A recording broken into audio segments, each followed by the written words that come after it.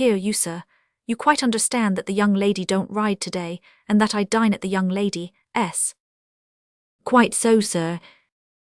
When the waiter had felt my fast-cooling teapot with the palm of his hand, and had looked imploringly at me, and had gone out, Drummle, careful not to move the shoulder next me, took a cigar from his pocket and bit the end off, but showed no sign of stirring. Choking and boiling as I was, I felt that we could not go a word further without introducing Estella's name, which I could not endure to hear him utter, and therefore I looked stonily at the opposite wall, as if there were no one present, and forced myself to silence. How long we might have remained in this ridiculous position it is impossible to say, but for the incursion of 3 thriving farmers, laid on by the waiter, I think, who came into the coffee-room unbuttoning their greatcoats and rubbing their hands, and before whom, as they charged at the fire, we were obliged to give way.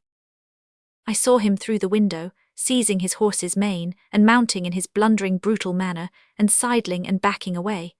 I thought he was gone when he came back, calling for a light for the cigar in his mouth, which he had forgotten. A man in a dust-coloured dress appeared with what was wanted.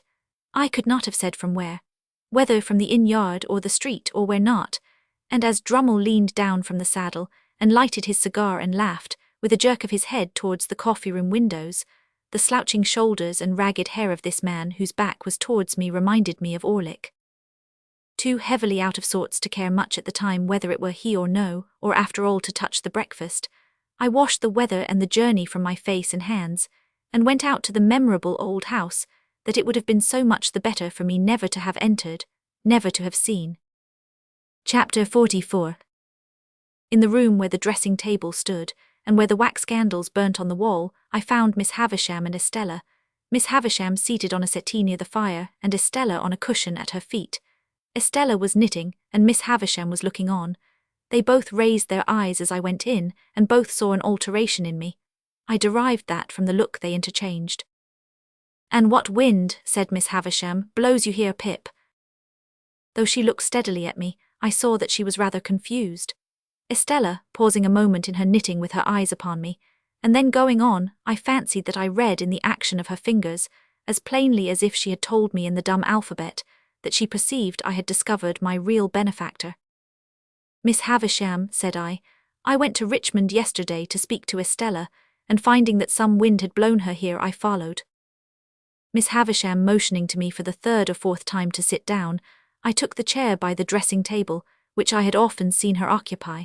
With all that ruin at my feet and about me, it seemed a natural place for me that day. What I had to say to Estella, Miss Havisham, I will say before you presently, in a few moments. It will not surprise you, it will not displease you. I am as unhappy as you can ever have meant me to be. Miss Havisham continued to look steadily at me.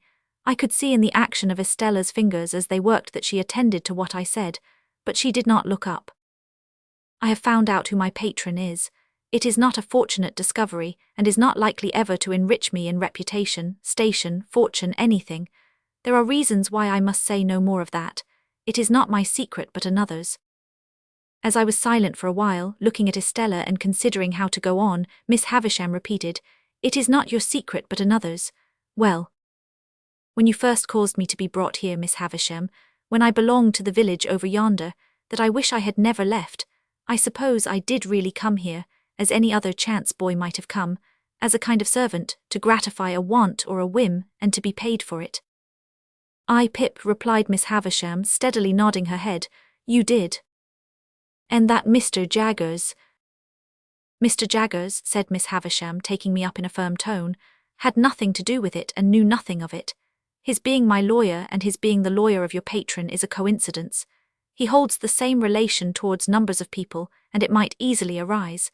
Be that as it may, it did arise, and was not brought about by anyone." Anyone might have seen in her haggard face that there was no suppression or evasion so far. "But when I fell into the mistake I have so long remained in, at least you led me on," said I. "Yes," she returned, again nodding steadily, "I let you go on." "Was that kind?" "Who am I?" cried Miss Havisham, striking her stick upon the floor and flashing into wrath so suddenly that Estella glanced up at her in surprise. "Who am I, for God's sake, that I should be kind?" It was a weak complaint to have made, and I had not meant to make it. I told her so as she sat brooding after this outburst. Well, well, well, she said, what else? I was liberally paid for my old attendance here, I said to soothe her, in being apprenticed, and I have asked these questions only for my own information. What follows has another, and I hope more disinterested, purpose. In humouring my mistake, Miss Havisham, you punished, practised on, perhaps you will supply whatever term expresses your intention without offence, your self-seeking relations. I did. Why, they would have it so would you. What has been my history that I should be at the pains of entreating either them or you not to have it so? You made your own snares, I never made them. Waiting until she was quiet again, for this too flashed out of her in a wild and sudden way, I went on. I have been thrown among one family of your relations, Miss Havisham, and have been constantly among them since I went to London. I know them to have been as honestly under my delusion as I myself, and I should be false and base if I did not tell you, whether it is acceptable to you or no, and whether you are inclined to give credence to it or no, that you deeply wrong both Mr. Matthew Pocket and his son Herbert, if you suppose them to be otherwise than generous, upright, open, and incapable of anything designing or mean. They are your friends, said Miss Havisham. They made themselves my friends, said I, when they supposed me to have superseded them, and when Sarah Pocket, Miss Georgiana, and Mistress Camilla were not my friends, I think. This contrasting of them with the rest seemed, I was glad to see, to do them good with her. She looked at me keenly for a little while, and then said quietly, What do you want for them? Only, said I, that you would not confound them with the others. They may be of the same blood, but believe me, they are not of the same nature. Still looking at me keenly, Miss Havisham repeated, What do you want for them? I am not so cunning, you see, I said in answer, conscious that I reddened a little, as that I could hide from you even if I desired that I do want something. Miss Havisham, if you would spare the money to do my friend Herbert a lasting service in life, but which from the nature of the case must be done without his knowledge, I could show you how. Why must it be done without his knowledge? She asked, settling her hands upon her stick, that she might regard me the more attentively. Because, said I began the service myself more than 2 years ago without his knowledge, and I don't want to be betrayed. Why I fail in my ability to finish it I cannot explain. It is a part of the secret which is another person's and not mine. She gradually withdrew her eyes from me and turned them on the fire. After watching it for what appeared in the silence and by the light of the slowly wasting candles to be a long time, she was roused by the collapse of some of the red coals and looked towards me again, at first vacantly, then with a gradually concentrating attention. All this time Estella knitted on. When Miss Havisham had fixed her attention on me, she said, speaking as if there had been no lapse in our dialogue, What else? Estella, said I, turning to her now and trying to command my trembling voice, you know I love you. You know that I have loved you long and dearly. She raised her eyes to my face on being thus addressed, and her fingers plied their work, and she looked at me with an unmoved countenance. I saw that Miss Havisham glanced from me to her, and from her to me. I should have said this sooner but for my long mistake. It induced me to hope that Miss Havisham meant us for one another. While I thought you could not help yourself, as it were, I refrained from saying it, but I must say it now. Preserving her unmoved countenance, and with her fingers still going, Estella shook her head. I know, said I in answer to that action, I know. I have no hope that I shall ever call you mine, Estella. I am ignorant what may become of me very soon, how poor I may be or where I may go. Still I love you. I have loved you ever since I first saw you in this house. Looking at me perfectly unmoved, and with her fingers busy, she shook her head again. It would have been cruel in Miss Havisham, horribly cruel, to practice on the susceptibility of a poor boy, and to torture me through all these years with a vain hope and an idle pursuit, if she had reflected on the gravity of what she did. But I think she did not. I think that, in the endurance of her own trial, she forgot mine, Estella. I saw Miss Havisham put her hand to her heart and hold it there, as she sat looking by turns at Estella and at me. It seems, said Estella very calmly, that there are sentiments, fancies, I don't know how to call them, which I am not able to comprehend. When you say you love me, I know what you mean as a form of words, but nothing more. You address nothing in my breast, you touch nothing there. I don't care for what you say at all. I have tried to warn you of this, now have I not? I said in a miserable manner, yes. Yes, but you would not be warned, for you thought I did not mean it. Now did you not think so? I thought and hoped you could not mean it. You so young, untried and beautiful, Estella, Surely it is not in nature. It is in my nature, she returned, and then she added with a stress upon the words, it is in the nature formed within me. I make a great difference between you and all other people when I say so much. I can do no more. Is it not true, said I, that Bentley Drummle is in town here and pursuing you? It is quite true, she replied, referring to him with the indifference of utter contempt. That you encourage him and ride out with him, and that he dines with you this very day. She seemed a little surprised that I should know it, but again replied, quite true. You cannot love him, Estella. Her fingers stopped for the first time as she retorted rather angrily, what have I told you? Do you still think, in spite of it, that I do not mean what I say? You would never marry him, Estella. She looked towards Miss Havisham and considered for a moment with her work in her hands. Then she said, why not tell you the truth? I am going to be married to him. I dropped my face into my hands, but was able to control myself better than I could have expected, considering what agony it gave me to hear her say those words. When I raised my face again, there was such a ghastly look upon Miss Havisham, that it impressed me, even in my passionate hurry and grief. Estella, dearest Estella, do not let Miss Havisham lead you into this fatal step. Put me aside forever.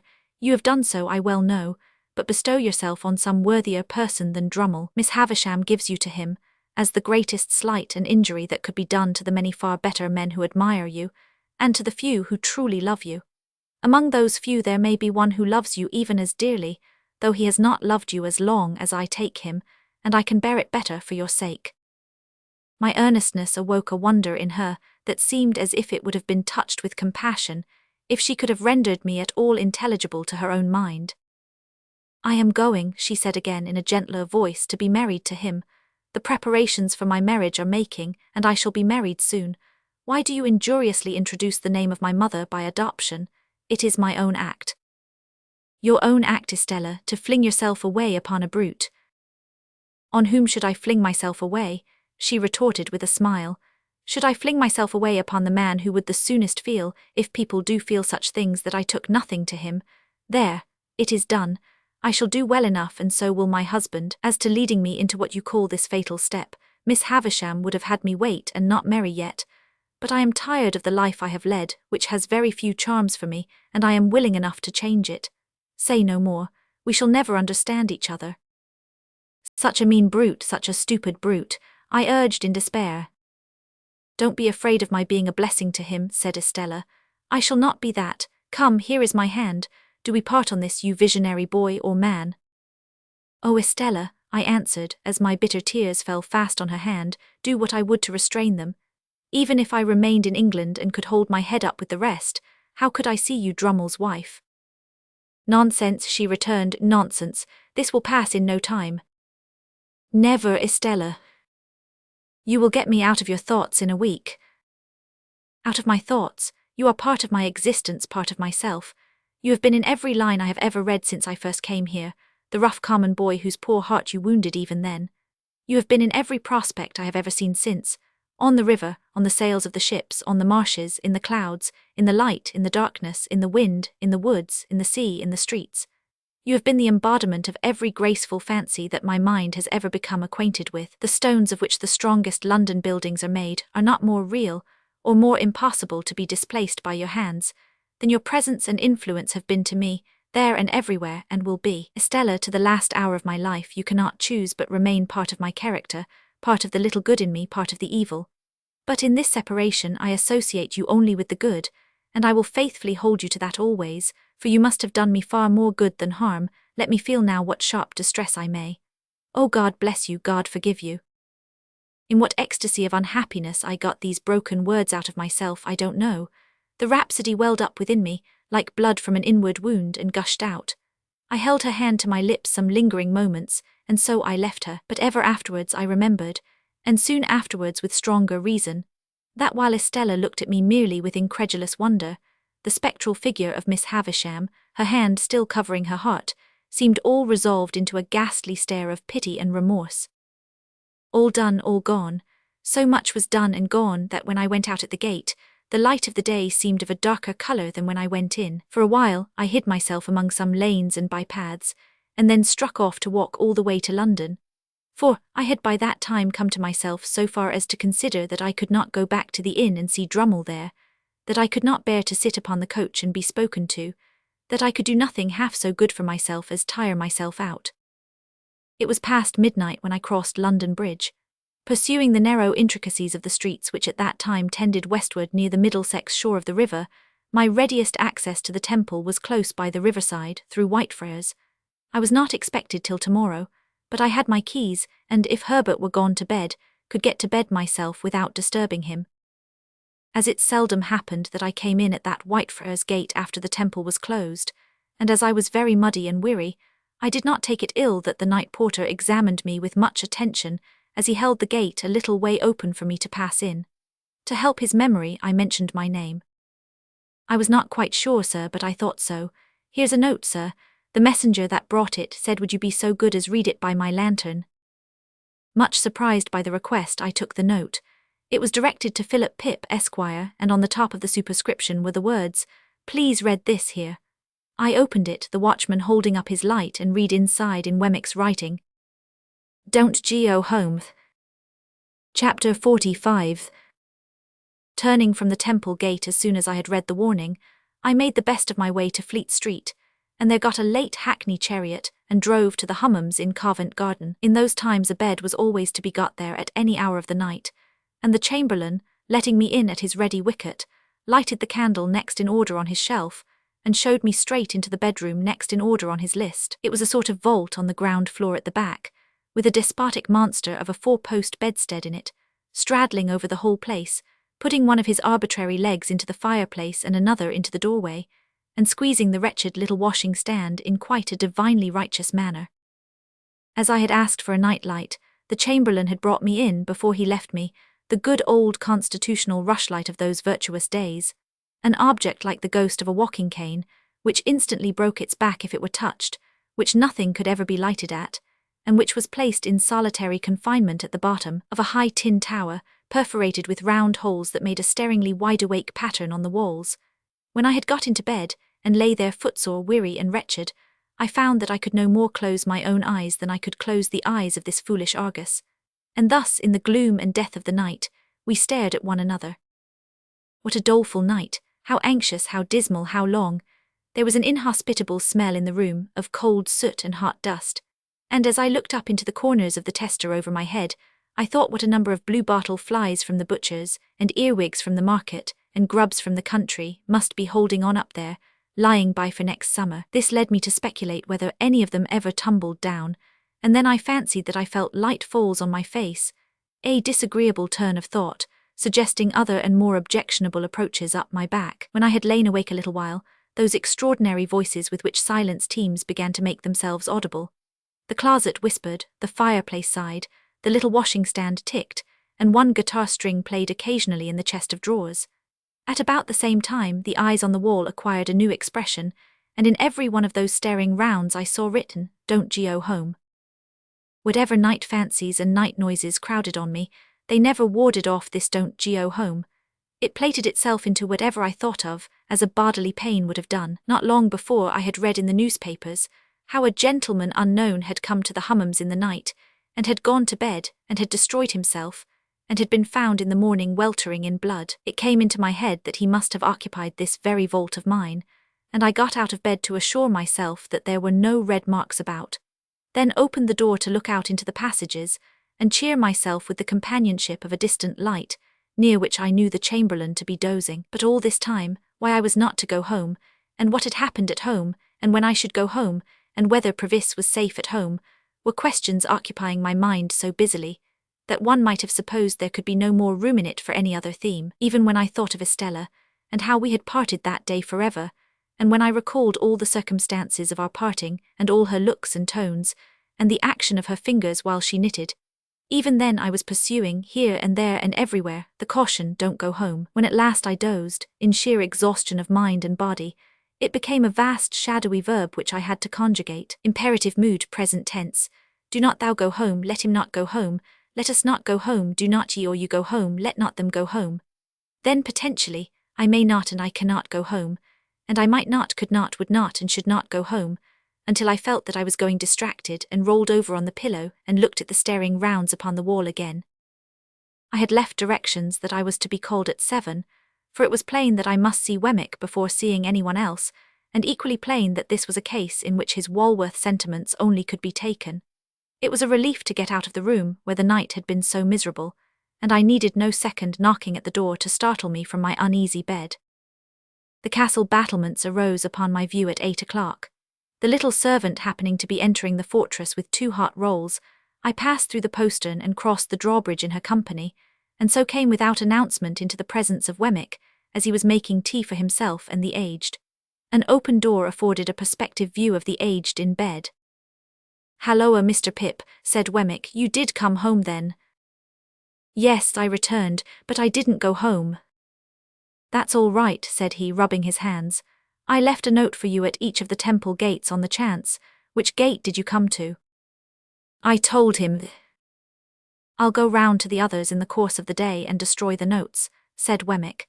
"It's a good rule never to leave documentary evidence if you can help it, because you don't know when it may be put in. I'm going to take a liberty with you. Would you mind toasting this sausage for the aged P?" I said I should be delighted to do it. "Then you can go about your work, Mary Ann," said Wemmick to the little servant, "which leaves us to ourselves, don't you see, Mr. Pip?" he added, winking as she disappeared. I thanked him for his friendship and caution, and our discourse proceeded in a low tone, while I toasted the aged sausage, and he buttered the crumb of the aged's roll. "Now, Mr. Pip, you know," said Wemmick, "you and I understand one another. We are in our private and personal capacities, and we have been engaged in a confidential transaction before today. Official sentiments are one thing, we are extra-official." I cordially assented. I was so very nervous that I had already lighted the aged sausage like a torch, and been obliged to blow it out. "I accidentally heard yesterday morning," said Wemmick, "being in a certain place where I once took you, even between you and me, it's as well not to mention names when avoidable." "Much better not," said I understand you."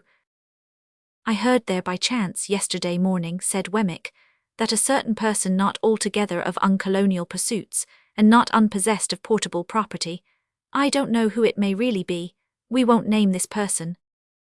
"Not necessary," said I.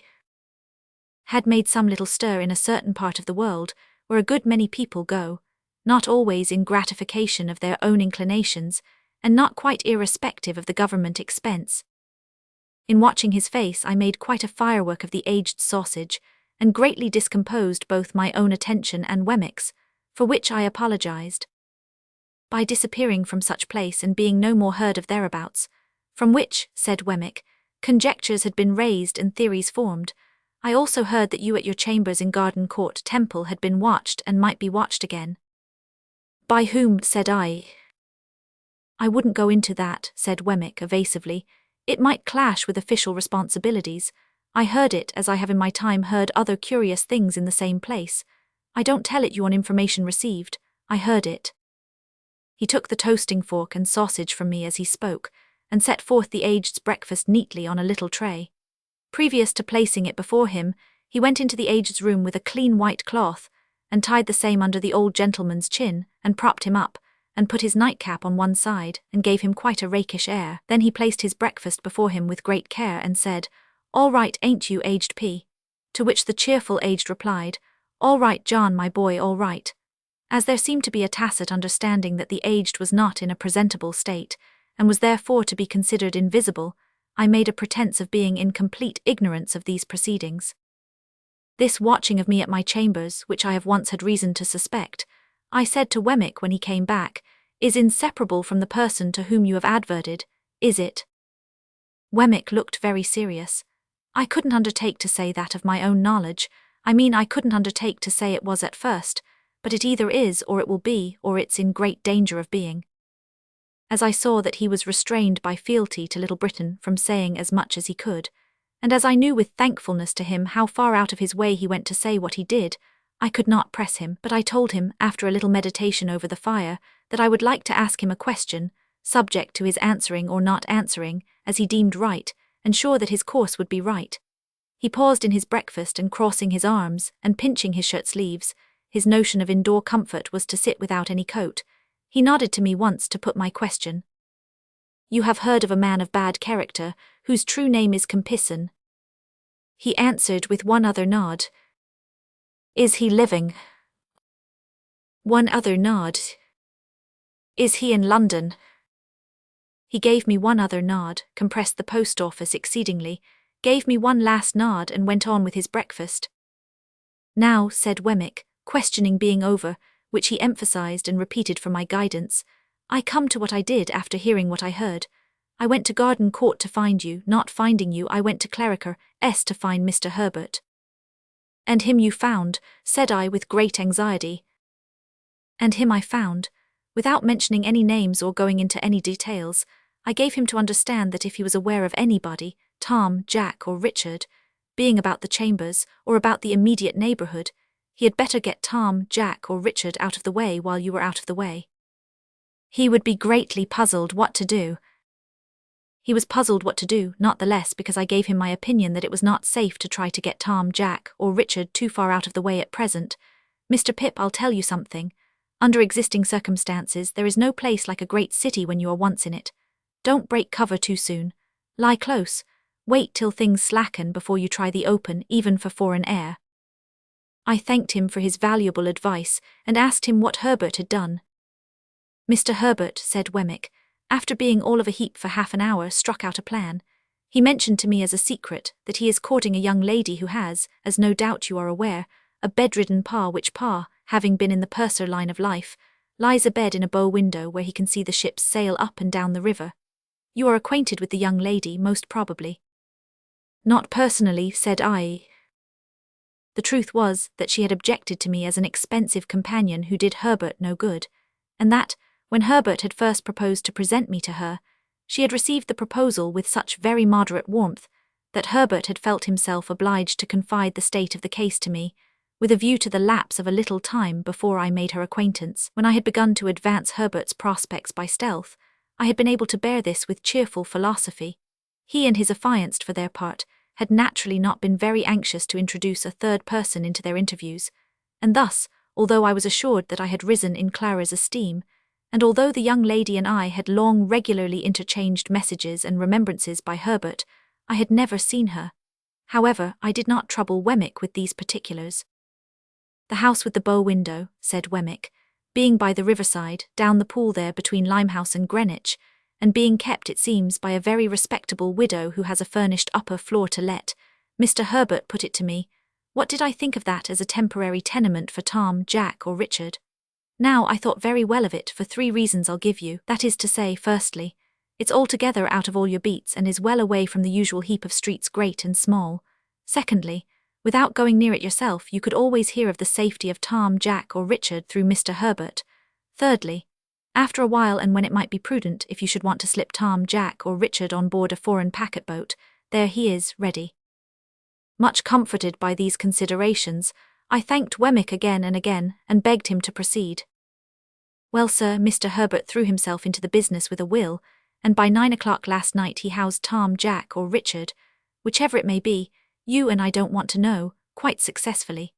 At the old lodgings it was understood that he was summoned to Dover, and in fact, he was taken down the Dover road and cornered out of it. Now another great advantage of all this is that it was done without you, and when, if anyone was concerning himself about your movements, you must be known to be ever so many miles off and quite otherwise engaged. This diverts suspicion and confuses it, and for the same reason I recommended that, even if you came back last night, you should not go home. It brings in more confusion, and you want confusion. Wemmick, having finished his breakfast, here looked at his watch, and began to get his coat on. And now, Mr. Pip, said he with his hands still in the sleeves, I have probably done the most I can do, but if I can ever do more, from a Walworth point of view and in a strictly private and personal capacity, I shall be glad to do it. Here's the address. There can be no harm in your going here tonight, and seeing for yourself that all is well with Tom, Jack or Richard before you go home, which is another reason for your not going home last night. But after you have gone home, don't go back here. You are very welcome, I am sure, Mr. Pip. His hands were now out of his sleeves and I was shaking them, and let me finally impress one important point upon you. He laid his hands upon my shoulders and added in a solemn whisper, avail yourself of this evening to lay hold of his portable property. You don't know what may happen to him. Don't let anything happen to the portable property. Quite despairing of making my mind clear to Wemmick on this point, I forbore to try. Time's up, said Wemmick, and I must be off. If you had nothing more pressing to do than to keep here till dark, that's what I should advise. You look very much worried, and it would do you good to have a perfectly quiet day with the aged. He'll be up presently, and a little bit of You Remember the Pig. Of course, said I. Well, and a little bit of him.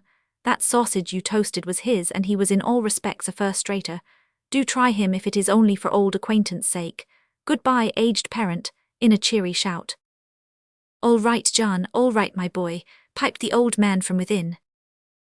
I soon fell asleep before Wemmick's fire, and the aged and I enjoyed one another's society by falling asleep before it more or less all day.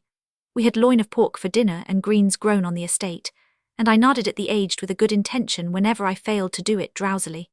When it was quite dark, I left the aged preparing the fire for toast, and I inferred from the number of teacups, as well as from his glances at the 2 little doors in the wall, that Miss Skiffins was expected. Chapter 46. 8 o'clock had struck before I got into the air. That was scented, not disagreeably, by the chips and shavings of the longshore boat builders, and mast, oar and block makers. All that waterside region of the upper and lower pool below bridge was unknown ground to me, and when I struck down by the river, I found that the spot I wanted was not where I had supposed it to be, and was anything but easy to find. It was called Mill Pond Bank, Chinks's Basin, and I had no other guide to Chinks's Basin than the old green copper rope walk. It matters not what stranded ships repairing in dry docks I lost myself among, what old hulls of ships in course of being knocked to pieces, what ooze and slime and other dregs of tide, what yards of shipbuilders and shipbreakers, what rusty anchors blindly biting into the ground, though for years off duty, what mountainous country of accumulated casks and timber, how many rope walks that were not the old green copper. After several times falling short of my destination, and as often overshooting it, I came unexpectedly round a corner, upon Mill Pond Bank. It was a fresh kind of place, all circumstances considered, where the wind from the river had room to turn itself round, and there were 2 or 3 trees in it, and there was the stump of a ruined windmill, and there was the old green copper rope walk, whose long and narrow vista I could trace in the moonlight along a series of wooden frames set in the ground that looked like superannuated haymaking rakes which had grown old and lost most of their teeth. Selecting from the few queer houses upon Mill Pond Bank a house with a wooden front and 3 stories of bow window, not bay window, which is another thing, I looked at the plate upon the door and read there Mrs. Wimple. That being the name I wanted, I knocked, and an elderly woman of a pleasant and thriving appearance responded.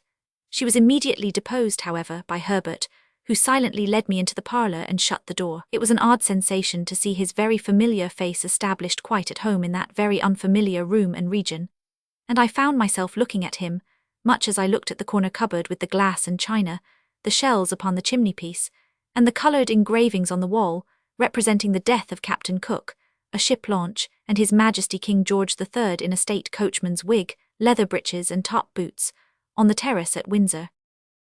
All is well, Handel, said Herbert, and he is quite satisfied though eager to see you. My dear girl is with her father, and if you'll wait till she comes down I'll make you known to her and then we'll go upstairs. That's her father.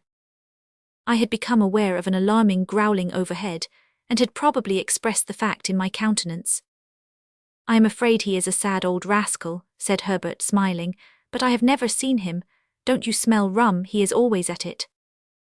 At rum, said I. Yes, returned Herbert, and you may suppose how mild it makes his gout. He persists, too, in keeping all the provisions upstairs in his room and serving them out. He keeps them on shelves over his head and will weigh them all. His room must be like a chandler's shop. While he thus spoke, the growling noise became a prolonged roar, and then died away. What else can be the consequence, said Herbert in explanation, if he will cut the cheese? A man with the gout in his right hand and everywhere else can't expect to get through a double Gloucester without hurting himself. He seemed to have hurt himself very much, for he gave another furious roar. To have previs for an upper lodger is quite a godsend to Mrs. Wimple, said Herbert, for of course people in general won't stand that noise. A curious place, Handel, isn't it? It was a curious place indeed, but remarkably well kept and clean. Mrs. Wimple, said Herbert when I told him so, is the best of housewives, and I really do not know what my Clara would do without her motherly help. For Clara has no mother of her own, Handel, and no relation in the world but old Gruff Angrim. Surely that's not his name, Herbert. No, no, said Herbert, that's my name for him. His name is Mr. Barley. But what a blessing it is for the son of my father and mother to love a girl who has no relations, and who can never bother herself or anybody else about her family. Herbert had told me on former occasions, and now reminded me, that he first knew Miss Clara Barley when she was completing her education at an establishment at Hammersmith, and that on her being recalled home to nurse her father, he and she had confided their affection to the motherly Mrs. Wimple, by whom it had been fostered and regulated with equal kindness and discretion, ever since. It was understood that nothing of a tender nature could possibly be confided to old Barley, by reason of his being totally unequal to the consideration of any subject more psychological than gout, rum, and purser's stores. As we were thus conversing in a low tone while old Barley's sustained growl vibrated in the beam that crossed the ceiling, the room door opened, and a very pretty, slight, dark-eyed girl of 20 or so came in with a basket in her hand, whom Herbert tenderly relieved of the basket, and presented, blushing, as Clara. She really was a most charming girl, and might have passed for a captive fairy, whom that truculent ogre, old Barley, had pressed into his service. Look here, said Herbert, showing me the basket with a compassionate and tender smile after we had talked a little. Here's poor Clara's supper served out every night. Here's her allowance of bread, and here's her slice of cheese, and here's her rum, which I drink. This is Mr. Barley's breakfast for tomorrow served out to be cooked. 2 mutton chops, 3 potatoes, some split peas, a little flour, 2 ounces of butter, a pinch of salt, and all this black pepper. It's stewed up together and taken hot, and it's a nice thing for the gout, I should think. There was something so natural and winning in Clara's resigned way of looking at these stores in detail, as Herbert pointed them out, and something so confiding, loving, and innocent in her modest manner of yielding herself to Herbert's embracing arm, and something so gentle in her, so much needing protection on Millpond Bank, by Chinks's Basin, and the old green copper rope walk, with old Barley growling in the beam, that I would not have undone the engagement between her and Herbert for all the money in the pocketbook I had never opened. I was looking at her with pleasure and admiration, when suddenly the growl swelled into a roar again, and a frightful bumping noise was heard above, as if a giant with a wooden leg were trying to bore it through the ceiling to come at us. Upon this Clara said to Herbert, "Papa wants me, darling," and ran away. "There is an unconscionable old shark for you," said Herbert. "What do you suppose he wants now, Handel?" "I don't know," said I, "something to drink." "That's it," cried Herbert, as if I had made a guess of extraordinary merit. "He keeps his grog ready mixed in a little tub on the table. Wait a moment and you'll hear Clara lift him up to take some. There he goes." Another roar with a prolonged shake at the end. "Now," said Herbert, as it was succeeded by silence, "he's drinking." "Now," said Herbert, as the growl resounded in the beam once more, "he's down again on his back." Clara returned soon afterwards, and Herbert accompanied me upstairs to see our charge. As we passed Mr. Barley's door, he was heard hoarsely muttering within, in a strain that rose and fell like wind, the following refrain, in which I substitute good wishes for something quite the reverse. "Ahoy, bless your eyes, here's old Bill Barley. Here's old Bill Barley, bless your eyes. Here's old Bill Barley on the flat of his back, by the Lord. Lying on the flat of his back like a drifting old dead flounder. Here's your old Bill Barley, bless your eyes. Ahoy, bless you." In this strain of consolation, Herbert informed me the invisible Barley would commune with himself by the day and night together. Often, while it was light, having, at the same time, one eye at a telescope which was fitted on his bed for the convenience of sweeping the river. In his 2 cabin rooms at the top of the house, which were fresh and airy, and in which Mr. Barley was less audible than below, I found Provis comfortably settled. He expressed no alarm and seemed to feel none that was worth mentioning, but it struck me that he was softened, indefinably, for I could not have said how, and could never afterwards recall how when I tried, but certainly. The opportunity that the day's rest had given me for reflection had resulted in my fully determining to say nothing to him respecting Compeyson. For anything I knew, his animosity towards the man might otherwise lead to his seeking him out, and rushing on his own destruction. Therefore, when Herbert and I sat down with him by his fire, I asked him first of all whether he relied on Wemmick's judgment and sources of information. "Aye, dear boy," he answered with a grave nod, Jagger's nose. "Then I have talked with Wemmick," said I, and have come to tell you what caution he gave me and what advice. This I did accurately with the reservation just mentioned, and I told him how Wemmick had heard in Newgate prison, whether from officers or prisoners I could not say, that he was under some suspicion, and that my chambers had been watched.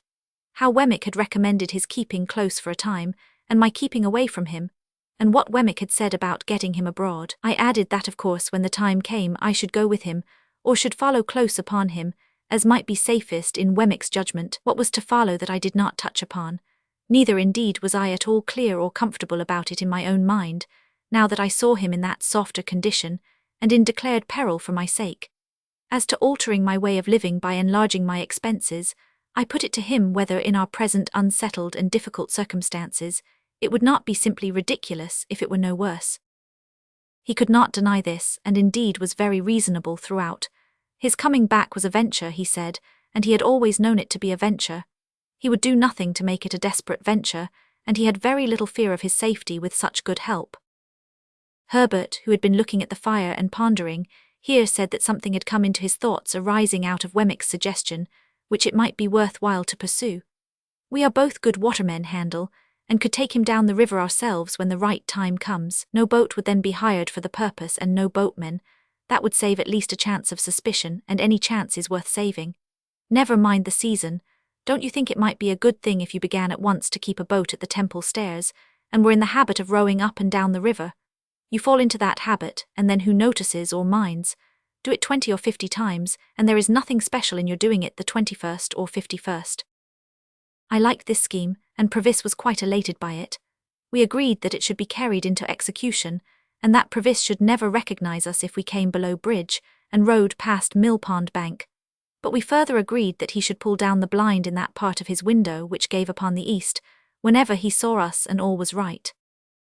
Our conference being now ended, and everything arranged, I rose to go, remarking to Herbert that he and I had better not go home together, and that I would take half an hour's start of him. I don't like to leave you here, I said to Provis, though I cannot doubt your being safer here than near me. Goodbye. Dear boy, he answered, clasping my hands, I don't know when we may meet again, and I don't like goodbye. Say good night. Good night. Herbert will go regularly between us, and when the time comes you may be certain I shall be ready. Good night, good night. We thought it best that he should stay in his own rooms, and we left him on the landing outside his door, holding a light over the stair rail to light us downstairs. Looking back at him, I thought of the first night of his return, when our positions were reversed, and when I little supposed my heart could ever be as heavy and anxious at parting from him as it was now. Old Barley was growling and swearing when we repassed his door, with no appearance of having ceased or of meaning to cease. When we got to the foot of the stairs, I asked Herbert whether he had preserved the name of Provis. He replied certainly not, and that the lodger was Mr. Campbell. He also explained that the utmost known of Mr. Campbell there was, that he, Herbert, had Mr. Campbell consigned to him, and felt a strong personal interest in his being well cared for, and living a secluded life. So when we went into the parlour where Mrs. Wimple and Clara were seated at work, I said nothing of my own interest in Mr. Campbell, but kept it to myself. When I had taken leave of the pretty, gentle, dark-eyed girl, and of the motherly woman who had not outlived her honest sympathy with a little affair of true love, I felt as if the old green copper rope walk had grown quite a different place. Old Barley might be as old as the hills, and might swear like a whole field of troopers, but there were redeeming youth and trust, and hope enough in Chinks's basin to fill it to overflowing. And then I thought of Estella and of our parting, and went home very sadly. All things were as quiet in the Temple as ever I had seen them. The windows of the rooms on that side, lately occupied by Provis, were dark and still, and there was no lounger in Garden Court. I walked past the fountain twice or thrice before I descended the steps that were between me and my rooms, but I was quite alone. Herbert, coming to my bedside when he came in, for I went straight to bed, dispirited and fatigued, made the same report. Opening one of the windows after that, he looked out into the moonlight, and told me that the pavement was as solemnly empty as the pavement of any cathedral at that same hour. Next day I set myself to get the boat. It was soon done, and the boat was brought round to the Temple stairs, and lay where I could reach her within a minute or two. Then I began to go out as for training and practice, sometimes alone, sometimes with Herbert. I was often out in cold, rain and sleet, but nobody took much note of me after I had been out a few times. At first I kept above Blackfriars Bridge, but as the hours of the tide changed, I took towards London Bridge. It was old London Bridge in those days, and at certain states of the tide there was a race and fall of water there which gave it a bad reputation, but I knew well enough how to shoot the bridge after seeing it done, and so began to row about among the shipping in the pool and down to Erith. The first time I passed Mill Pond Bank, Herbert and I were pulling a pair of oars, and both in going and returning we saw the blind towards the east come down. Herbert was rarely there less frequently than 3 times in a week, and he never brought me a single word of intelligence that was at all alarming.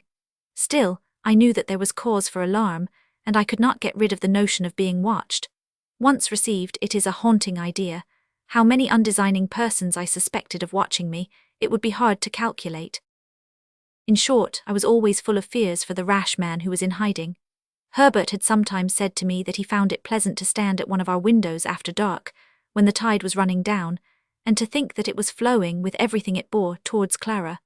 But I thought with dread that it was flowing towards Magwitch, and that any black mark on its surface might be his pursuers, going swiftly, silently, and surely to take him. Chapter 47. Some weeks passed without bringing any change. We waited for Wemmick, and he made no sign. If I had never known him out of Little Britain, and had never enjoyed the privilege of being on a familiar footing at the castle, I might have doubted him, not so for a moment, knowing him as I did.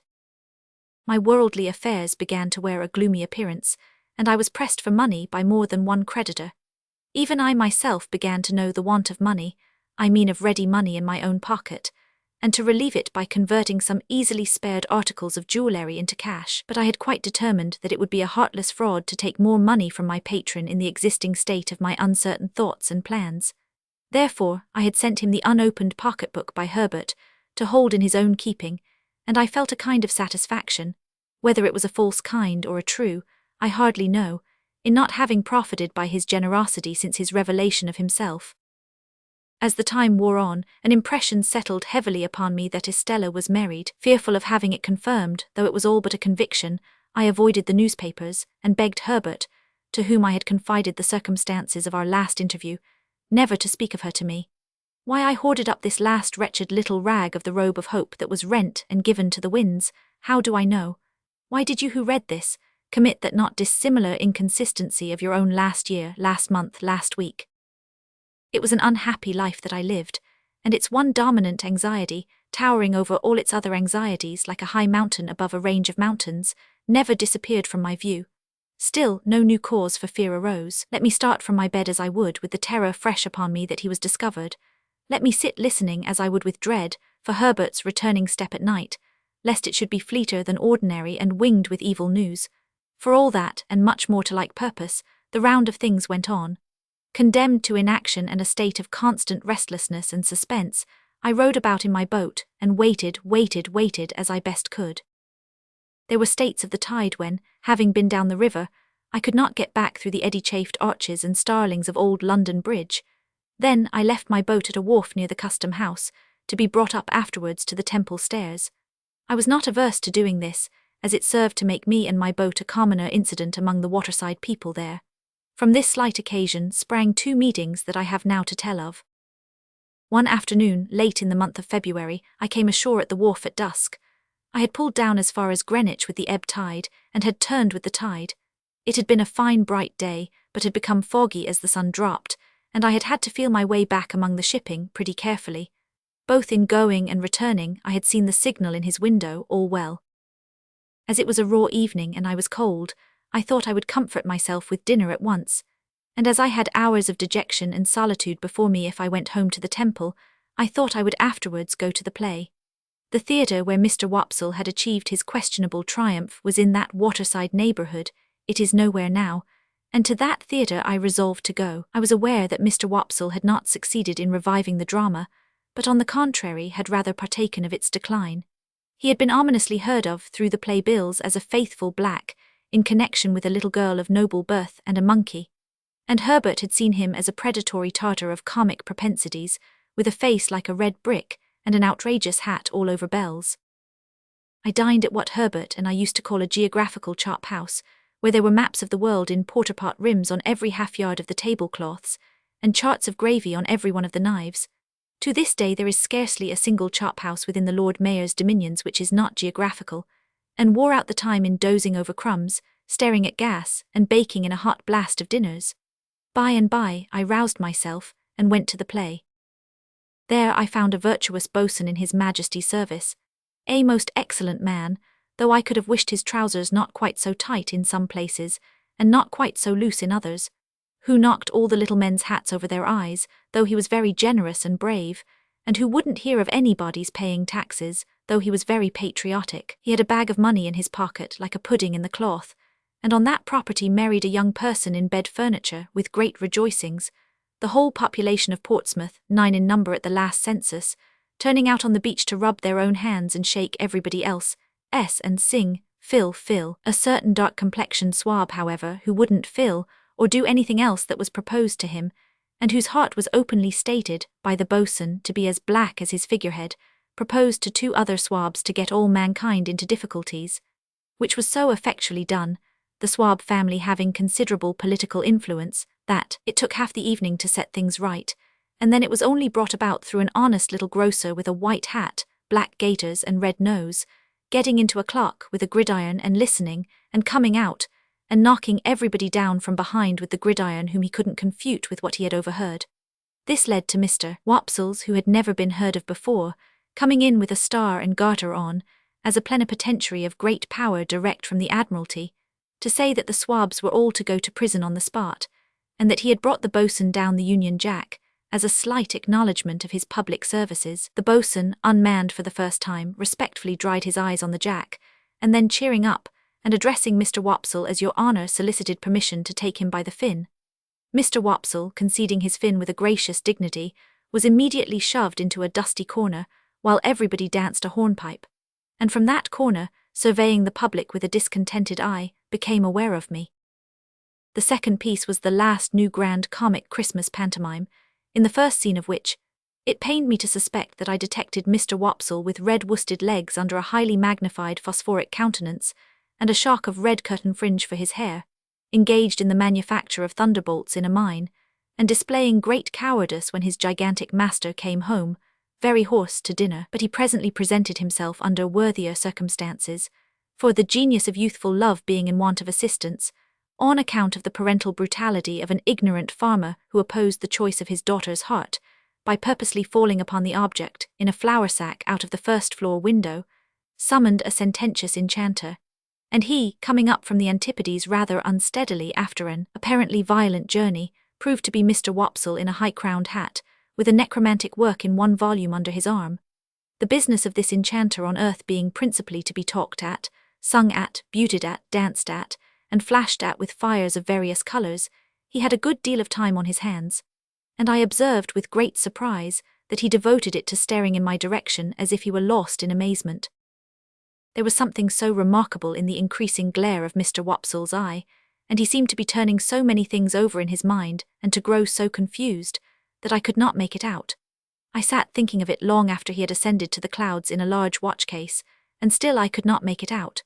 I was still thinking of it when I came out of the theatre an hour afterwards, and found him waiting for me near the door. "How do you do?" said I, shaking hands with him as we turned down the street together. "I saw that you saw me." "Saw you, Mr. Pip," he returned. "Yes, of course I saw you, but who else was there?" "Who else?" "It is the strangest thing," said Mr. Wopsle, drifting into his lost look again, "and yet I could swear to him." Becoming alarmed, I entreated Mr. Wopsle to explain his meaning. "Whether I should have noticed him at first but for your being there," said Mr. Wopsle, going on in the same lost way, "I can't be positive, yet I think I should." Involuntarily I looked round me, as I was accustomed to look round me when I went home, for these mysterious words gave me a chill. "Oh, he can't be in sight," said Mr. Wopsle. "He went out before I went off. I saw him go." Having the reason that I had for being suspicious, I even suspected this poor actor. I mistrusted a design to entrap me into some admission, therefore I glanced at him as we walked on together, but said nothing. "I had a ridiculous fancy that he must be with you, Mr. Pip, till I saw that you were quite unconscious of him, sitting behind you there like a ghost." My former chill crept over me again, but I was resolved not to speak yet, for it was quite consistent with his words that he might be set on to induce me to connect these references with Previs. Of course, I was perfectly sure and safe that Provis had not been there. I dare say you wonder at me, Mr. Pip, indeed I see you do. But it is so very strange, you'll hardly believe what I am going to tell you. I could hardly believe it myself if you told me. Indeed, said I. No, indeed. Mr. Pip, you remember in old times a certain Christmas day, when you were quite a child, and I dined at Gargery, and some soldiers came to the door to get a pair of handcuffs mended. I remember it very well. And you remember that there was a chase after 2 convicts, and that we joined in it, and that Gargery took you on his back, and that I took the lead, and you kept up with me as well as you could. I remember it all very well, better than he thought except the last clause. And you remember that we came up with the 2 in a ditch, and that there was a scuffle between them, and that one of them had been severely handled and much mauled about the face by the other. I see it all before me. And that the soldiers lighted torches and put the 2 in the centre, and that we went on to see the last of them, over the black marshes, with the torchlight shining on their faces. I am particular about that, with the torchlight shining on their faces, when there was an outer ring of dark night all about us. Yes, said I remember all that. Then, Mr. Pip, one of those 2 prisoners sat behind you tonight. I saw him over your shoulder. Steady, I thought, I asked him then, which of the 2 do you suppose you saw? The one who had been mauled, he answered readily, and I'll swear I saw him. The more I think of him, the more certain I am of him. This is very curious, said I, with the best assumption I could put on of its being nothing more to me. Very curious indeed. I cannot exaggerate the enhanced disquiet into which this conversation threw me, or the special and peculiar terror I felt at Compison's having been behind me, like a ghost, for if he had ever been out of my thoughts for a few moments together since the hiding had begun, it was in those very moments when he was closest to me. And to think that I should be so unconscious, and off my guard after all my care was as if I had shut an avenue of 100 doors to keep him out, and then had found him at my elbow. I could not doubt either that he was there because I was there, and that, however slight an appearance of danger there might be about us, danger was always near and active. I put such questions to Mr. Wopsle as when did the man come in? He could not tell me that. He saw me, and over my shoulder he saw the man. It was not until he had seen him for some time that he began to identify him. But he had from the first vaguely associated him with me, and known him as somehow belonging to me in the old village time. How was he dressed? Prosperously but not noticeably otherwise, he thought in black. Was his face at all disfigured? No, he believed not. I believed not too, for although in my brooding state I had taken no especial notice of the people behind me, I thought it likely that a face at all disfigured would have attracted my attention. When Mr. Wopsle had imparted to me all that he could recall or I extract, and when I had treated him to a little appropriate refreshment, after the fatigues of the evening, we parted. It was between 12 and 1 o'clock when I reached the temple, and the gates were shut. No one was near me when I went in and went home. Herbert had come in, and we held a very serious council by the fire. But there was nothing to be done, saving to communicate to Wemmick what I had that night found out, and to remind him that we waited for his hint. As I thought that I might compromise him if I went too often to the castle, I made this communication by letter. I wrote it before I went to bed and went out and posted it, and again no one was near me. Herbert and I agreed that we could do nothing else but be very cautious, and we were very cautious indeed, more cautious than before if that were possible, and I for my part never went near Chinks's basin, except when I rode by, and then I only looked at Mill Pond Bank as I looked at anything else. Chapter 48. The second of the 2 meetings referred to in the last chapter occurred about a week after the first. I had again left my boat at the wharf below bridge. The time was an hour earlier in the afternoon, and undecided where to dine, I had strolled up into Cheapside and was strolling along it, surely the most unsettled person in all the busy concourse, when a large hand was laid upon my shoulder by someone overtaking me. It was Mr. Jaggers's hand, and he passed it through my arm. As we are going in the same direction, Pip, we may walk together. Where are you bound for? For the temple, I think, said I. Don't you know, said Mr. Jaggers. Well, I returned, glad for once to get the better of him in cross-examination. I do not know, for I have not made up my mind. You are going to dine, said Mr. Jaggers. You don't mind admitting that, I suppose? No, I returned, I don't mind admitting that. And are not engaged? I don't mind admitting also that I am not engaged. Then, said Mr. Jaggers, come and dine with me. I was going to excuse myself when he added, Wemmick's coming, so I changed my excuse into an acceptance, the few words I had uttered serving for the beginning of either, and we went along Cheapside and slanted off to Little Britain, while the lights were springing up brilliantly in the shop windows, and the street lamplighters, scarcely finding ground enough to plant their ladders on in the midst of the afternoon's bustle, were skipping up and down and running in and out, opening more red eyes in the gathering fog than my rushlight tower at the Hummums had opened white eyes in the ghostly wall. At the office in Little Britain there was the usual letter-writing, hand-washing, candle-snuffing and safe-locking that closed the business of the day. As I stood idle by Mr. Jaggers's fire, its rising and falling flame made the two casts on the shelf look as if they were playing a diabolical game at bo-peep with me, while the pair of coarse, fat office candles that dimly lighted Mr. Jaggers as he wrote in a corner were decorated with dirty winding sheets, as if in remembrance of a host of hanged clients. We went to Gerrard Street, all three together in a hackney coach, and as soon as we got there dinner was served, although I should not have thought of making in that place the most distant reference by so much as a look to Wemmick's Walworth sentiments, yet I should have had no objection to catching his eye now, and then in a friendly way. But it was not to be done. He turned his eyes on Mr. Jaggers whenever he raised them from the table, and was as dry and distant to me as if there were twin Wemmicks and this was the wrong one. Did you send that note of Miss Havisham, to Mr. Pip Wemmick? Mr. Jaggers asked soon after we began dinner. No, sir, returned Wemmick. It was going by post when you brought Mr. Pip into the office. Here it is. He handed it to his principal instead of to me. It's a note of 2 lines, Pip, said Mr. Jaggers, handing it on, sent up to me by Miss Havisham on account of her not being sure of your address. She tells me that she wants to see you on a little matter of business you mentioned to her. You'll go down. Yes, said I, casting my eyes over the note, which was exactly in those terms. When do you think of going down? I have an impending engagement, said I, glancing at Wemmick who was putting fish into the post office. That renders me rather uncertain of my time. At once, I think. If Mr. Pip has the intention of going at once, said Wemmick to Mr. Jaggers, he needn't write an answer, you know. Receiving this as an intimation that it was best not to delay, I settled that I would go tomorrow and said so. Wemmick drank a glass of wine and looked with a grimly satisfied air at Mr. Jaggers, but not at me. So Pip, our friend the spider, said Mr. Jaggers, has played his cards. He has won the pool. It was as much as I could do to assent. He is a promising fellow in his way, but he may not have it all his own way. The stronger will win in the end, but the stronger has to be found out first, if he should turn to and beat her. Surely, I interrupted with a burning face and heart, you do not seriously think that he is scoundrel enough for that, Mr. Jaggers?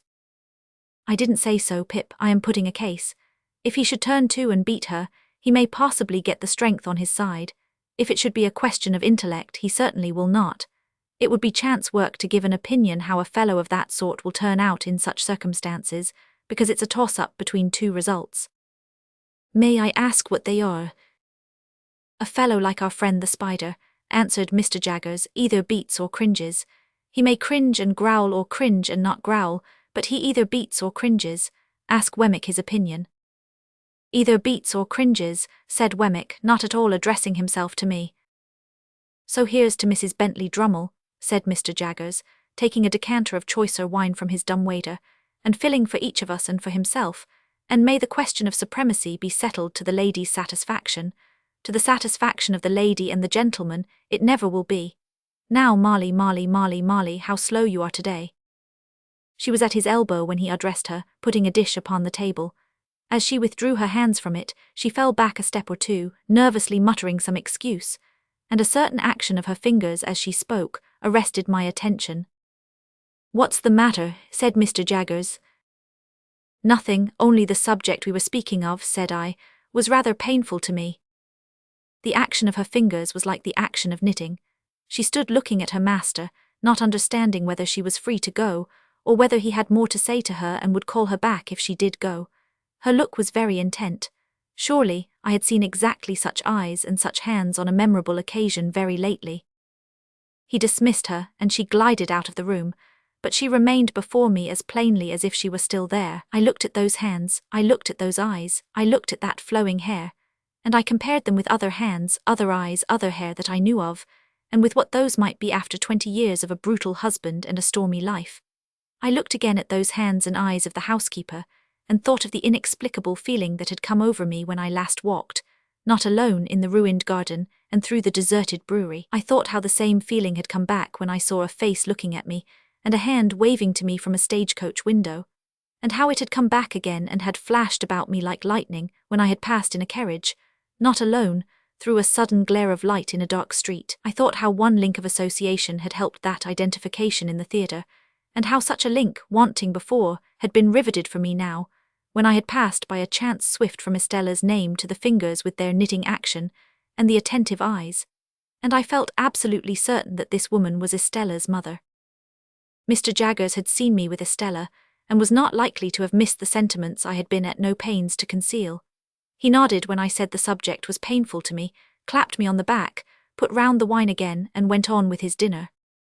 Only twice more did the housekeeper reappear, and then her stay in the room was very short, and Mr. Jaggers was sharp with her. But her hands were Estella's hands, and her eyes were Estella's eyes, and if she had reappeared 100 times, I could have been neither more sure nor less sure that my conviction was the truth. It was a dull evening, for Wemmick drew his wine when it came round quite as a matter of business, just as he might have drawn his salary when that came round, and with his eyes on his chief, sat in a state of perpetual readiness for cross-examination. As to the quantity of wine, his post-office was as indifferent and ready as any other post-office for its quantity of letters. From my point of view, he was the wrong twin all the time, and only externally like the Wemmick of Walworth. We took our leave early, and left together. Even when we were groping among Mr. Jaggers's stock of boots for our hats, I felt that the right twin was on his way back, and we had not gone half a dozen yards down Gerrard Street in the Walworth direction, before I found that I was walking arm in arm with the right twin, and that the wrong twin had evaporated into the evening air. "Well," said Wemmick, "that's over. He's a wonderful man without his living likeness, but I feel that I have to screw myself up when I dine with him, and I dine more comfortably unscrewed." I felt that this was a good statement of the case, and told him so. "Wouldn't say it to anybody but yourself," he answered. "I know that what is said between you and me goes no further." I asked him if he had ever seen Miss Havisham's adopted daughter, Mrs. Bentley Drummle. He said no. To avoid being too abrupt, I then spoke of the aged and of Miss Skiffins. He looked rather sly when I mentioned Miss Skiffins, and stopped in the street to blow his nose with a roll of the head, and a flourish not quite free from latent boastfulness. "Wemmick," said I, "do you remember telling me before I first went to Mr. Jaggers's private house, to notice that housekeeper?" "Did I?" he replied. "I dare say I did, deuce take me," he added suddenly, "I know I did. I find I am not quite unscrewed yet." "A wild beast tamed, you called her." "And what do you call her?" "The same. How did Mr. Jaggers tame her, Wemmick?" "That's his secret. She has been with him many a long year." "I wish you would tell me her story. I feel a particular interest in being acquainted with it. You know that what is said between you and me goes no further." "Well," Wemmick replied, "I don't know her story, that is, I don't know all of it, but what I do know I'll tell you. We are in our private and personal capacities, of course." "Of course." "A score or so of years ago, that woman was tried at the Old Bailey for murder and was acquitted. She was a very handsome young woman, and I believe had some gypsy blood in her. Anyhow, it was hot enough when it was up, as you may suppose." "But she was acquitted." "Mr. Jaggers was for her," pursued Wemmick with a look full of meaning, and worked the case in a way quite astonishing. It was a desperate case, and it was comparatively early days with him then, and he worked it to general admiration.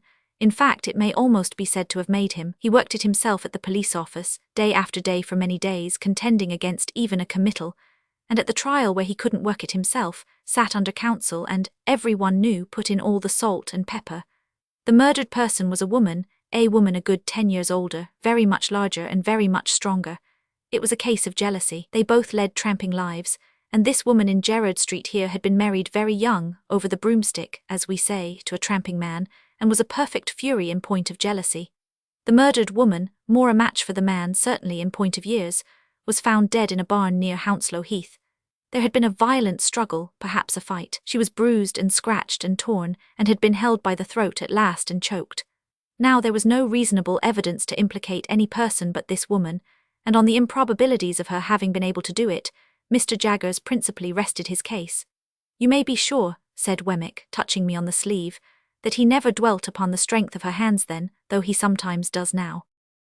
I had told Wemmick of his showing us her wrists, that day of the dinner party. Well, sir, Wemmick went on, it happened, don't you see, that this woman was so very artfully dressed from the time of her apprehension, that she looked much slighter than she really was.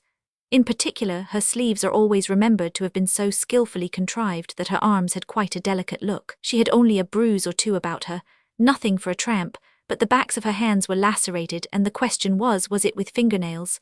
Now Mr. Jaggers showed that she had struggled through a great lot of brambles, which were not as high as her face, but which she could not have got through and kept her hands out of, and bits of those brambles were actually found in her skin and put in evidence, as well as the fact that the brambles in question were found on examination to have been broken through, and to have little shreds of her dress and little spots of blood upon them here and there. But the boldest point he made was this: it was attempted to be set up in proof of her jealousy that she was under strong suspicion of having, at about the time of the murder, frantically destroyed her child by this man, some 3 years old, to revenge herself upon him.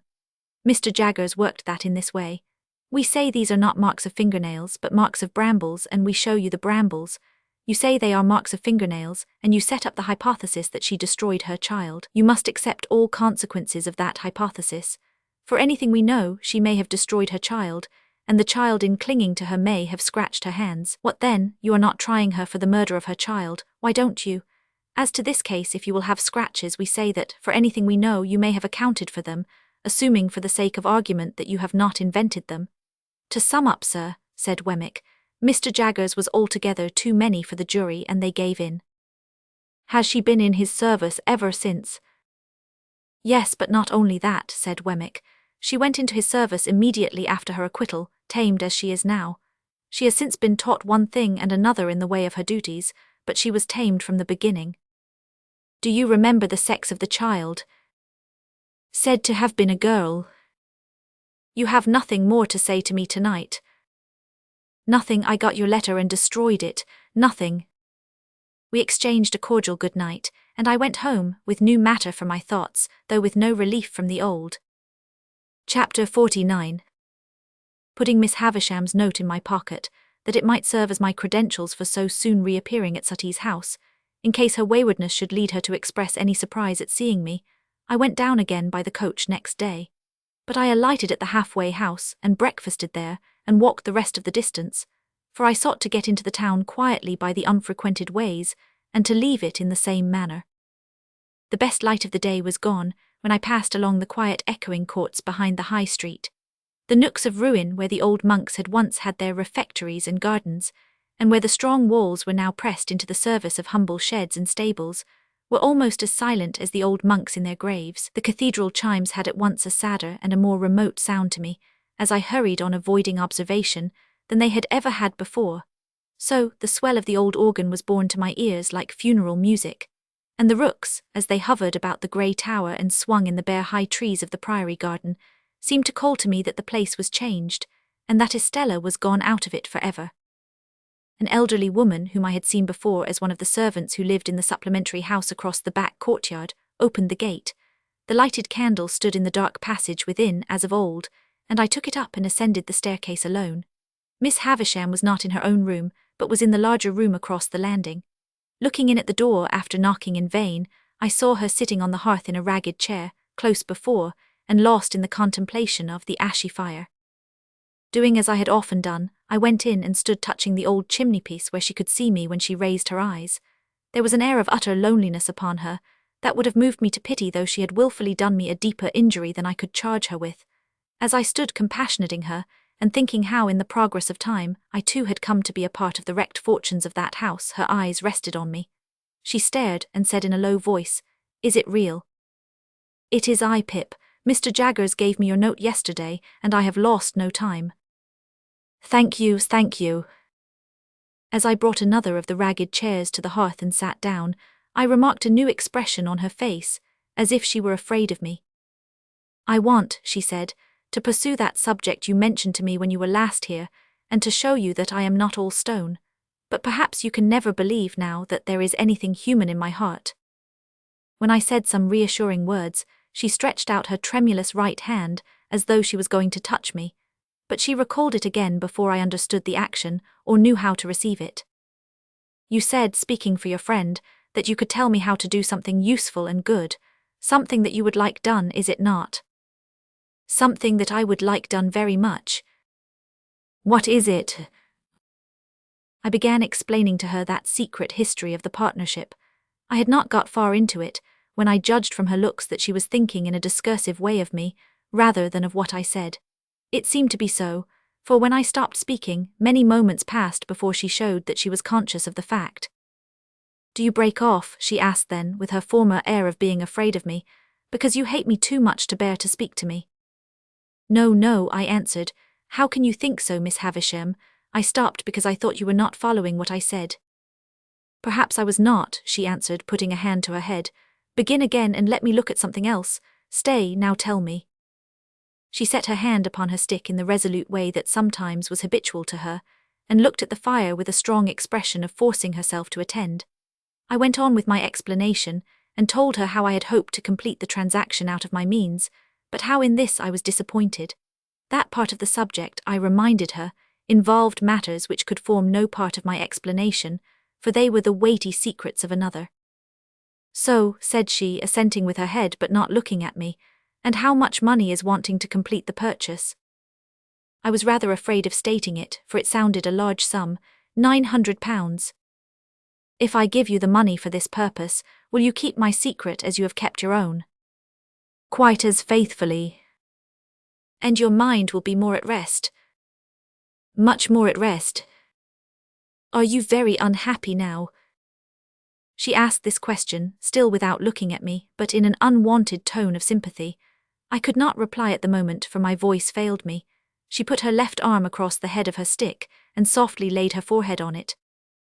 I am far from happy, Miss Havisham, but I have other causes of disquiet than any you know of. They are the secrets I have mentioned. After a little while she raised her head, and looked at the fire again. It is noble in you to tell me that you have other causes of unhappiness. Is it true? Too true. Can I only serve you, Pip, by serving your friend? Regarding that as done, is there nothing I can do for you yourself? Nothing. I thank you for the question. I thank you even more for the tone of the question, but there is nothing. She presently rose from her seat, and looked about the blighted room for the means of writing. There were none there, and she took from her pocket a yellow set of ivory tablets, mounted in tarnished gold, and wrote upon them with a pencil in a case of tarnished gold that hung from her neck. You are still on friendly terms with Mr. Jaggers? Quite. I dined with him yesterday. This is an authority to him to pay you that money, to lay out at your irresponsible discretion for your friend. I keep no money here, but if you would rather Mr. Jaggers knew nothing of the matter, I will send it to you. Thank you, Miss Havisham.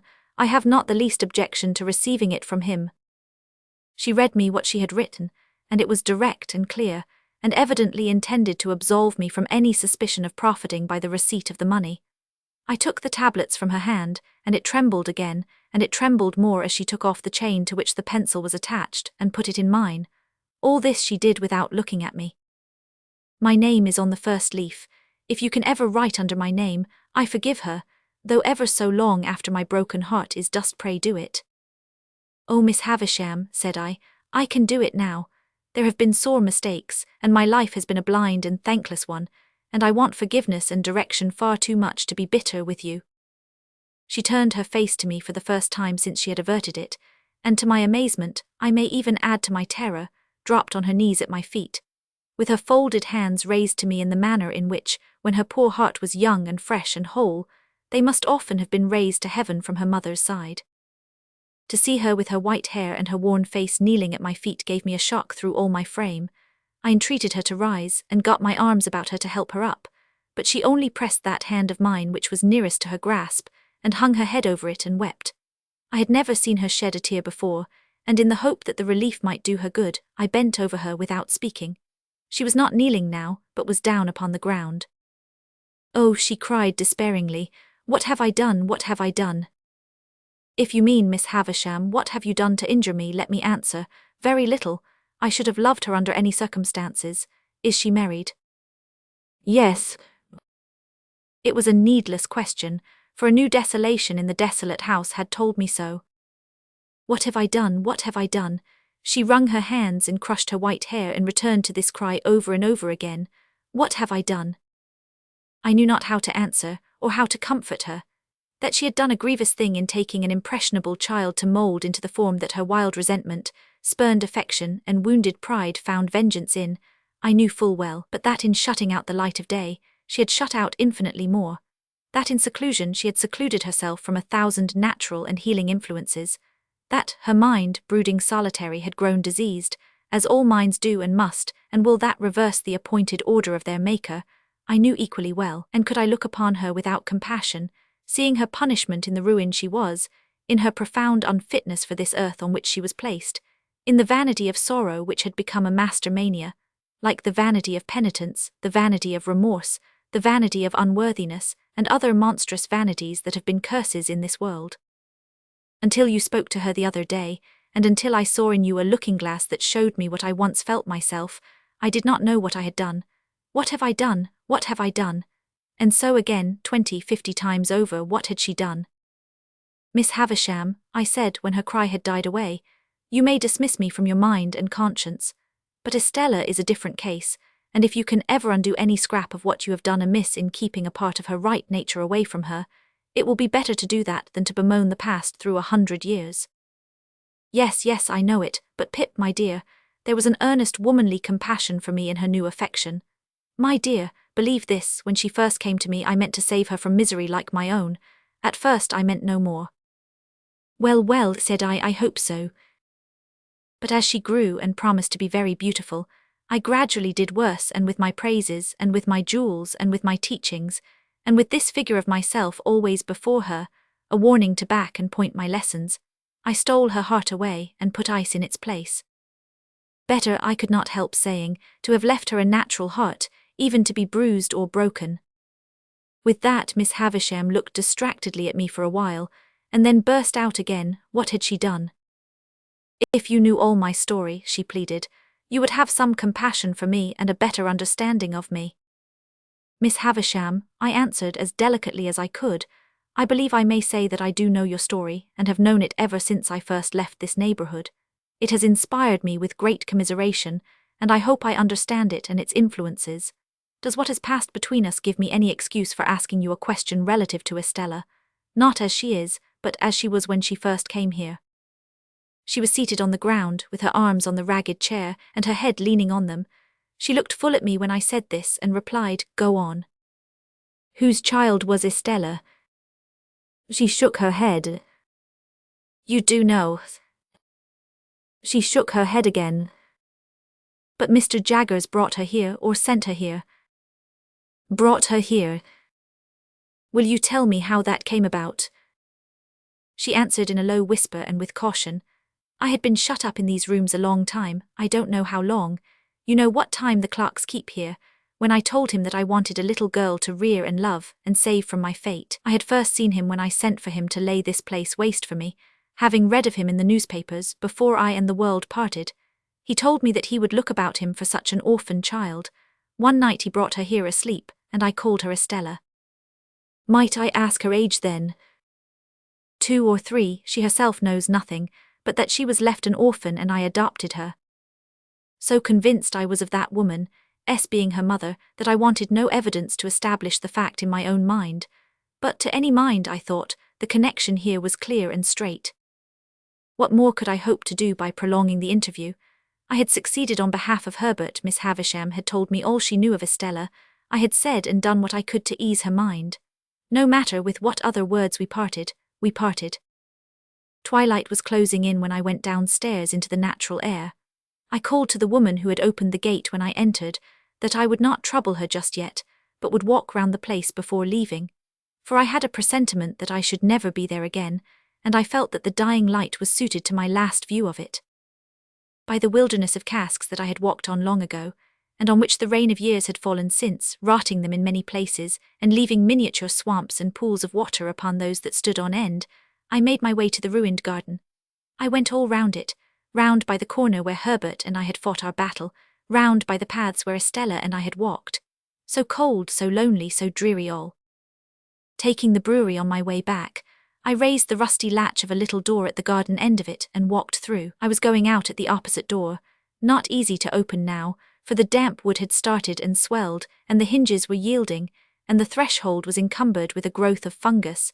When I turned my head to look back, a childish association revived with wonderful force in the moment of the slight action, and I fancied that I saw Miss Havisham hanging to the beam.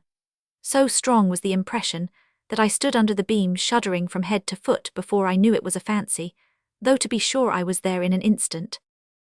The mournfulness of the place and time, and the great terror of this illusion, though it was but momentary, caused me to feel an indescribable awe as I came out between the open wooden gates where I had once wrung my hair after Estella had wrung my heart. Passing on into the front courtyard, I hesitated whether to call the woman to let me out at the locked gate of which she had the key, or first to go upstairs and assure myself that Miss Havisham was as safe and well as I had left her. I took the latter course and went up. I looked into the room where I had left her, and I saw her seated in the ragged chair upon the hearth close to the fire, with her back towards me. In the moment when I was withdrawing my head to go quietly away, I saw a great flaming light spring up. In the same moment I saw her running at me, shrieking, with a whirl of fire blazing all about her, and soaring at least as many feet above her head as she was high. I had a double-caped greatcoat on, and over my arm another thick coat, that I got them off, closed with her, threw her down and got them over her, that I dragged the great cloth from the table for the same purpose, and with it dragged down the heap of rottenness in the midst, and all the ugly things that sheltered there, that we were on the ground struggling like desperate enemies, and that the closer I covered her, the more wildly she shrieked and tried to free herself. That this occurred I knew through the result, but not through anything I felt, or thought, or knew I did. I knew nothing until I knew that we were on the floor by the great table, and that patches of tinder yet alight were floating in the smoky air, which a moment ago had been her faded bridal dress. Then I looked round and saw the disturbed beetles and spiders running away over the floor, and the servants coming in with breathless cries at the door. I still held her forcibly down with all my strength, like a prisoner who might escape, and I doubt if I even knew who she was, or why we had struggled, or that she had been in flames, or that the flames were out, until I saw the patches of tinder that had been her garments no longer alight, but falling in a black shower around us. She was insensible, and I was afraid to have her moved or even touched. Assistance was sent for, and I held her until it came, as if I unreasonably fancied, I think I did, that if I let her go the fire would break out again and consume her. When I got up on the surgeon, coming to her with other aid, I was astonished to see that both my hands were burnt, for I had no knowledge of it through the sense of feeling. On examination it was pronounced that she had received serious hurts, but that they of themselves were far from hopeless. The danger lay mainly in the nervous shock. By the surgeon's directions, her bed was carried into that room and laid upon the great table, which happened to be well suited to the dressing of her injuries. When I saw her again an hour afterwards, she lay indeed where I had seen her strike her stick, and had heard her say that she would lie one day. Though every vestige of her dress was burnt, as they told me, she still had something of her old ghastly bridal appearance, for they had covered her to the throat with white cotton wool, and as she lay with a white sheet loosely overlying that, the phantom air of something that had been and was changed was still upon her. I found, on questioning the servants, that Estella was in Paris, and I got a promise from the surgeon that he would write to her by the next post. Miss Havisham's family I took upon myself, intending to communicate with Mr. Matthew Pocket only, and leave him to do as he liked about informing the rest. This I did next day, through Herbert, as soon as I returned to town. There was a stage that evening when she spoke collectedly of what had happened, though with a certain terrible vivacity. Towards midnight she began to wander in her speech, and after that it gradually set in that she said innumerable times in a low solemn voice, "What have I done?" And then, when she first came I meant to save her from misery like mine, and then, take the pencil and write under my name, "I forgive her." She never changed the order of these 3 sentences, but she sometimes left out a word in one or other of them, never putting in another word but always leaving a blank and going on to the next word. As I could do no service there, and as I had, nearer home, that pressing reason for anxiety and fear which even her wanderings could not drive out of my mind, I decided, in the course of the night, that I would return by the early morning coach, walking on a mile or so and being taken up clear of the town. At about 6 o'clock of the morning, therefore, I leaned over her and touched her lips with mine, just as they said, not stopping for being touched, "Take the pencil and write under my name, I forgive her." Chapter 50. My hands had been dressed twice or thrice in the night, and again in the morning. My left arm was a good deal burned to the elbow, and less severely as high as the shoulder. It was very painful, but the flames had set in that direction, and I felt thankful it was no worse. My right hand was not so badly burnt but that I could move the fingers. It was bandaged, of course, but much less inconveniently than my left hand and arm. Those I carried in a sling, and I could only wear my coat like a cloak, loose over my shoulders and fastened at the neck. My hair had been caught by the fire, but not my head or face. When Herbert had been down to Hammersmith and seen his father, he came back to me at our chambers and devoted the day to attending on me. He was the kindest of nurses, and at stated times took off the bandages and steeped them in the cooling liquid that was kept ready, and put them on again, with a patient tenderness that I was deeply grateful for. At first, as I lay quiet on the sofa, I found it painfully difficult, I might say impossible, to get rid of the impression of the glare of the flames, their hurry and noise, and the fierce burning smell. If I dozed for a minute, I was awakened by Miss Havisham's cries, and by her running at me with all that height of fire above her head. This pain of the mind was much harder to strive against than any bodily pain I suffered, and Herbert, seeing that, did his utmost to hold my attention engaged. Neither of us spoke of the boat, but we both thought of it. That was made apparent by our avoidance of the subject, and by our agreeing, without agreement, to make my recovery of the use of my hands a question of so many hours, not of so many weeks. My first question when I saw Herbert had been, of course, whether all was well down the river. As he replied in the affirmative with perfect confidence and cheerfulness, we did not resume the subject until the day was wearing away. But then, as Herbert changed the bandages, more by the light of the fire than by the outer light, he went back to it spontaneously. "I sat with Provis last night, Handel, 2 good hours." "Where was Clara?" "Dear little thing," said Herbert. "She was up and down with Gruffandgrim all the evening. He was perpetually pegging at the floor the moment she left his sight. I doubt if he can hold out long, though. What with rum and pepper and rum, I should think his pegging must be nearly over." "And then you will be married, Herbert." "How can I take care of the dear child otherwise? Lay your arm out upon the back of the sofa, my dear boy, and I'll sit down here, and get the bandage off so gradually that you shall not know when it comes. I was speaking of Provis. Do you know, Handel, he improves. I said to you, I thought he was softened when I last saw him. So you did, and so he is. He was very communicative last night and told me more of his life. You remember his breaking off here about some woman that he had had great trouble with. Did I hurt you?" I had started, but not under his touch. His words had given me a start. "I had forgotten that, Herbert, but I remember it now you speak of it." "Well, he went into that part of his life, and a dark wild part it is. Shall I tell you, or would it worry you just now?" "Tell me by all means, every word." Herbert bent forward to look at me more nearly, as if my reply had been rather more hurried or more eager than he could quite account for. "Your head is cool," he said, touching it. "Quite," said I. "Tell me what Provis said, my dear Herbert." "It seems," said Herbert, "there's a bandage off most charmingly, and now comes the cool one. Makes you shrink at first, my poor dear fellow, don't it? But it will be comfortable presently. It seems that the woman was a young woman, and a jealous woman, and a revengeful woman, revengeful, Handel, to the last degree." "To what last degree?" "Murder, does it strike too cold on that sensitive place?" "I don't feel it. How did she murder? Whom did she murder?" "Why, the deed may not have merited quite so terrible a name," said Herbert, "but she was tried for it, and Mr. Jaggers defended her, and the reputation of that defence first made his name known to Provis. It was another and a stronger woman who was the victim, and there had been a struggle in a barn. Who began it, or how fair it was, or how unfair, may be doubtful, but how it ended is certainly not doubtful, for the victim was found throttled." "Was the woman brought in guilty?" "No, she was acquitted. My poor Handel, I hurt you." "It is impossible to be gentler, Herbert. Yes, what else?" "This acquitted young woman and Provis had a little child.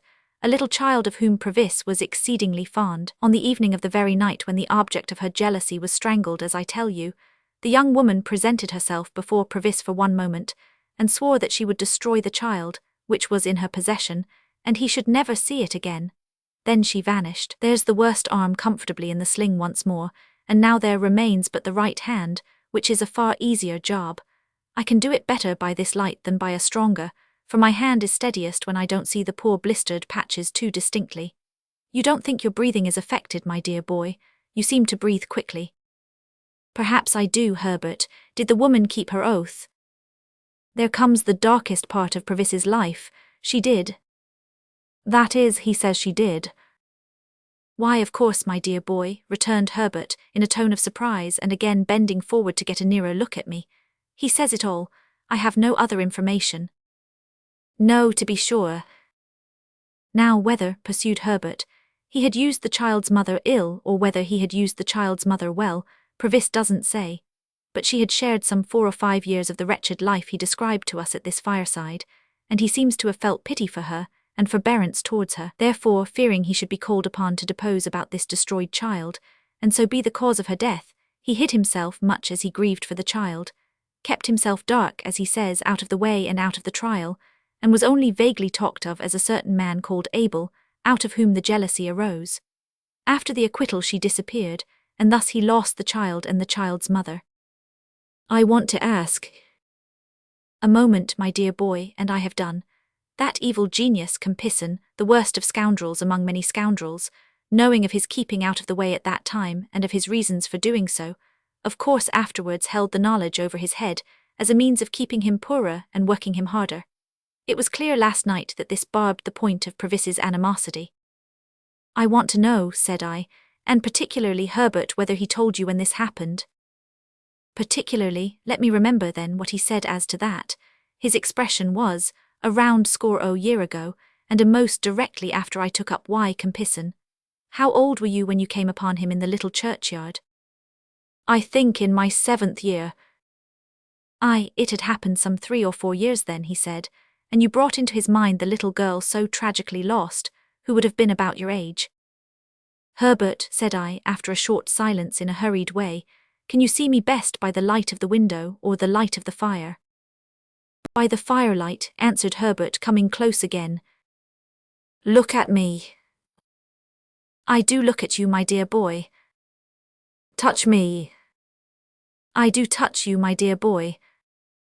You are not afraid that I am in any fever, or that my head is much disordered by the accident of last night?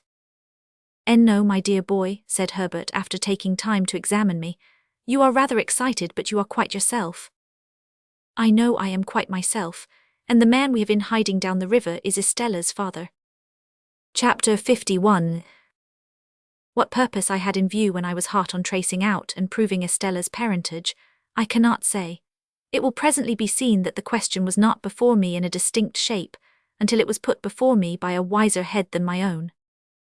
But when Herbert and I had held our momentous conversation, I was seized with a feverish conviction that I ought to hunt the matter down, that I ought not to let it rest, but that I ought to see Mr. Jaggers and come at the bare truth. I really do not know whether I felt that I did this for Estella's sake, or whether I was glad to transfer to the man in whose preservation I was so much concerned some rays of the romantic interest that had so long surrounded me. Perhaps the latter possibility may be the nearer to the truth.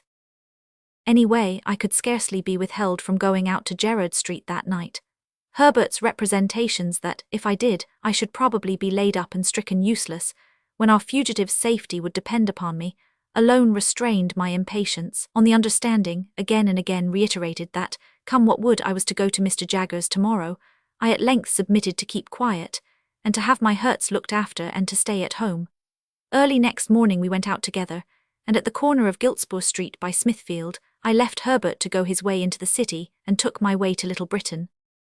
There were periodical occasions when Mr. Jaggers and Wemmick went over the office accounts and checked off the vouchers and put all things straight. On these occasions, Wemmick took his books and papers into Mr. Jaggers's room, and one of the upstairs clerks came down into the outer office. Finding such clerk on Wemmick's post that morning, I knew what was going on, but I was not sorry to have Mr. Jaggers and Wemmick together, as Wemmick would then hear for himself that I said nothing to compromise him. My appearance with my arm bandaged and my coat loose over my shoulders favoured my object.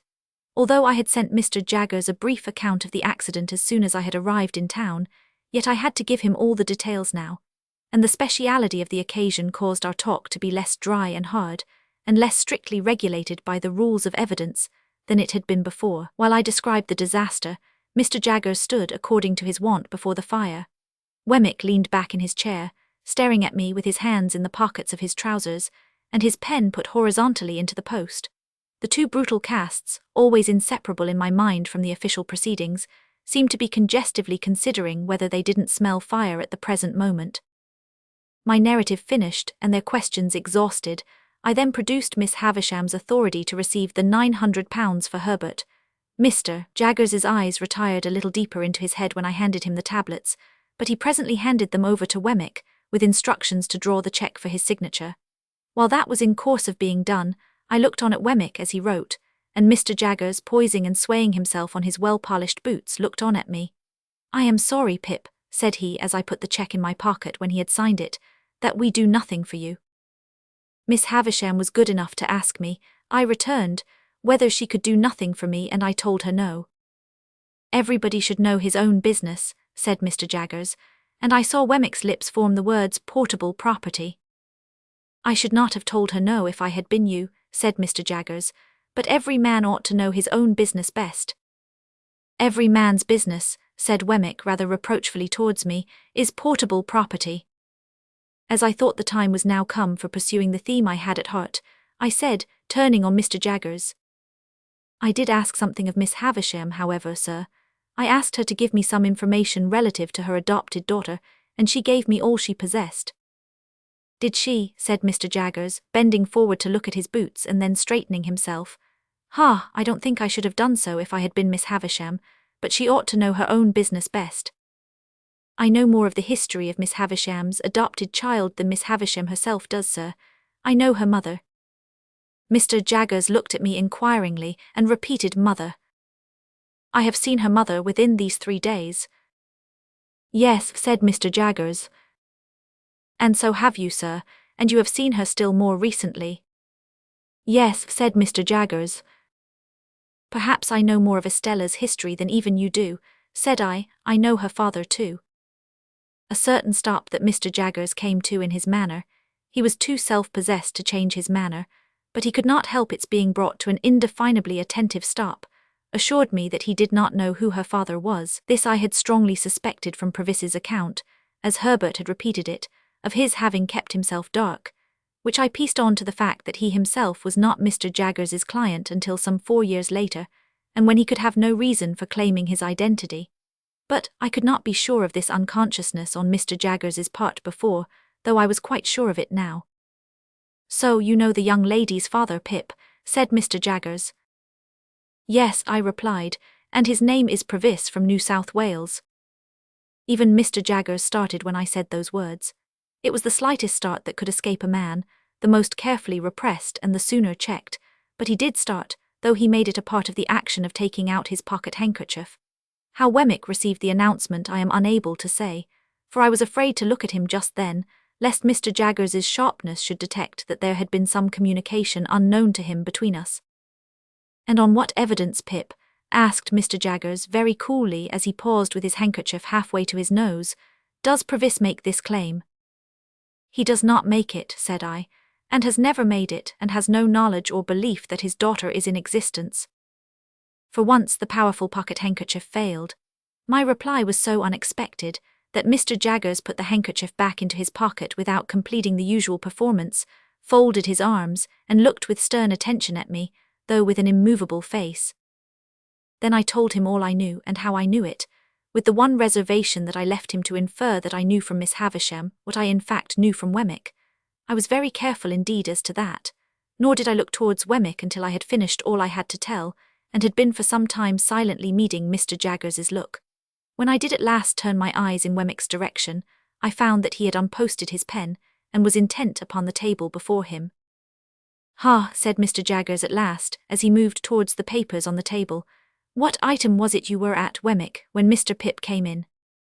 But I could not submit to be thrown off in that way, and I made a passionate, almost an indignant appeal to him to be more frank and manly with me. I reminded him of the false hopes into which I had lapsed, the length of time they had lasted, and the discovery I had made, and I hinted at the danger that weighed upon my spirits. I represented myself as being surely worthy of some little confidence from him, in return for the confidence I had just now imparted. I said that I did not blame him or suspect him or mistrust him, but I wanted assurance of the truth from him, and if he asked me why I wanted it, and why I thought I had any right to it, I would tell him, little as he cared for such poor dreams, that I had loved Estella dearly and long, and that although I had lost her and must live a bereaved life, whatever concerned her was still nearer and dearer to me than anything else in the world. And seeing that Mr. Jaggers stood quite still and silent and apparently quite obdurate under this appeal, I turned to Wemmick and said, "Wemmick, I know you to be a man with a gentle heart. I have seen your pleasant home, and your old father, and all the innocent, cheerful, playful ways with which you refresh your business life. And I entreat you to say a word for me to Mr. Jaggers, and to represent to him that, all circumstances considered, he ought to be more open with me." I have never seen two men look more oddly at one another than Mr. Jaggers and Wemmick did after this apostrophe. At first, a misgiving crossed me that Wemmick would be instantly dismissed from his employment, but it melted as I saw Mr. Jaggers relax into something like a smile, and Wemmick become bolder. "What's all this?" said Mr. Jaggers. "You with an old father and you with pleasant and playful ways." "Well," returned Wemmick, "if I don't bring 'em here, what does it matter?" "Pip," said Mr. Jaggers, laying his hand upon my arm and smiling openly, "this man must be the most cunning impostor in all London." "Not a bit of it," returned Wemmick, growing bolder and bolder. "I think you're another." Again they exchanged their former odd looks, each apparently still distrustful that the other was taking him in. "You with a pleasant home," said Mr. Jaggers. "Since it don't interfere with business," returned Wemmick, "let it be so. Now I look at you, sir, I shouldn't wonder if you might be planning and contriving to have a pleasant home of your own one of these days, when you're tired of all this work." Mr. Jaggers nodded his head retrospectively 2 or 3 times and actually drew a sigh. "Pip," said he, "we won't talk about poor dreams. You know more about such things than I, having much fresher experience of that kind, but now about this other matter. I'll put a case to you. Mind, I admit nothing." He waited for me to declare that I quite understood that he expressly said that he admitted nothing. "Now, Pip," said Mr. Jaggers, "put this case. Put the case that a woman under such circumstances as you have mentioned held her child concealed, and was obliged to communicate the fact to her legal adviser, on his representing to her that he must know, with an eye to the latitude of his defence, how the fact stood about that child. Put the case that, at the same time he held a trust to find a child for an eccentric rich lady to adopt and bring up." "I follow you, sir." "Put the case that he lived in an atmosphere of evil, and that all he saw of children was their being generated in great numbers for certain destruction. Put the case that he often saw children solemnly tried at a criminal bar, where they were held up to be seen. Put the case that he habitually knew of their being imprisoned, whipped, transported, neglected, cast out, qualified in all ways for the hangman and growing up to be hanged. Put the case that pretty nigh all the children he saw in his daily business life he had reason to look upon as so much spawn, to develop into the fish that were to come to his net, to be prosecuted, defended, forsworn, made orphans, bedevilled somehow." "I follow you, sir." "Put the case, Pip, that here was one pretty little child out of the heap who could be saved, whom the father believed dead and dared make no stir about, as to whom over the mother the legal adviser had this power. I know what you did and how you did it. You came so and so, you did such and such things to divert suspicion. I have tracked you through it all, and I tell it you all. Part with the child unless it should be necessary to produce it to clear you, and then it shall be produced. Give the child into my hands, and I will do my best to bring you off. If you are saved, your child is saved too. If you are lost, your child is still saved. Put the case that this was done, and that the woman was cleared." "I understand you perfectly." "But that I make no admissions." "That you make no admissions," and Wemmick repeated, "no admissions." "Put the case, Pip, that passion and the terror of death had a little shaken the woman's intellects, and that when she was set at liberty, she was scared out of the ways of the world, and went to him to be sheltered. Put the case that he took her in, and that he kept down the old, wild, violent nature whenever he saw an inkling of its breaking out, by asserting his power over her in the old way. Do you comprehend the imaginary case? Quite. Put the case that the child grew up and was married for money, that the mother was still living, that the father was still living, that the mother and father, unknown to one another, were dwelling within so many miles, furlongs, yards if you like, of one another, that the secret was still a secret, except that you had got wind of it. Put that last case to yourself very carefully. I do. I ask Wemmick to put it to himself very carefully. And Wemmick said, I do. For whose sake would you reveal the secret? For the father's? I think he would not be much the better for the mother. For the mother, I think if she had done such a deed she would be safer where she was. For the daughters, I think it would hardly serve her to establish her parentage for the information of her husband, and to drag her back to disgrace, after an escape of 20 years, pretty secure to last for life. But add the case that you had loved her, Pip, and had made her the subject of those poor dreams which have at one time or another been in the heads of more men than you think likely.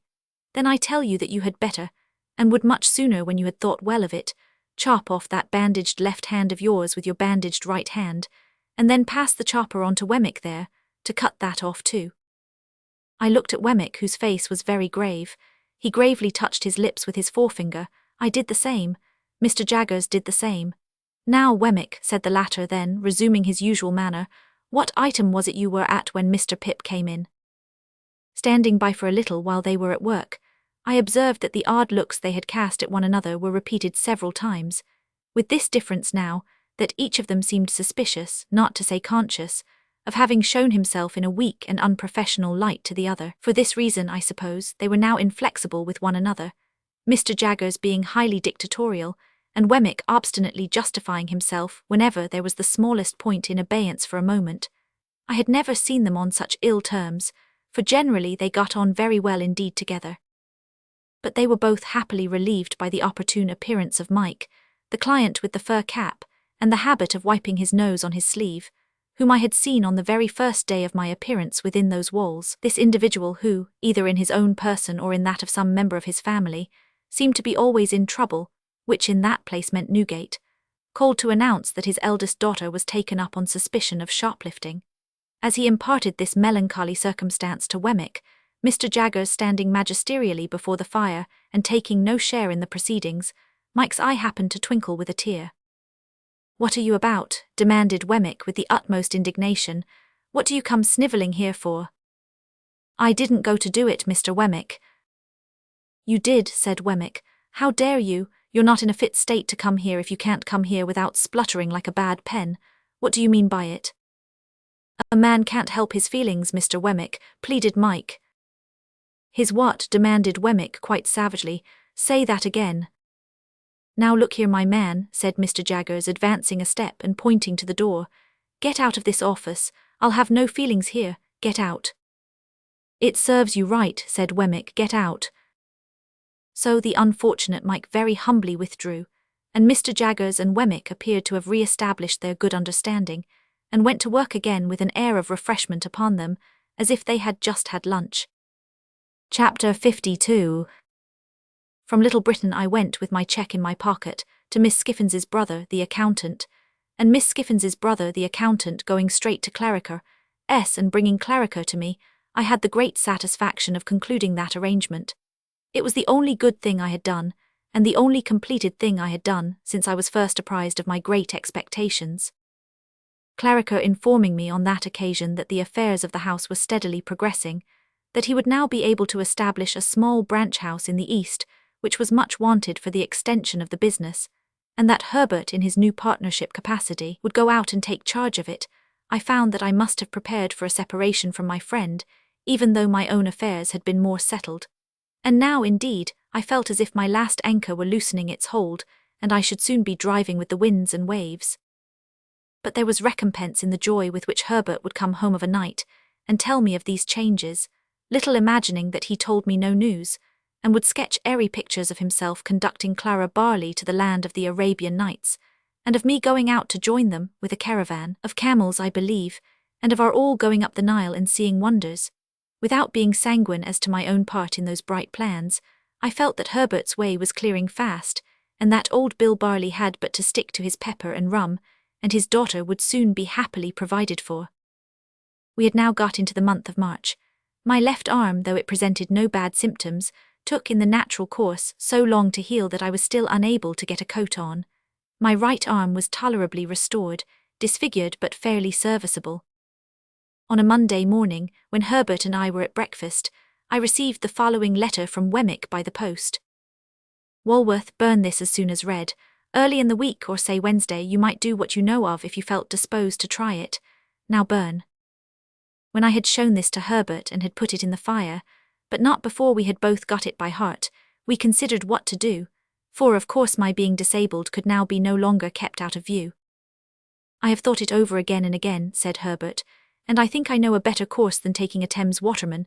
Take Startup, a good fellow, a skilled hand, fond of us and enthusiastic and honourable. I had thought of him more than once. But how much would you tell him, Herbert? It is necessary to tell him very little. Let him suppose it a mere freak, but a secret one until the morning comes. Then let him know that there is urgent reason for your getting Provis aboard and away. You go with him. No doubt. Where's? It had seemed to me, in the many anxious considerations I had given the point, almost indifferent what port we made for, Hamburg, Rotterdam, Antwerp. The place signified little, so that he was out of England. Any foreign steamer that fell in our way and would take us up would do. I had always proposed to myself to get him well down the river in the boat, certainly well beyond Gravesend, which was a critical place for search or inquiry if suspicion were afoot. As foreign steamers would leave London at about the time of high water, our plan would be to get down the river by a previous ebb tide, and lie by in some quiet spot until we could pull off to one. The time when one would be due where we lay, wherever that might be, could be calculated pretty nearly, if we made inquiries beforehand. Herbert assented to all this, and we went out immediately after breakfast to pursue our investigations. We found that a steamer for Hamburg was likely to suit our purpose best, and we directed our thoughts chiefly to that vessel, but we noted down what other foreign steamers would leave London with the same tide, and we satisfied ourselves that we knew the build and colour of each. We then separated for a few hours, I to get at once such passports as were necessary, Herbert to see Startup at his lodgings. We both did what we had to do without any hindrance, and when we met again at 1 o'clock reported it done. I, for my part, was prepared with passports. Herbert had seen Startup, and he was more than ready to join. Those two should pull a pair of oars, we settled, and I would steer. Our charge would be sitter and keep quiet. As speed was not our object, we should make way enough. We arranged that Herbert should not come home to dinner before going to Mill Pond Bank that evening, that he should not go there at all tomorrow evening, Tuesday, that he should prepare Provis to come down to some stairs hard by the house on Wednesday, when he saw us approach, and not sooner, that all the arrangements with him should be concluded that Monday night, and that he should be communicated with no more in any way until we took him on board.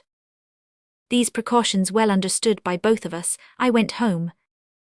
On opening the outer door of our chambers with my key, I found a letter in the box directed to me, a very dirty letter, though not ill-written. It had been delivered by hand, of course, since I left home, and its contents were these. If you are not afraid to come to the old marshes tonight or tomorrow night at 9, and to come to the little sluice house by the lime kiln, you had better come. If you want information regarding your Uncle Provis, you had much better come and tell no one and lose no time. You must come alone. Bring this with you. I had load enough upon my mind before the receipt of this strange letter. What to do now I could not tell, and the worst was that I must decide quickly, or I should miss the afternoon coach, which would take me down in time for tonight. Tomorrow night I could not think of going, for it would be too close upon the time of the flight. And again, for anything I knew, the proffered information might have some important bearing on the flight itself. If I had had ample time for consideration, I believe I should still have gone. Having hardly any time for consideration, my watch showing me that the coach started within half an hour, I resolved to go. I should certainly not have gone, but for the reference to my Uncle Provis. That, coming on Wemmick's letter and the morning's busy preparation, turned the scale. It is so difficult to become clearly possessed of the contents of almost any letter, in a violent hurry, that I had to read this mysterious epistle again twice, before its injunction to me to be secret got mechanically into my mind. Yielding to it in the same mechanical kind of way, I left a note in pencil for Herbert, telling him that as I should be so soon going away, I knew not for how long, I had decided to hurry down and back, to ascertain for myself how Miss Havisham was faring. I had then barely time to get my greatcoat, lock up the chambers, and make for the coach office by the short byways. If I had taken a hackney chariot and gone by the streets, I should have missed my aim. Going as I did, I caught the coach just as it came out of the yard. I was the only inside passenger, jolting away knee-deep in straw when I came to myself. For I really had not been myself since the receipt of the letter. It had so bewildered me, ensuing on the hurry of the morning. The morning hurry and flutter had been great, for long and anxiously as I had waited for Wemmick, his hint had come like a surprise at last, and now I began to wonder at myself for being in the coach, and to doubt whether I had sufficient reason for being there, and to consider whether I should get out presently and go back, and to argue against ever heeding an anonymous communication, and, in short, to pass through all those phases of contradiction and indecision to which I suppose very few hurried people are strangers. Still, the reference to Provis by name mastered everything. I reasoned as I had reasoned already without knowing it, if that be reasoning. In case any harm should befall him through my not going, how could I ever forgive myself? It was dark before we got down, and the journey seemed long and dreary to me, who could see little of it inside, and who could not go outside in my disabled state. Avoiding the Blue Boar, I put up at an inn of minor reputation down the town, and ordered some dinner. While it was preparing, I went to Sutty's house and inquired for Miss Havisham. She was still very ill, though considered something better. My inn had once been a part of an ancient ecclesiastical house, and I dined in a little octagonal common room like a font. As I was not able to cut my dinner, the old landlord with a shining bald head did it for me. This bringing us into conversation, he was so good as to entertain me with my own story, of course with the popular feature that Pumblechook was my earliest benefactor and the founder of my fortunes. "Do you know the young man?" said I. "Know him," repeated the landlord, "ever since he was no height at all." "Does he ever come back to this neighbourhood?" "Aye, he comes back," said the landlord, "to his great friends now and again, and gives the cold shoulder to the man that made him." "What man is that?" "Him that I speak of," said the landlord, "Mr. Pumblechook." "Is he ungrateful to no one else?" "No doubt he would be if he could," returned the landlord, "but he can't. And why? Because Pumblechook done everything for him." "Does Pumblechook say so?" "Say so," replied the landlord, "he hadn't no call to say so." "But does he say so?" "It would turn a man's blood to white wine winger to hear him tell of it, sir," said the landlord. I thought, "Yet Joe, dear Joe, you never tell of it. Long-suffering and loving Joe, you never complain, nor you, sweet-tempered Biddy." "Your appetite's been touched like by your accident," said the landlord, glancing at the bandaged arm under my coat. "Try a tenderer bit." "No, thank you," I replied, turning from the table to brood over the fire. "I can eat no more, please take it away." I had never been struck at so keenly, for my thanklessness to Joe, as through the brazen impostor Pumblechook. The falser he, the truer Joe, the meaner he, the nobler Joe. My heart was deeply and most deservedly humbled as I mused over the fire for an hour or more. The striking of the clock aroused me, but not from my dejection or remorse, and I got up and had my coat fastened round my neck and went out. I had previously sought in my pockets for the letter that I might refer to it again, but I could not find it, and was uneasy to think that it must have been dropped in the straw of the coach. I knew very well, however, that the appointed place was the little sluice house by the lime-kiln on the marshes, and the hour 9. Towards the marshes I now went straight, having no time to spare. Chapter 53. It was a dark night, though the full moon rose as I left the enclosed lands, and passed out upon the marshes. Beyond their dark line there was a ribbon of clear sky, hardly broad enough to hold the red large moon. In a few minutes she had ascended out of that clear field, in among the piled mountains of cloud. There was a melancholy wind, and the marshes were very dismal. A stranger would have found them insupportable, and even to me they were so oppressive that I hesitated, half inclined to go back.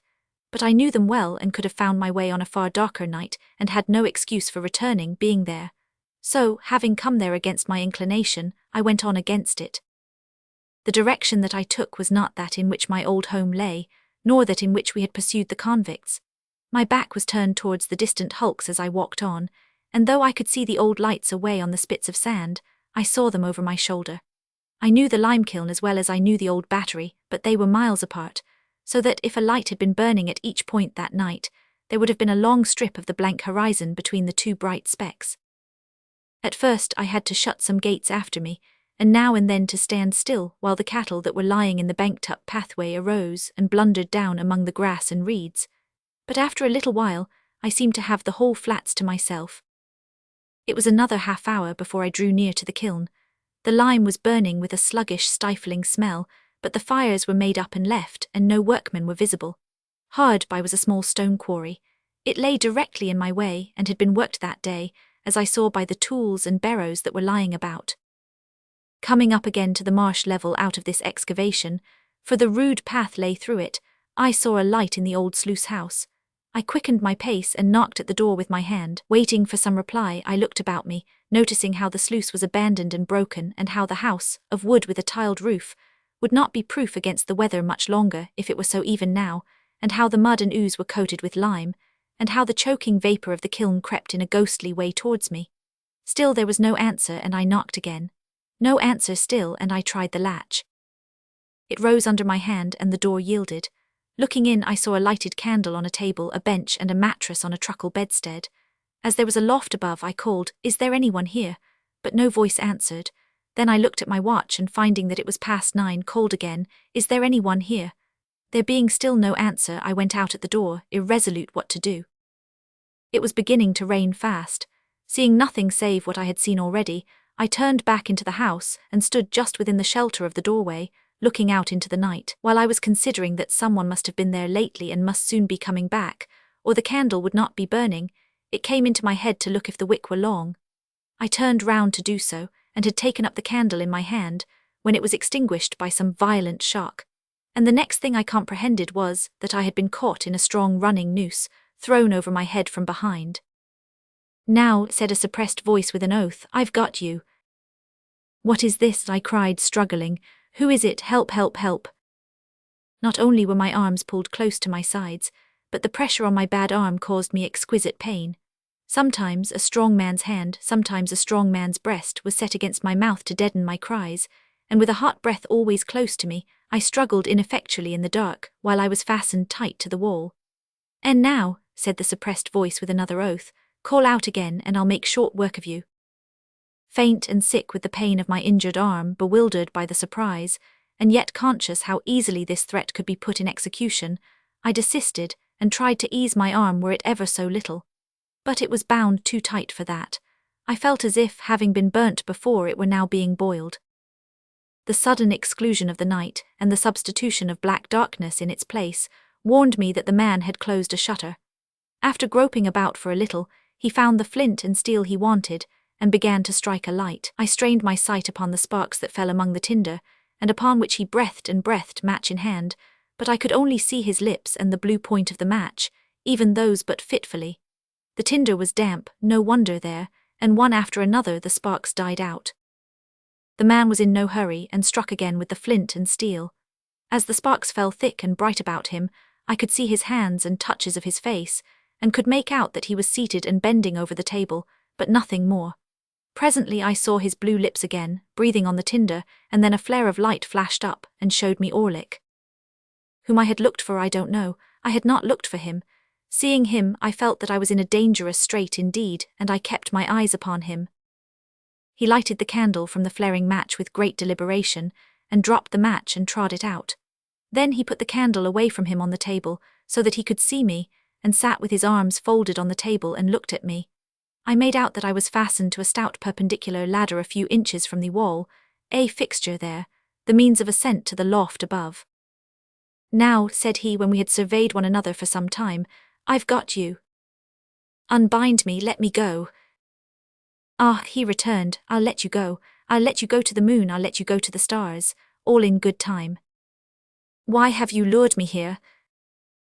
"Don't you know?" said he with a deadly look. "Why have you set upon me in the dark?" "Because I mean to do it all myself. One keeps a secret better than two. Oh, you enemy, you enemy." His enjoyment of the spectacle I furnished, as he sat with his arms folded on the table, shaking his head at me and hugging himself, had a malignity in it that made me tremble. As I watched him in silence, he put his hand into the corner at his side, and took up a gun with a brass-bound stock. "Do you know this?" said he, making as if he would take aim at me. "Do you know where you saw it afore? Speak, wolf." Yes, I answered. You cost me that place, you did speak. What else could I do? You did that, and that would be enough without more. How dared you to come betwixt me and a young woman I liked? When did I? When didn't you? It was you as always give old Orlick a bad name to her. You gave it to yourself, you gained it for yourself. I could have done you no harm if you had done yourself none. You're a liar, and you'll take any pains and spend any money to drive me out of this country, will you? Said he, repeating my words to Biddy in the last interview I had with her. Now I'll tell you a piece of information. It was never so well worth your while to get me out of this country as it is tonight. Ah, if it was all your money 20 times told to the last brass farden. As he shook his heavy hand at me with his mouth snarling like a tiger, I felt that it was true. What are you going to do to me? I'm a-going, said he, bringing his fist down upon the table with a heavy blow, and rising as the blow fell to give it greater force. I'm a-going to have your life. He leaned forward staring at me, slowly unclenched his hand, and drew it across his mouth as if his mouth watered for me, and sat down again. You was always in old Orlick's way since ever you was a child. You goes out of his way this present night, he'll have no more on you, you're dead. I felt that I had come to the brink of my grave. For a moment I looked wildly round my trap for any chance of escape, but there was none. More than that, said he, folding his arms on the table again, I won't have a rag of you, I won't have a bone of you, left on earth. I'll put your body in the kiln, I'd carry 2 such to it on my shoulders, and let people suppose what they may of you, they shall never know nothing. My mind, with inconceivable rapidity, followed out all the consequences of such a death. Estella's father would believe I had deserted him, would be taken, would die accusing me. Even Herbert would doubt me, when he compared the letter I had left for him with the fact that I had called at Miss Havisham's gate for only a moment. Joe and Biddy would never know how sorry I had been that night. None would ever know what I had suffered, how true I had meant to be, what an agony I had passed through. The death close before me was terrible, but far more terrible than death was the dread of being misremembered after death. And so quick were my thoughts that I saw myself despised by unborn generations, Estella's children and their children, while the wretch's words were yet on his lips. Now, Wolf, said he, afore I kill you like any other beast, which is what I mean to do and what I have tied you up for, I'll have a good look at you and a good goad at you. Oh, you enemy. It had passed through my thoughts to cry out for help again, though few could know better than I the solitary nature of the spot and the hopelessness of aid. But as he sat gloating over me, I was supported by a scornful detestation of him that sealed my lips. Above all things, I resolved that I would not entreat him, and that I would die making some last poor resistance to him, softened as my thoughts of all the rest of men were in that dire extremity, humbly beseeching pardon as I did of heaven, melted at heart as I was by the thought that I had taken no farewell, and never now could take farewell of those who were dear to me, or could explain myself to them, or ask for their compassion on my miserable errors. Still, if I could have killed him, even in dying I would have done it. He had been drinking, and his eyes were red and bloodshot. Around his neck was slung a tin bottle, as I had often seen his meat and drink slung about him in other days. He brought the bottle to his lips and took a fiery drink from it, and I smelt the strong spirits that I saw flash into his face.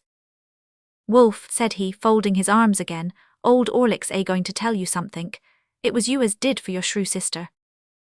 Again my mind, with its former inconceivable rapidity, had exhausted the whole subject of the attack upon my sister, her illness and her death, before his slow and hesitating speech had formed these words. It was you, villain, said I. I tell you it was your doing. I tell you it was done through you, he retorted, catching up the gun and making a blow with the stock at the vacant air between us.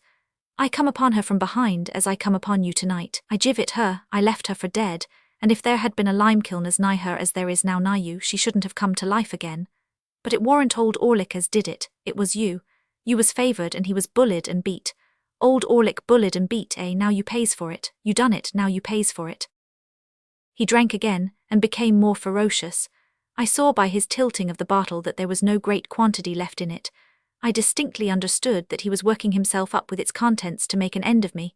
I knew that every drop it held was a drop of my life. I knew that when I was changed into a part of the vapour that had crept towards me but a little while before like my own warning ghost, he would do as he had done in my sister's case, make all haste to the town, and be seen slouching about there drinking at the alehouses. My rapid mind pursued him to the town, made a picture of the street with him in it, and contrasted its lights and life with the lonely marsh and the white vapour creeping over it, into which I should have dissolved. It was not only that I could have summed up years and years and years while he said a dozen words, but that what he did say presented pictures to me, and not mere words. In the excited and exalted state of my brain, I could not think of a place without seeing it, or of persons without seeing them. It is impossible to overstate the vividness of these images, and yet I was so intent all the time upon him himself, who would not be intent on the tiger crouching to spring, that I knew of the slightest action of his fingers. When he had drunk this second time, he rose from the bench on which he sat and pushed the table aside. Then he took up the candle, and shading it with his murderous hand so as to throw its light on me, stood before me, looking at me and enjoying the sight. "Wolf, I'll tell you something more. It was old Orlick as you tumbled over on your stairs that night. I saw the staircase with its extinguished lamps. I saw the shadows of the heavy stair rails, thrown by the watchman's lantern on the wall. I saw the rooms that I was never to see again, here a door half open, there a door closed, all the articles of furniture around. And why was old Orlick there? I'll tell you something more, Wolf. You and her have pretty well hunted me out of this country, so far as getting a easy living in it goes, and I've took up with new companions and new masters. Some of 'em writes my letters when I wants 'em wrote, do you mind? Writes my letters, Wolf, they writes 50 hands, they're not like sneaking you as writes but one. I've had a firm mind and a firm will to have your life since you was down here at your sister's burying. I han't seen a way to get you safe, and I've looked arter you to know your ins and outs. For, says old Orlick to himself, somehow or another I'll have him. What? When I looks for you I finds your Uncle Provis, eh? Mill Pond Bank and Chinks's Basin and the old green copper rope walk, all so clear and plain. Provis in his rooms, the signal whose use was over, pretty Clara, the good motherly woman, old Bill Barley on his back, all drifting by, as on the swift stream of my life fast running out to sea. You with a uncle too? Why, I knowed you at Gargery's when you was so small a wolf that I could have took your weason betwixt this finger and thumb and chucked you away dead, as I'd thought so, doing odd times, when I see you loitering amongst the pollards on a Sunday, and you hadn't found no uncles then, no, not you, but when old Orlick come for to hear that your Uncle Provis had most like wore the leg iron what old Orlick had picked up, filed asunder on these meshes ever so many year ago, and what he kept by him till he dropped your sister with it, like a bullock, as he means to drop you, hey? When he come for to hear that, hey? In his savage taunting, he flared the candle so close at me that I turned my face aside to save it from the flame. Ah, he cried, laughing after doing it again, the burnt child dreads the fire. Old Orlick knowed you was burnt, old Orlick knowed you was smuggling your Uncle Provis away, old Orlick's a match for you and knowed you'd come tonight. Now I'll tell you something more, Wolf, and this ends it. There's them that's as good a match for your Uncle Provis as old Orlick has been for you. Let him wear them when he's lost his nevy.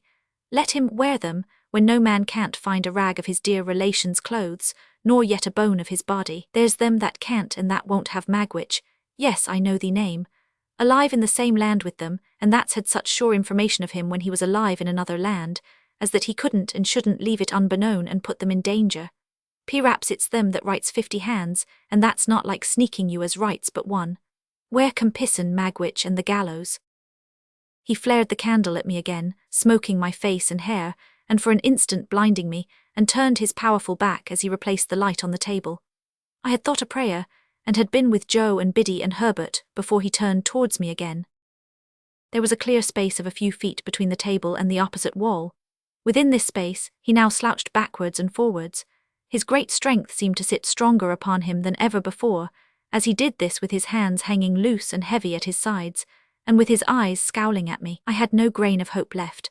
Wild as my inward hurry was, and wonderful the force of the pictures that rushed by me instead of thoughts, I could yet clearly understand that, unless he had resolved that I was within a few moments of surely perishing out of all human knowledge, he would never have told me what he had told. Of a sudden he stopped, took the cork out of his bottle and tossed it away. Light as it was, I heard it fall like a plummet. He swallowed slowly, tilting up the bottle by little and little, and now he looked at me no more.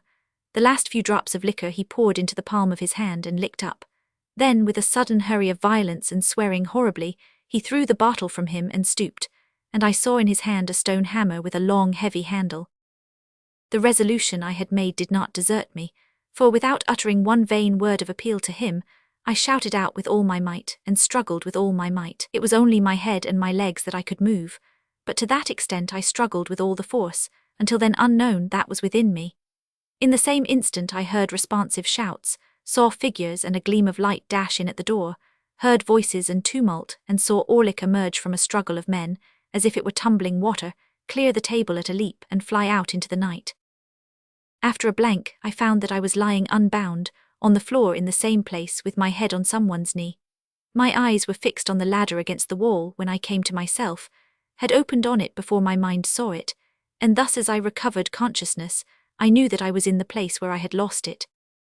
Too indifferent at first, even to look round and ascertain who supported me, I was lying looking at the ladder, when there came between me and it a face, the face of Trabb's boy. "I think he's all right," said Trabb's boy in a sober voice, "but ain't he just pale though?" At these words, the face of him who supported me looked over into mine, and I saw my supporter to be Herbert. "Great heaven!" "Softly," said Herbert, "gently handle, don't be too eager." "And our old comrade start up," I cried as he too bent over me.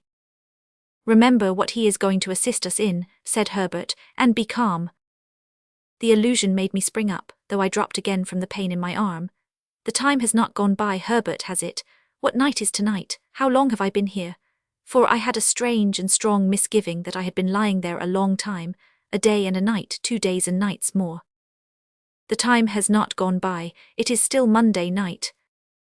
"Thank God." "And you have all tomorrow, Tuesday, to rest in," said Herbert. "But you can't help groaning, my dear Handel. What hurt have you got? Can you stand?" Yes, said I can walk. I have no hurt but in this throbbing arm." They laid it bare and did what they could. It was violently swollen and inflamed, and I could scarcely endure to have it touched. But they tore up their handkerchiefs to make fresh bandages, and carefully replaced it in the sling, until we could get to the town and obtain some cooling lotion to put upon it. In a little while we had shut the door of the dark and empty sluice house, and were passing through the quarry on our way back. Trabb's boy, Trabb's overgrown young man now, went before us with a lantern, which was the light I had seen come in at the door. But the moon was a good 2 hours higher than when I had last seen the sky, and the night, though rainy, was much lighter. The white vapour of the kiln was passing from us as we went by, and as I had thought a prayer before, I thought a thanksgiving now. Entreating Herbert to tell me how he had come to my rescue, which at first he had flatly refused to do but had insisted on my remaining quiet, I learnt that I had in my hurry dropped the letter, open, in our chambers, where he, coming home to bring with him Startup whom he had met in the street on his way to me, found it, very soon after I was gone. Its tone made him uneasy, and the more so because of the inconsistency between it and the hasty letter I had left for him, his uneasiness increasing instead of subsiding. After a quarter of an hour's consideration, he set off for the coach office with Startup, who volunteered his company, to make inquiry when the next coach went down. Finding that the afternoon coach was gone, and finding that his uneasiness grew into positive alarm as obstacles came in his way, he resolved to follow in a post-chaise. So he and Startup arrived at the Blue Boar, fully expecting there to find me or tidings of me, but finding neither, went on to Miss Havisham's, where they lost me. Hereupon they went back to the hotel, doubtless, at about the time when I was hearing the popular local version of my own story, to refresh themselves, and to get someone to guide them out upon the marshes. Among the loungers under the Boar's archway happened to be Trabb's boy, true to his ancient habit of happening to be everywhere where he had no business, and Trabb's boy had seen me passing from Miss Havisham's in the direction of my dining place. Thus Trabb's boy became their guide, and with him they went out to the sluice house, though by the town way to the marshes, which I had avoided. Now, as they went along, Herbert reflected that I might after all have been brought there on some genuine and serviceable errand tending to Provis's safety, and bethinking himself that in that case interruption must be mischievous, left his guide and Startup on the edge of the quarry, and went on by himself, and stole round the house 2 or 3 times, endeavouring to ascertain whether all was right within. As he could hear nothing but indistinct sounds of one deep rough voice, this was while my mind was so busy, he even at last began to doubt whether I was there, when suddenly I cried out loudly, and he answered the cries and rushed in, closely followed by the other 2. When I told Herbert what had passed within the house, he was for our immediately going before a magistrate in the town, late at night as it was, and getting out a warrant. But I had already considered that such a course, by detaining us there or binding us to come back, might be fatal to Provis. There was no gainsaying this difficulty, and we relinquished all thoughts of pursuing Orlick at that time. For the present, under the circumstances, we deemed it prudent to make rather light of the matter to Trabb's boy, who, I am convinced, would have been much affected by disappointment if he had known that his intervention saved me from the lime-kiln. Not that Trabb's boy was of a malignant nature, but that he had too much spare vivacity, and that it was in his constitution to want variety and excitement at anybody's expense. When we parted, I presented him with 2 guineas, which seemed to meet his views, and told him that I was sorry ever to have had an ill opinion of him, which made no impression on him at all. Wednesday being so close upon us, we determined to go back to London that night, 3 in the post-chaise, the rather as we should then be clear away before the night's adventure began to be talked of. Herbert got a large bottle of stuff for my arm, and by dint of having this stuff dropped over it all the night through, I was just able to bear its pain on the journey. It was daylight when we reached the temple, and I went at once to bed and lay in bed all day. My terror as I lay there of falling ill and being unfitted for tomorrow was so besetting that I wonder it did not disable me of itself. It would have done so, pretty surely, in conjunction with the mental wear and tear I had suffered, but for the unnatural strain upon me that tomorrow was, so anxiously looked forward to, charged with such consequences, its results so impenetrably hidden, though so near. No precaution could have been more obvious than our refraining from communication with him that day, yet this again increased my restlessness.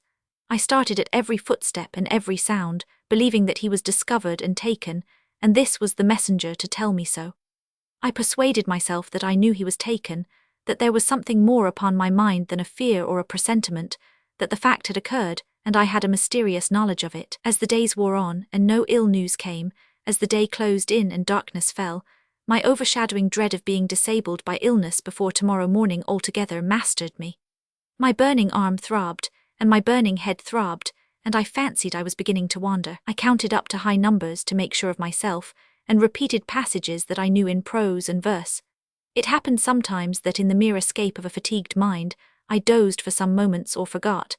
Then I would say to myself with a start, "Now it has come, and I am turning delirious." They kept me very quiet all day, and kept my arm constantly dressed, and gave me cooling drinks. Whenever I fell asleep, I awoke with the notion I had had in the sluice house, that a long time had elapsed and the opportunity to save him was gone. About midnight I got out of bed and went to Herbert, with the conviction that I had been asleep for 24 hours, and that Wednesday was past. It was the last self-exhausting effort of my fretfulness, for after that I slept soundly. Wednesday morning was dawning when I looked out of window. The winking lights upon the bridges were already pale, the coming sun was like a marsh of fire on the horizon. The river, still dark and mysterious, was spanned by bridges that were turning coldly grey, with here and there at top a warm touch from the burning in the sky. As I looked along the clustered roofs, with church towers and spires shooting into the unusually clear air, the sun rose up, and a veil seemed to be drawn from the river, and millions of sparkles burst out upon its waters. From me too, a veil seemed to be drawn, and I felt strong and well.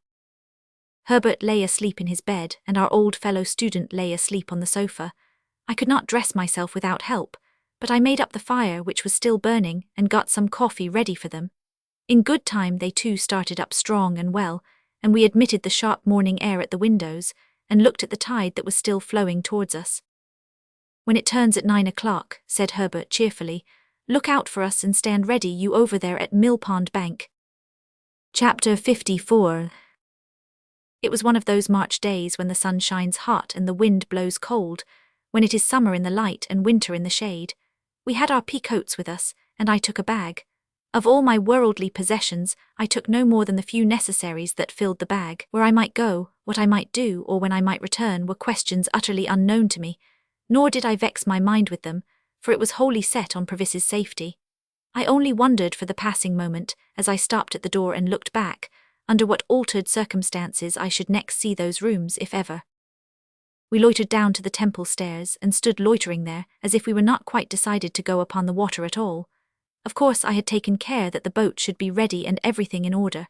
After a little show of indecision, which there were none to see but the 2 or 3 amphibious creatures belonging to our temple stairs, we went on board and cast off, Herbert in the bow, I steering.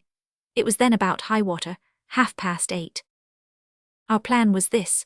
The tide beginning to run down at 9, and being with us until 3, we intended still to creep on after it had turned, and row against it until dark. We should then be well in those long reaches below Gravesend, between Kent and Essex, where the river is broad and solitary, where the waterside inhabitants are very few, and where lone public houses are scattered here and there, of which we could choose one for a resting place. There we meant to lie by all night. The steamer for Hamburg and the steamer for Rotterdam would start from London at about 9 on Thursday morning. We should know at what time to expect them, according to where we were, and would hail the first, so that, if by any accident we were not taken abroad, we should have another chance. We knew the distinguishing marks of each vessel. The relief of being at last engaged in the execution of the purpose was so great to me that I felt it difficult to realize the condition in which I had been a few hours before. The crisp air, the sunlight, the movement on the river and the moving river itself, the road that ran with us, seeming to sympathize with us, animate us and encourage us on, freshened me with new hope. I felt mortified to be of so little use in the boat, but there were few better oarsmen than my two friends, and they rowed with a steady stroke that was to last all day. At that time the steam traffic on the Thames was far below its present extent, and watermen's boats were far more numerous. Of barges, sailing colliers and coasting traders there were perhaps as many as now, but of steamships, great and small, not a tithe or a 20th part so many. Early as it was, there were plenty of scullers going here and there that morning, and plenty of barges dropping down with the tide. The navigation of the river between bridges in an open boat was a much easier and commoner matter in those days than it is in these, and we went ahead among many skiffs and wherries briskly. Old London Bridge was soon passed, and old Billingsgate Market with its oyster boats and Dutchmen, and the White Tower and Traitor's Gate, and we were in among the tiers of shipping. Here were the Leith, Aberdeen and Glasgow steamers, loading and unloading goods, and looking immensely high out of the water as we passed alongside. Here were colliers by the score and score, with the coal whippers plunging off stages on deck, as counterweights to measures of coal swinging up, which were then rattled over the side into barges. Here at her moorings was tomorrow's steamer for Rotterdam, of which we took good notice, and here tomorrow's for Hamburg, under whose bowsprit we crossed. And now I, sitting in the stern, could see, with a faster beating heart, Mill Pond Bank and Mill Pond Stairs. "Is he there?" said Herbert. "Not yet." "Right, he was not to come down till he saw us. Can you see his signal?" "Not well from here, but I think I see it. Now I see him pull both, easy Herbert, oars." We touched the stairs lightly for a single moment, and he was on board and we were off again. He had a boat cloak with him, and a black canvas bag, and he looked as like a river pilot as my heart could have wished. "Dear boy," he said, putting his arm on my shoulder as he took his seat. "Faithful dear boy, well done, thank I, thank I." Again among the tiers of shipping, in and out, avoiding rusty chain cables, frayed hempen hawsers and bobbing buoys, sinking for the moment floating broken baskets, scattering floating chips of wood and shaving, cleaving floating scum of coal in and out, under the figurehead of the John of Sunderland making a speech to the winds, as is done by many Johns, and the Betsy of Yarmouth with a firm formality of bosom and her knobby eyes starting 2 inches out of her head. In and out, hammers going in shipbuilders' yards, saws going at timber, clashing engines going at things unknown, pumps going in leaky ships, capstans going, ships going out to sea, and unintelligible sea creatures roaring curses over the bulwarks at respondent lightermen in and out at last upon the clearer river, where the ship's boys might take their fenders in, no longer fishing in troubled waters with them over the side, and where the festooned sails might fly out to the wind. At the stairs where we had taken him abroad, and ever since I had looked warily for any token of our being suspected, I had seen none. We certainly had not been, and at that time as certainly we were not either attended or followed by any boat. If we had been waited on by any boat, I should have run into shore, and have obliged her to go on, or to make her purpose evident. But we held our own without any appearance of molestation.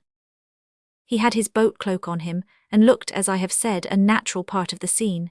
It was remarkable, but perhaps the wretched life he had led accounted for it, that he was the least anxious of any of us. He was not indifferent, for he told me that he hoped to live to see his gentleman one of the best of gentlemen in a foreign country. He was not disposed to be passive or resigned as I understood it, but he had no notion of meeting danger halfway. When it came upon him, he confronted it, but it must come before he troubled himself. "If you know, dear boy," he said to me, "what it is to sit here a longer, my dear boy, and have my smoke, arter having been day by day betwixt 4 walls, you'd envy me, but you don't know what it is." "I think I know the delights of freedom," I answered. "Ah," said he, shaking his head gravely, "but you don't know it equal to me. You must have been under lock and key, dear boy, to know it equal to me, but I ain't going to be low." It occurred to me as inconsistent that, for any mastering idea, he should have endangered his freedom, and even his life.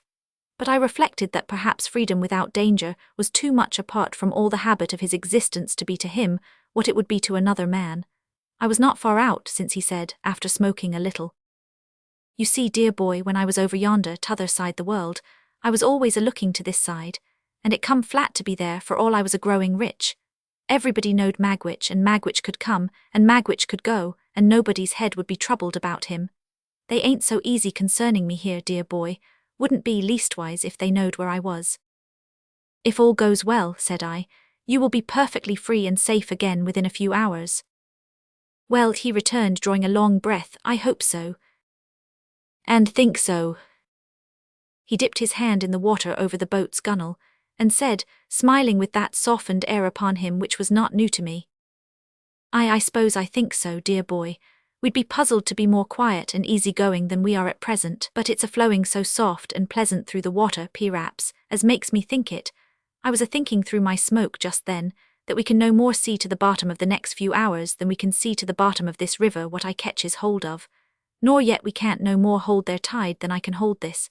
And it's run through my fingers and gone, you see," holding up his dripping hand.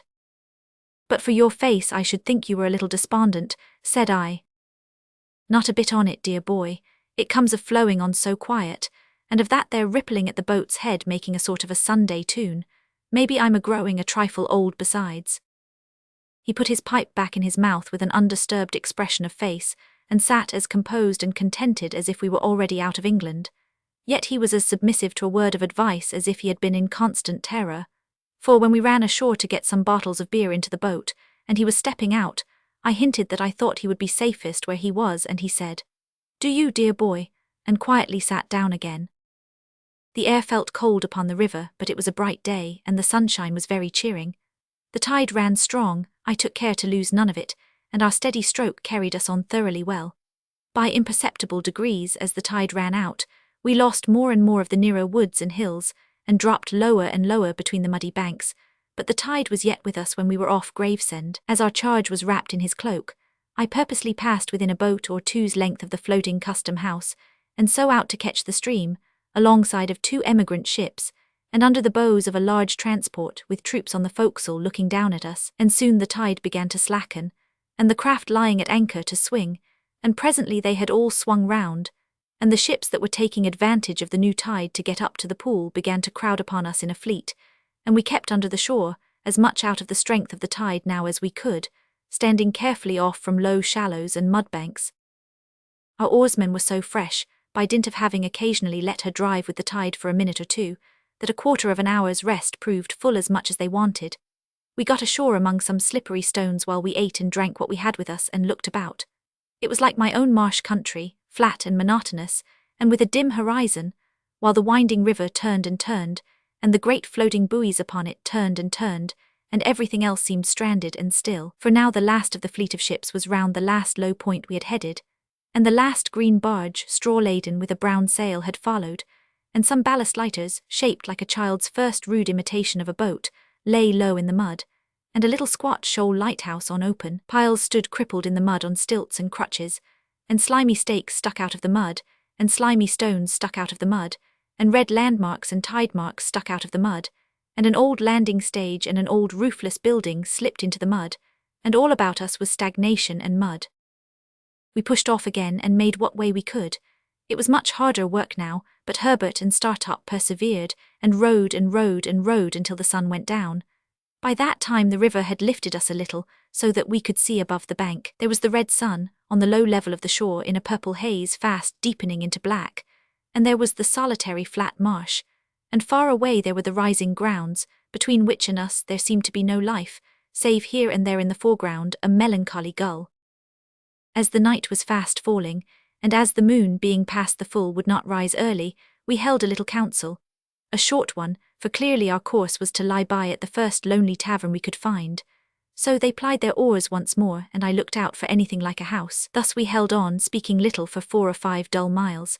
It was very cold, and a collier coming by us with her galley fire smoking and flaring looked like a comfortable home. The night was as dark by this time as it would be until morning, and what light we had seemed to come more from the river than the sky, as the oars in their dipping struck at a few reflected stars. At this dismal time we were evidently all possessed by the idea that we were followed. As the tide made, it flapped heavily at irregular intervals against the shore, and whenever such a sound came, one or other of us was sure to start and look in that direction. Here and there the set of the current had worn down the bank into a little creek, and we were all suspicious of such places and eyed them nervously. Sometimes, "What was that ripple?" one of us would say in a low voice, or another, "Is that a boat yonder?" And afterwards we would fall into a dead silence, and I would sit impatiently thinking with what an unusual amount of noise the oars worked in the thowels. At length we descried a light and a roof, and presently afterwards ran alongside a little causeway made of stones that had been picked up hard by. Leaving the rest in the boat, I stepped ashore, and found the light to be in a window of a public house. It was a dirty place enough, and I dare say not unknown to smuggling adventurers, but there was a good fire in the kitchen, and there were eggs and bacon to eat and various liquors to drink. Also there were 2 double-bedded rooms, such as they were, the landlord said. No other company was in the house than the landlord, his wife, and a grizzled male creature, the Jack of the little causeway, who was as slimy and smeary as if he had been low-water mark too. With this assistant I went down to the boat again, and we all came ashore and brought out the oars and rudder and boat-hook and all else, and hauled her up for the night. We made a very good meal by the kitchen fire, and then apportioned the bedrooms. Herbert and Startup were to occupy one, I and our charge the other. We found the air as carefully excluded from both, as if air were fatal to life, and there were more dirty clothes and bandboxes under the beds than I should have thought the family possessed, but we considered ourselves well off, notwithstanding, for a more solitary place we could not have found. While we were comforting ourselves by the fire after our meal, the Jack, who was sitting in a corner, and who had a bloated pair of shoes on, which he had exhibited while we were eating our eggs and bacon, as interesting relics that he had taken a few days ago from the feet of a drowned seaman washed ashore, asked me if we had seen a 4-oared galley going up with the tide. When I told him no, he said she must have gone down then, and yet she took up too, when she left there. They must ha thought better on't for some reason or another, said the Jack, and gone down. A 4-oared galley, did you say? Said I. A 4, said the Jack, and 2 sitters. Did they come ashore here? They put in with a stone 2-gallon jar for some beer. I'd ha been glad to piss in the beer myself, said the Jack, or put some rattling physic in it. Why?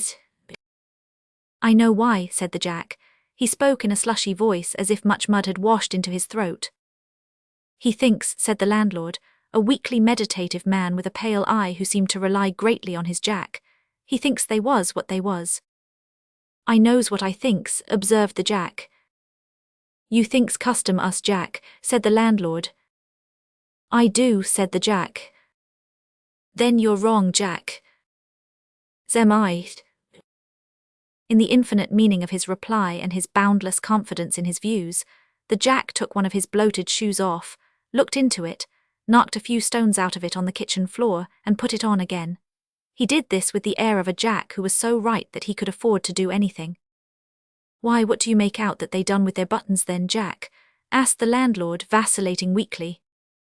Done with their buttons, returned the Jack. Chucked 'em overboard, swallowed 'em, sewed 'em to come up small salad, done with their buttons. Don't be cheeky, Jack, remonstrated the landlord in a melancholy and pathetic way. A custom us officer knows what to do with his buttons, said the Jack, repeating the obnoxious word with the greatest contempt, when they comes betwixt him and his own light. A 4 and 2 sitters don't go hanging and hovering, up with one tide and down with another, and both with and against another, without there being custom us at the bottom of it. Saying which he went out in disdain, and the landlord, having no one to reply upon, found it impracticable to pursue the subject. This dialogue made us all uneasy, and me very uneasy.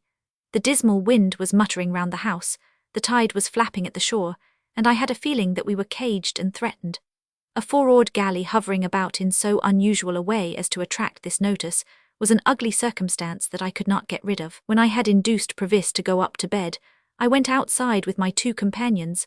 Startup by this time knew the state of the case, and held another council whether we should remain at the house until near the steamer's time, which would be about 1 in the afternoon, or whether we should put off early in the morning, was the question we discussed. On the whole, we deemed it the better course to lie where we were, until within an hour or so of the steamer's time, and then to get out in her track, and drift easily with the tide. Having settled to do this, we returned into the house and went to bed. I lay down with the greater part of my clothes on and slept well for a few hours. When I awoke, the wind had risen, and the sign of the house, the ship, was creaking and banging about, with noises that startled me.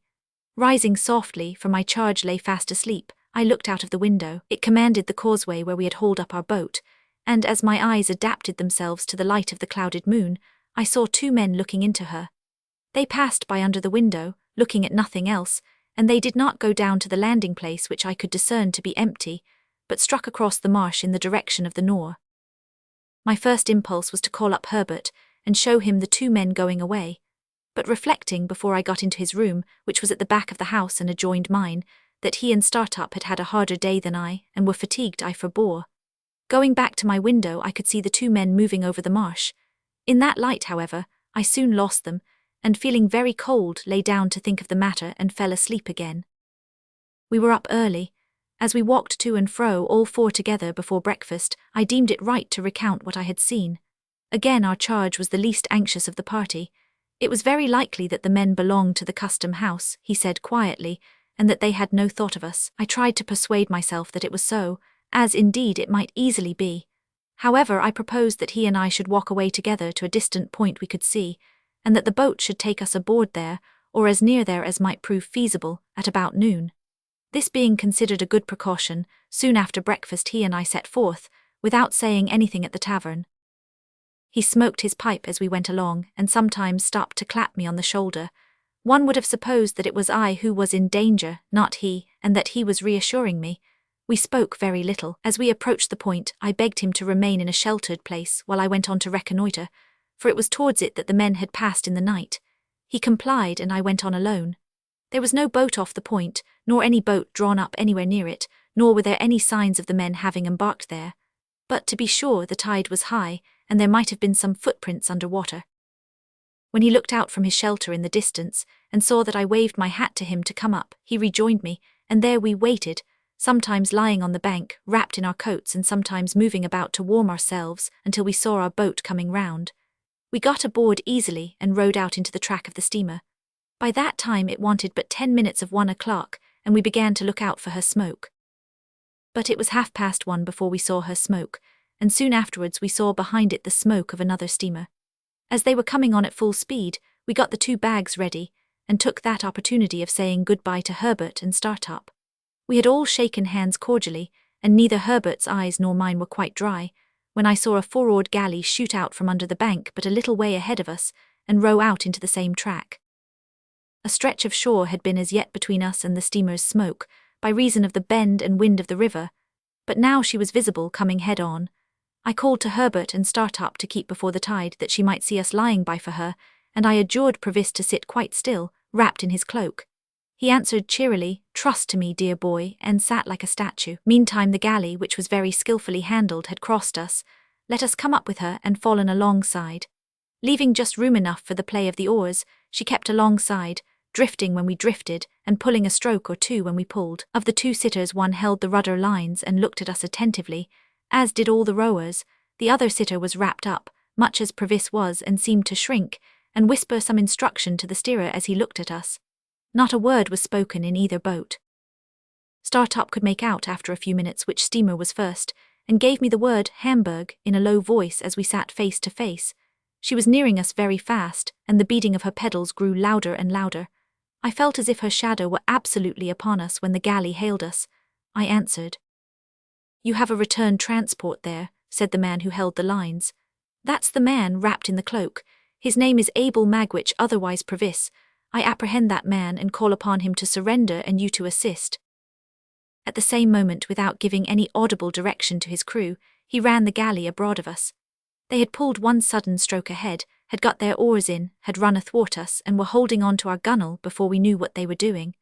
This caused great confusion on board the steamer, and I heard them calling to us, and heard the order given to stop the paddles, and heard them stop, but felt her driving down upon us irresistibly. In the same moment, I saw the steersman of the galley lay his hand on his prisoner's shoulder, and saw that both boats were swinging round with the force of the tide, and saw that all hands on board the steamer were running forward quite frantically. Still in the same moment I saw the prisoner start up, lean across his captor and pull the cloak from the neck of the shrinking sitter in the galley. Still in the same moment I saw that the face disclosed was the face of the other convict of long ago. Still in the same moment I saw the face tilt backward with a white terror on it that I shall never forget, and heard a great cry on board the steamer and a loud splash in the water, and felt the boat sink from under me. It was but for an instant that I seemed to struggle with 1,000 millwears and 1,000 flashes of light. That instant past, I was taken on board the galley. Herbert was there and Startup was there, but our boat was gone and the 2 convicts were gone. What with the cries aboard the steamer, and the furious blowing off of her steam, and her driving on and our driving on, I could not at first distinguish sky from water or shore from shore. But the crew of the galley righted her with great speed, and pulling certain swift strong strokes ahead, lay upon their oars, every man looking silently and eagerly at the water astern. Presently a dark object was seen in it bearing towards us on the tide. No man spoke, but the steersman held up his hand, and all softly backed water and kept the boat straight and true before it. As it came nearer, I saw it to be Magwitch, swimming but not swimming freely. He was taken on board, and instantly manacled at the wrists and ankles. The galley was kept steady, and the silent, eager lookout at the water was resumed. But the Rotterdam steamer now came up, and apparently not understanding what had happened, came on at speed. By the time she had been hailed and stopped, both steamers were drifting away from us, and we were rising and falling in a troubled wake of water. The lookout was kept, long after all was still again and the 2 steamers were gone, but everybody knew that it was hopeless now. At length we gave it up, and pulled under the shore towards the tavern we had lately left, where we were received with no little surprise. Here I was able to get some comforts for Magwitch, Provis no longer, who had received some very severe injury in the chest and a deep cut in the head. He told me that he believed himself to have gone under the keel of the steamer, and to have been struck on the head in rising.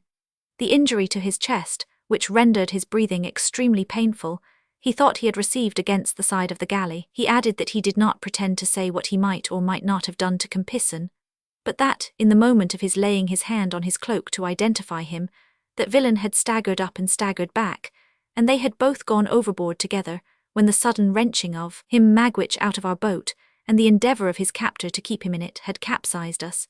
He told me in a whisper that they had gone down fiercely locked in each other's arms, and that there had been a struggle under water, and that he had disengaged himself, struck out, and swum away.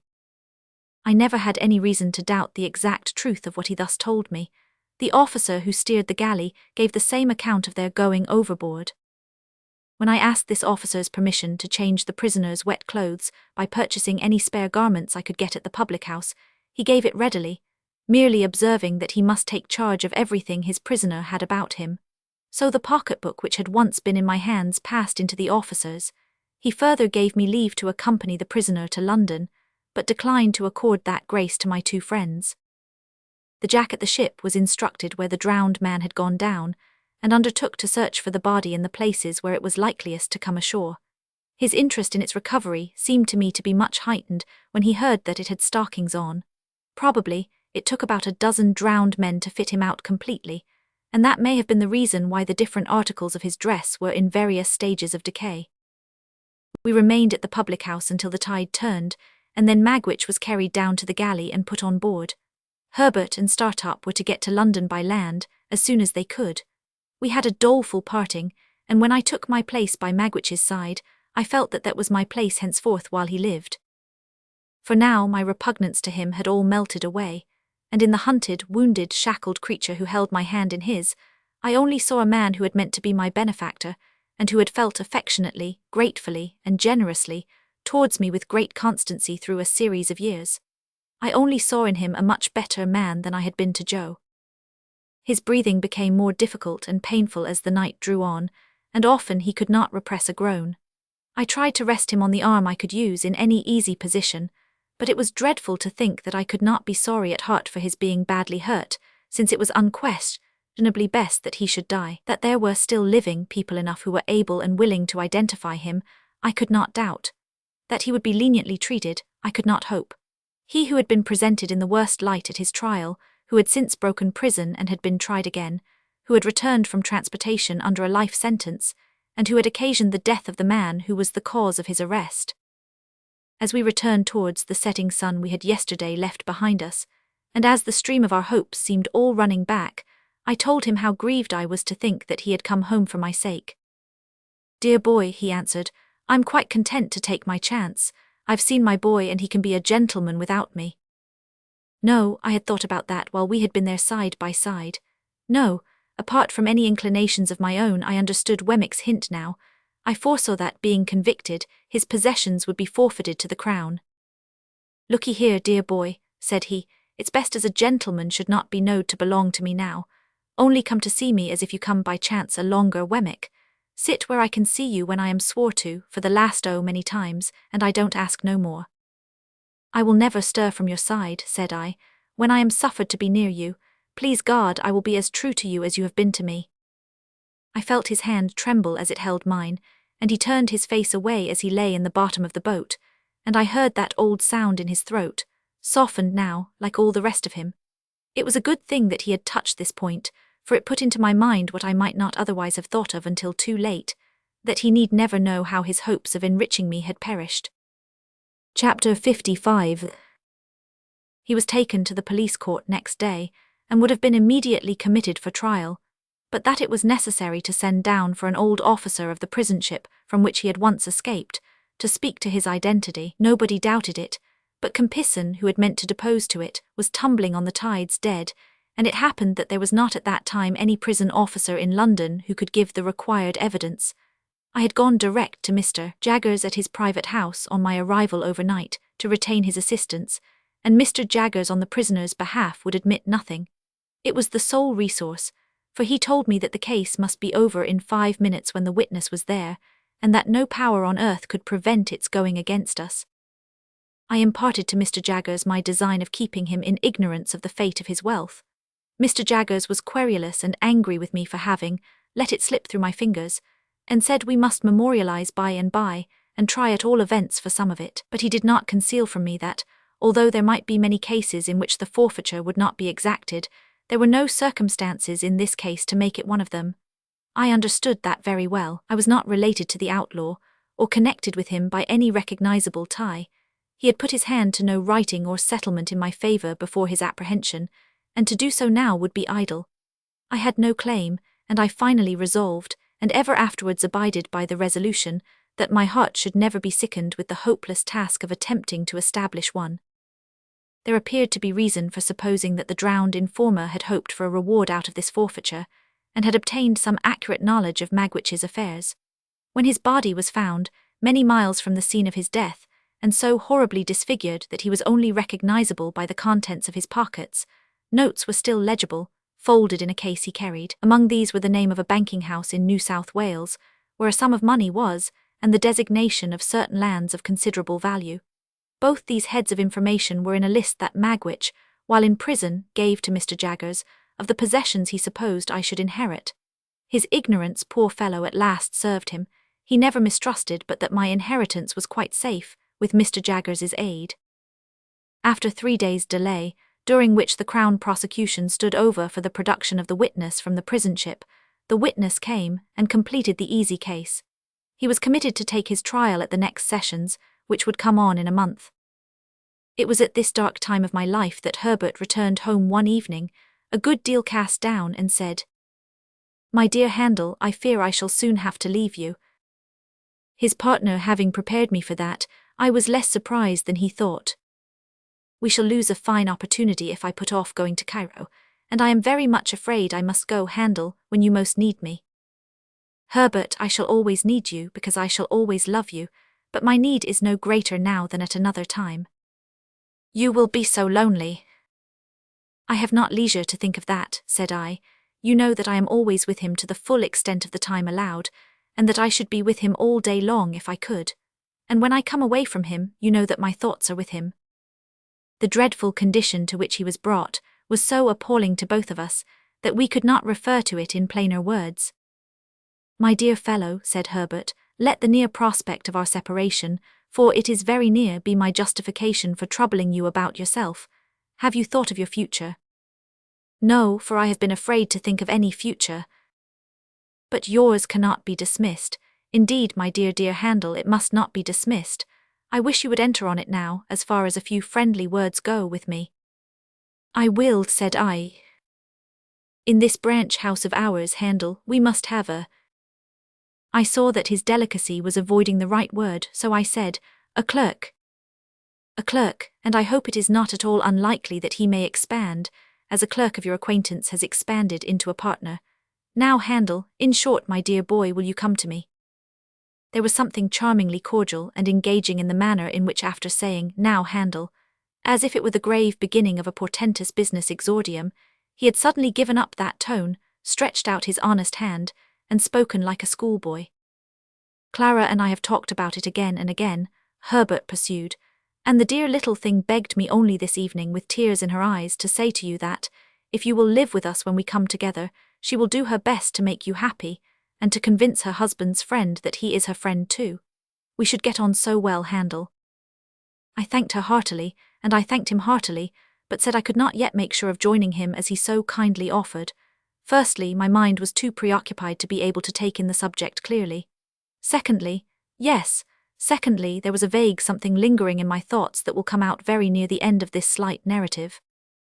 But if you thought, Herbert, that you could, without doing any injury to your business, leave the question open for a little while. For any while, cried Herbert, 6 months, a year. Not so long as that, said I, 2 or 3 months at most. Herbert was highly delighted when we shook hands on this arrangement, and said he could now take courage to tell me that he believed he must go away at the end of the week. And Clara, said I. The dear little thing, returned Herbert, holds dutifully to her father as long as he lasts, but he won't last long. Mrs. Wimple confides to me that he is certainly going. Not to say an unfeeling thing, said I, he cannot do better than go. I'm afraid that must be admitted, said Herbert, and then I shall come back for the dear little thing, and the dear little thing and I will walk quietly into the nearest church. Remember, the blessed darling comes of no family, my dear Handel, and never looked into the red book, and hasn't a notion about her grandpapa. What a fortune for the son of my mother. On the Saturday in that same week I took my leave of Herbert, full of bright hope but sad and sorry to leave me, as he sat on one of the seaport mail coaches. I went into a coffee house to write a little note to Clara, telling her he had gone off, sending his love to her over and over again, and then went to my lonely home, if it deserved the name, for it was now no home to me and I had no home anywhere. On the stairs I encountered Wemmick, who was coming down, after an unsuccessful application of his knuckles to my door. I had not seen him alone since the disastrous issue of the attempted flight, and he had come, in his private and personal capacity, to say a few words of explanation in reference to that failure. The late Compison, said Wemmick, had by little and little got at the bottom of half of the regular business now transacted, and it was from the talk of some of his people in trouble, some of his people being always in trouble, that I heard what I did. I kept my ears open, seeming to have them shut, until I heard that he was absent, and I thought that would be the best time for making the attempt. I can only suppose now that it was a part of his policy, as a very clever man, habitually to deceive his own instruments. You don't blame me, I hope, Mr. Pip. I am sure I tried to serve you with all my heart. I am as sure of that, Wemmick, as you can be, and I thank you most earnestly for all your interest and friendship. Thank you very much. It's a bad job, said Wemmick, scratching his head, and I assure you I haven't been so cut up for a long time. What I look at is the sacrifice of so much portable property. Dear me. What I think of, Wemmick, is the poor owner of the property. Yes, to be sure, said Wemmick. Of course there can be no objection to your being sorry for him, and I'd put down a £5 note myself to get him out of it. But what I look at is this. The late Compison having been beforehand with him in intelligence of his return, and being so determined to bring him to book, I do not think he could have been saved. Whereas the portable property certainly could have been saved. That's the difference between the property and the owner, don't you see? I invited Wemmick to come upstairs and refresh himself with a glass of grog before walking to Walworth. He accepted the invitation. While he was drinking his moderate allowance, he said, with nothing to lead up to it, and after having appeared rather fidgety, "What do you think of my meaning to take a holiday on Monday, Mr. Pip?" "Why, I suppose you have not done such a thing these 12 months. "These 12 years more likely," said Wemmick. "Yes, I'm going to take a holiday. More than that, I'm going to take a walk. More than that, I'm going to ask you to take a walk with me. I was about to excuse myself, as being but a bad companion just then, when Wemmick anticipated me. I know your engagements, said he, and I know you are out of sorts, Mr. Pip, but if you could oblige me I should take it as a kindness. It ain't a long walk and it's an early one. Say it might occupy you, including breakfast on the walk, from 8 to 12. Couldn't you stretch a point and manage it? He had done so much for me at various times that this was very little to do for him. I said I could manage it, would manage it, and he was so very much pleased by my acquiescence that I was pleased too. At his particular request, I appointed to call for him at the castle at 8:30 on Monday morning, and so we parted for the time. Punctual to my appointment, I rang at the castle gate on the Monday morning and was received by Wemmick himself, who struck me as looking tighter than usual, and having a sleeker hat on. Within, there were 2 glasses of rum and milk prepared and 2 biscuits. The aged must have been stirring with the lark, for, glancing into the perspective of his bedroom, I observed that his bed was empty. When we had fortified ourselves with the rum and milk and biscuits, and were going out for the walk with that training preparation on us, I was considerably surprised to see Wemmick take up a fishing rod and put it over his shoulder. "Why, we are not going fishing," said I. "No," returned Wemmick, "but I like to walk with one." I thought this odd, however I said nothing and we set off. We went towards Camberwell Green, and when we were thereabouts Wemmick said suddenly, "Halloa, here's a church." There was nothing very surprising in that, but again I was rather surprised when he said, as if he were animated by a brilliant idea, "Let's go in." We went in, Wemmick leaving his fishing rod in the porch, and looked all round. In the meantime, Wemmick was diving into his coat pockets and getting something out of paper there. "Halloa," said he, "here's a couple of pair of gloves, let's put 'em on." As the gloves were white kid gloves, and as the post office was widened to its utmost extent, I now began to have my strong suspicions. They were strengthened into certainty when I beheld the aged enter at a side door, escorting a lady. "Halloa," said Wemmick, "here's Miss Skiffins, let's have a wedding." That discreet damsel was attired as usual, except that she was now engaged in substituting for her green kid gloves a pair of white. The aged was likewise occupied in preparing a similar sacrifice for the altar of Hymen. The old gentleman, however, experienced so much difficulty in getting his gloves on, that Wemmick found it necessary to put him with his back against a pillar, and then to get behind the pillar himself and pull away at them, while I for my part held the old gentleman round the waist, that he might present an equal and safe resistance. By dint of this ingenious scheme, his gloves were got on to perfection. The clerk and clergyman then appearing, we were ranged in order at those fatal rails.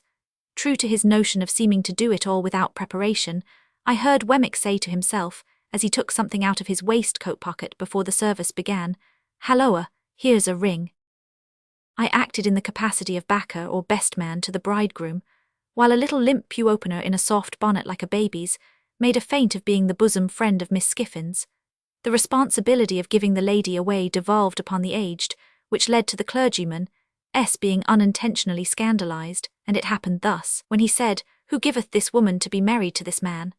The old gentleman, not in the least knowing what point of the ceremony we had arrived at, stood most amiably beaming at the 10 Commandments, upon which the clergyman said again, "Who giveth this woman to be married to this man?" The old gentleman being still in a state of most estimable unconsciousness, the bridegroom cried out in his accustomed voice, "Now aged P, you know, who giveth?" To which the aged replied with great briskness, before saying that he gave, "All right, John, all right, my boy." And the clergyman came to so gloomy a pause upon it that I had doubts for the moment whether we should get completely married that day. It was completely done, however, and when we were going out of church Wemmick took the cover off the font, and put his white gloves in it and put the cover on again. Mrs. Wemmick, more heedful of the future, put her white gloves in her pocket and assumed her green. "Now, Mr. Pip," said Wemmick, triumphantly shouldering the fishing rod as we came out, "let me ask you whether anybody would suppose this to be a wedding party." Breakfast had been ordered at a pleasant little tavern, a mile or so away upon the rising ground beyond the green, and there was a bagatelle board in the room, in case we should desire to unbend our minds after the solemnity. It was pleasant to observe that Mrs. Wemmick no longer unwound Wemmick's arm when it adapted itself to her figure, but sat in a high-backed chair against the wall, like a violoncello in its case, and submitted to be embraced as that melodious instrument might have done. We had an excellent breakfast, and when anyone declined anything on table, Wemmick said, "Provided by contract, you know, don't be afraid of it." I drank to the new couple, drank to the aged, drank to the castle, saluted the bride at parting, and made myself as agreeable as I could. Wemmick came down to the door with me, and I again shook hands with him and wished him joy. "Thank ye," said Wemmick, rubbing his hands. "She's such a manager of fowls you have no idea. You shall have some eggs and judge for yourself. I say, Mr. Pip," calling me back and speaking low, "this is altogether a Walworth sentiment, please." "I understand, not to be mentioned in Little Britain," said I. Wemmick nodded. "After what you let out the other day, Mr. Jaggers may as well not know of it. He might think my brain was softening or something of the kind." Chapter 56. He lay in prison very ill during the whole interval between his committal for trial and the coming round of the sessions. He had broken 2 ribs, they had wounded one of his lungs, and he breathed with great pain and difficulty which increased daily. It was a consequence of his hurt that he spoke so low as to be scarcely audible, therefore he spoke very little. But he was ever ready to listen to me, and it became the first duty of my life to say to him, and read to him, what I knew he ought to hear. Being far too ill to remain in the common prison, he was removed after the first day or so into the infirmary. This gave me opportunities of being with him that I could not otherwise have had, and but for his illness he would have been put in irons, for he was regarded as a determined prison breaker, and I know not what else. Although I saw him every day, it was for only a short time. Hence, the regularly recurring spaces of our separation were long enough to record on his face any slight changes that occurred in his physical state. I do not recollect that I once saw any change in it for the better. He wasted, and became slowly weaker and worse day by day, from the day when the prison door closed upon him. The kind of submission or resignation that he showed was that of a man who was tired out. I sometimes derived an impression, from his manner or from a whispered word or two which escaped him, that he pondered over the question whether he might have been a better man under better circumstances. But he never justified himself by a hint tending that way, or tried to bend the past out of its eternal shape. It happened on 2 or 3 occasions in my presence that his desperate reputation was alluded to by one or other of the people in attendance on him. A smile crossed his face then, and he turned his eyes on me with a trustful look, as if he were confident that I had seen some small redeeming touch in him, even so long ago as when I was a little child. As to all the rest, he was humble and contrite, and I never knew him complain. When the sessions came round, Mr. Jaggers caused an application to be made for the postponement of his trial until the following sessions. It was obviously made with the assurance that he could not live so long, and was refused. The trial came on at once, and when he was put to the bar he was seated in a chair. No objection was made to my getting close to the dock, on the outside of it, and holding the hand that he stretched forth to me. The trial was very short and very clear. Such things as could be said for him were said, how he had taken to industrious habits, and had thriven lawfully and reputably. But nothing could unsay the fact that he had returned, and was there in presence of the judge and jury. It was impossible to try him for that, and do otherwise than find him guilty. At that time it was the custom, as I learnt from my terrible experience of that sessions, to devote a concluding day to the passing of sentences, and to make a finishing effect with the sentence of death. But for the indelible picture that my remembrance now holds before me, I could scarcely believe, even as I write these words, that I saw 32 men and women put before the judge to receive that sentence together. Foremost among the 32 was he, seated that he might get breath enough to keep life in him. The whole scene starts out again in the vivid colours of the moment, down to the drops of April rain on the windows of the court, glittering in the rays of April sun. Penned in the dark as I again stood outside it at the corner with his hand in mine, were the 32 men and women, some defiant, some stricken with terror, some sobbing and weeping, some covering their faces, some staring gloomily about. There had been shrieks from among the women convicts, but they had been stilled and a hush had succeeded. The sheriffs with their great chains and nosegays, other civic gewgaws and monsters, criers, ushers, a great gallery full of people, a large theatrical audience, looked on as the 32 and the judge were solemnly confronted.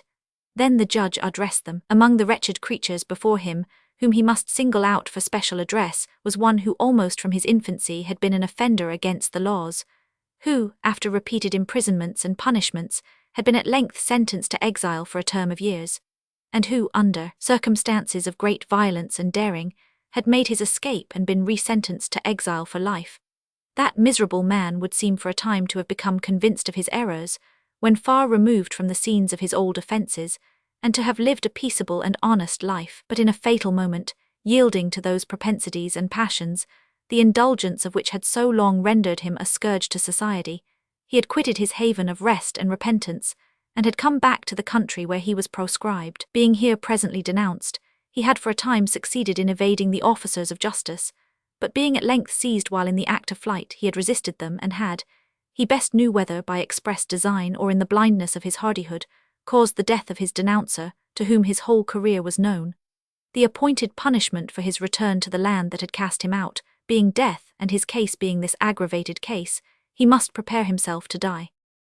The sun was striking in at the great windows of the court, through the glittering drops of rain upon the glass, and it made a broad shaft of light between the 32 and the judge, linking both together, and perhaps reminding some among the audience how both were passing on, with absolute equality, to the greater judgment that knoweth all things and cannot err.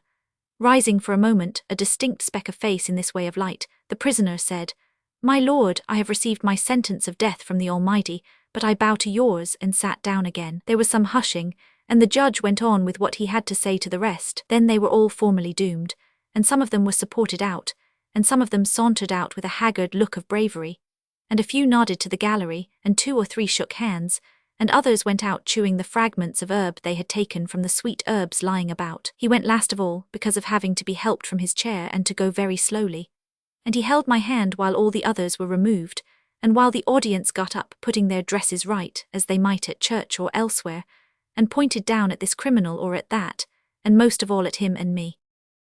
I earnestly hoped and prayed that he might die before the recorder's report was made, but in the dread of his lingering on, I began that night to write out a petition to the Home Secretary of State, setting forth my knowledge of him, and how it was that he had come back for my sake. I wrote it as fervently and pathetically as I could, and when I had finished it and sent it in, I wrote out other petitions to such men in authority as I hoped were the most merciful, and drew up one to the Crown itself. For several days and nights after he was sentenced, I took no rest except when I fell asleep in my chair, but was wholly absorbed in these appeals. And after I had sent them in, I could not keep away from the places where they were, but felt as if they were more hopeful and less desperate when I was near them. In this unreasonable restlessness and pain of mind, I would roam the streets of an evening, wandering by those offices and houses where I had left the petitions. To the present hour, the weary western streets of London on a cold, dusty spring night, with their ranges of stern, shut-up mansions and their long rows of lamps, are melancholy to me from this association. The daily visits I could make him were shortened now, and he was more strictly kept. Seeing, or fancying, that I was suspected of an intention of carrying poison to him, I asked to be searched before I sat down at his bedside, and told the officer who was always there that I was willing to do anything that would assure him of the singleness of my designs. Nobody was hard with him or with me. There was duty to be done, and it was done, but not harshly. The officer always gave me the assurance that he was worse, and some other sick prisoners in the room, and some other prisoners who attended on them as sick nurses, malefactors but not incapable of kindness, God be thanked, always joined in the same report. As the days went on, I noticed more and more that he would lie placidly looking at the white ceiling, with an absence of light in his face, until some word of mine brightened it for an instant, and then it would subside again. Sometimes he was almost or quite unable to speak, then he would answer me with slight pressures on my hand, and I grew to understand his meaning very well. The number of the days had risen to 10, when I saw a greater change in him than I had seen yet. His eyes were turned towards the door, and lighted up as I entered. "Dear boy," he said as I sat down by his bed, "I thought you was late, but I knowed you couldn't be that." "It is just the time," said I waited for it at the gate." "You always waits at the gate, don't you, dear boy?" "Yes, not to lose a moment of the time." "Thanky, dear boy, thanky, God bless you. You've never deserted me, dear boy." I pressed his hand in silence, for I could not forget that I had once meant to desert him. "And what's the best of all," he said, "you've been more comfortable a longer me since I was under a dark cloud than when the sun shone. That's best of all." He lay on his back, breathing with great difficulty. Do what he would and love me though he did, the light left his face ever and again, and a film came over the placid look at the white ceiling. "Are you in much pain today?" "I don't complain of none, dear boy." You never do complain." He had spoken his last words. He smiled, and I understood his touch to mean that he wished to lift my hand and lay it on his breast. I laid it there, and he smiled again and put both his hands upon it. The allotted time ran out while we were thus, but looking round I found the governor of the prison standing near me, and he whispered, "You needn't go yet." I thanked him gratefully and asked, "Might I speak to him if he can hear me?" The governor stepped aside and beckoned the officer away. The change, though it was made without noise, drew back the film from the placid look at the white ceiling, and he looked most affectionately at me. "Dear Magwitch, I must tell you now at last, you understand what I say." A gentle pressure on my hand. "You had a child once whom you loved and lost." A stronger pressure on my hand. "She lived and found powerful friends. She is living now. She is a lady and very beautiful, and I love her." With a last faint effort, which would have been powerless but for my yielding to it and assisting it, he raised my hand to his lips. Then he gently let it sink upon his breast again, with his own hands lying on it. The placid look at the white ceiling came back and passed away, and his head dropped quietly on his breast. Mindful then of what we had read together, I thought of the 2 men who went up into the temple to pray, and I knew there were no better words that I could say beside his bed than, "O Lord, be merciful to him a sinner." Chapter 57. Now that I was left wholly to myself, I gave notice of my intention to quit the chambers in the temple as soon as my tenancy could legally determine, and in the meanwhile to underlet them. At once I put bills up in the windows, for I was in debt and had scarcely any money, and began to be seriously alarmed by the state of my affairs. I ought rather to write that I should have been alarmed if I had had energy and concentration enough to help me to the clear perception of any truth, beyond the fact that I was falling very ill. The late stress upon me had enabled me to put off illness, but not to put it away. I knew that it was coming on me now, and I knew very little else, and was even careless as to that. For a day or 2 I lay on the sofa or on the floor, anywhere, according as I happened to sink down, with a heavy head and aching limbs and no purpose and no power.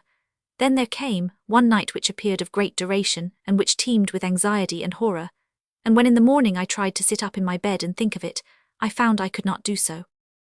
Whether I really had been down in Garden Court in the dead of the night, groping about for the boat that I supposed to be there, whether I had 2 or 3 times come to myself on the staircase with great terror, not knowing how I had got out of bed, whether I had found myself lighting the lamp, possessed by the idea that he was coming up the stairs, and that the lights were blown out, whether I had been inexpressibly harassed by the distracted talking, laughing, and groaning of someone, and had half suspected those sounds to be of my own making, whether there had been a closed iron furnace in a dark corner of the room, and a voice had called out, over and over again, that Miss Havisham was consuming within it. These were things that I tried to settle with myself and get into some order, as I lay that morning on my bed. But the vapour of a lime-kiln would come between me and them, disordering them all, and it was through the vapour at last that I saw 2 men looking at me. "What do you want?" I asked, starting. "I don't know you." "Well, sir," returned one of them, bending down and touching me on the shoulder, "this is a matter that you'll soon arrange, I dare say, but you're arrested." "What is the debt?" £123 15/6, jeweller's account, I think." "What is to be done?" "You had better come to my house," said the man. "I keep a very nice house." I made some attempt to get up and dress myself. When I next attended to them, they were standing a little off from the bed, looking at me. I still lay there. "You see my state," said I would come with you if I could, but indeed I am quite unable. If you take me from here, I think I shall die by the way. Perhaps they replied or argued the point, or tried to encourage me to believe that I was better than I thought. Forasmuch as they hang in my memory by only this one slender thread, I don't know what they did, except that they forbore to remove me. That I had a fever and was avoided, that I suffered greatly, that I often lost my reason, that the time seemed interminable, that I confounded impossible existences with my own identity, that I was a brick in the house wall, and yet entreating to be released from the giddy place where the builders had set me, that I was a steel beam of a vast engine, clashing and whirling over a gulf, and yet that I implored in my own person to have the engine stopped, and my part in it hammered off, that I passed through these phases of disease, I know of my own remembrance, and did in some sort know at the time, that I sometimes struggled with real people, in the belief that they were murderers, and that I would all at once comprehend that they meant to do me good, and would then sink exhausted in their arms, and suffer them to lay me down, I also knew at the time, but above all, I knew that there was a constant tendency in all these people, who, when I was very ill, would present all kinds of extraordinary transformations of the human face, and would be much dilated in size. Above all, I say, I knew that there was an extraordinary tendency in all these people, sooner or later, to settle down into the likeness of Joe. After I had turned the worst point of my illness, I began to notice that while all its other features changed, this one consistent feature did not change. Whoever came about me still settled down into Joe. I opened my eyes in the night, and I saw in the great chair at the bedside Joe. I opened my eyes in the day, and sitting on the window seat, smoking his pipe in the shaded open window, still I saw Joe. I asked for cooling drink, and the dear hand that gave it me was Joe's. I sank back on my pillow after drinking, and the face that looked so hopefully and tenderly upon me was the face of Joe. At last one day I took courage and said, "Is it Joe?" And the dear old home voice answered, "Which it air, old chap?" "Oh, Joe, you break my heart. Look angry at me, Joe, strike me, Joe, tell me of my ingratitude, don't be so good to me." For Joe had actually laid his head down on the pillow at my side, and put his arm round my neck, in his joy that I knew him. "Which dear old Pip, old chap," said Joe, "you and me was ever friends, and when you're well enough to go out for a ride, what larks." After which Joe withdrew to the window and stood with his back towards me, wiping his eyes. And as my extreme weakness prevented me from getting up and going to him, I lay there penitently whispering, "Oh, God bless him! Oh, God bless this gentle Christian man!" Joe's eyes were red when I next found him beside me, but I was holding his hand, and we both felt happy. "How long, dear Joe?" "Which you mean to say, Pip, how long have your illness lasted, dear old chap?" "Yes, Joe. It's the end of May, Pip. Tomorrow is the 1st of June. "And have you been here all that time, dear Joe?" "Pretty nigh, old chap. For, as I says to Biddy when the news of your being ill were brought by letter, which it were brought by the post, and being formerly single he is now married though underpaid for a deal of walking and shoe leather, but wealth were not a object on his part, and marriage were the great wish of his heart." "It is so delightful to hear you, Joe, but I interrupt you in what you said to Biddy." "Which it were," said Joe, "that how you might be amongst strangers, and that how you and me having been ever friends, a wisset at such a moment might not prove unacceptable. And Biddy her word were, go to him without loss of time." "That," said Joe, summing up with his judicial air, "were the word of Biddy. Go to him, Biddy say, without loss of time. In short, I shouldn't greatly deceive you," Joe added after a little grave reflection, "if I represented to you that the word of that young woman were, without a minute's loss of time." There Joe cut himself short, and informed me that I was to be talked to in great moderation, and that I was to take a little nourishment at stated frequent times, whether I felt inclined for it or not, and that I was to submit myself to all his orders. So I kissed his hand and lay quiet, while he proceeded to indite a note to Biddy with my love in it. Evidently Biddy had taught Joe to write. As I lay in bed looking at him, it made me, in my weak state, cry again with pleasure to see the pride with which he set about his letter. My bedstead, divested of its curtains, had been removed with me upon it into the sitting-room, as the airiest and largest, and the carpet had been taken away, and the room kept always fresh and wholesome night and day. At my own writing table, pushed into a corner and cumbered with little bottles, Joe now sat down to his great work, first choosing a pen from the pen tray as if it were a chest of large tools, and tucking up his sleeves as if he were going to wield a crowbar or sledgehammer. It was necessary for Joe to hold on heavily to the table with his left elbow, and to get his right leg well out behind him before he could begin, and when he did begin, he made every downstroke so slowly that it might have been 6 feet long, while at every upstroke I could hear his pen spluttering extensively. He had a curious idea that the inkstand was on the side of him where it was not, and constantly dipped his pen into space, and seemed quite satisfied with the result. Occasionally he was tripped up by some orthographical stumbling block, but on the whole he got on very well indeed, and when he had signed his name, and had removed a finishing blot from the paper to the crown of his head with his 2 forefingers, he got up and hovered about the table, trying the effect of his performance from various points of view, as it lay there with unbounded satisfaction. Not to make Joe uneasy by talking too much, even if I had been able to talk much, I deferred asking him about Miss Havisham until next day. He shook his head when I then asked him if she had recovered. Is she dead, Joe?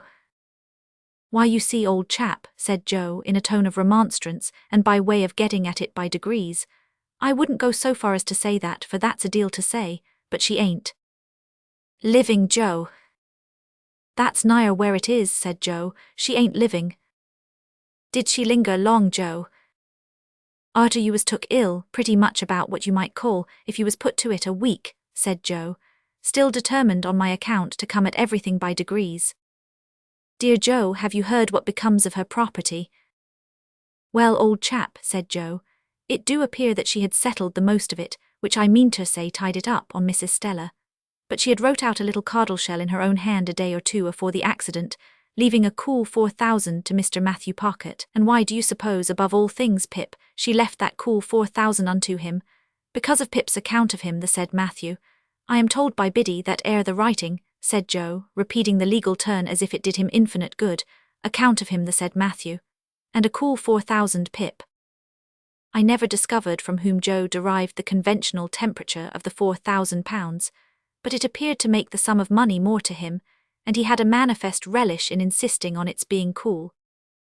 This account gave me great joy, as it perfected the only good thing I had done.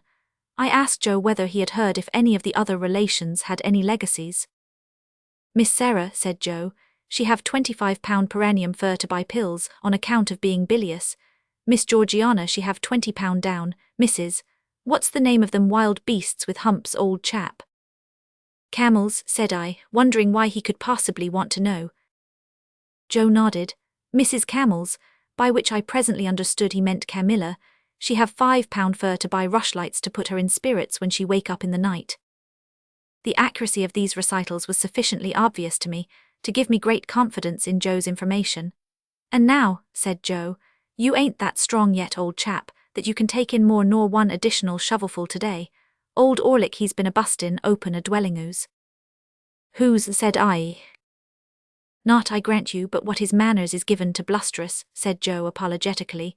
Still, a Englishman's ooze is his castle, and castles must not be busted, cept when done in war-time.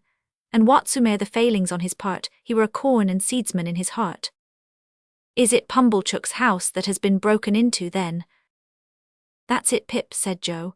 And they took his till, and they took his cash-box, and they drinked his wine, and they partook of his wittles, and they slapped his face, and they pulled his nose, and they tied him up to his bedpost, and they jive him a dozen, and they stuffed his mouth full of flowering annuals to prevent his crying out.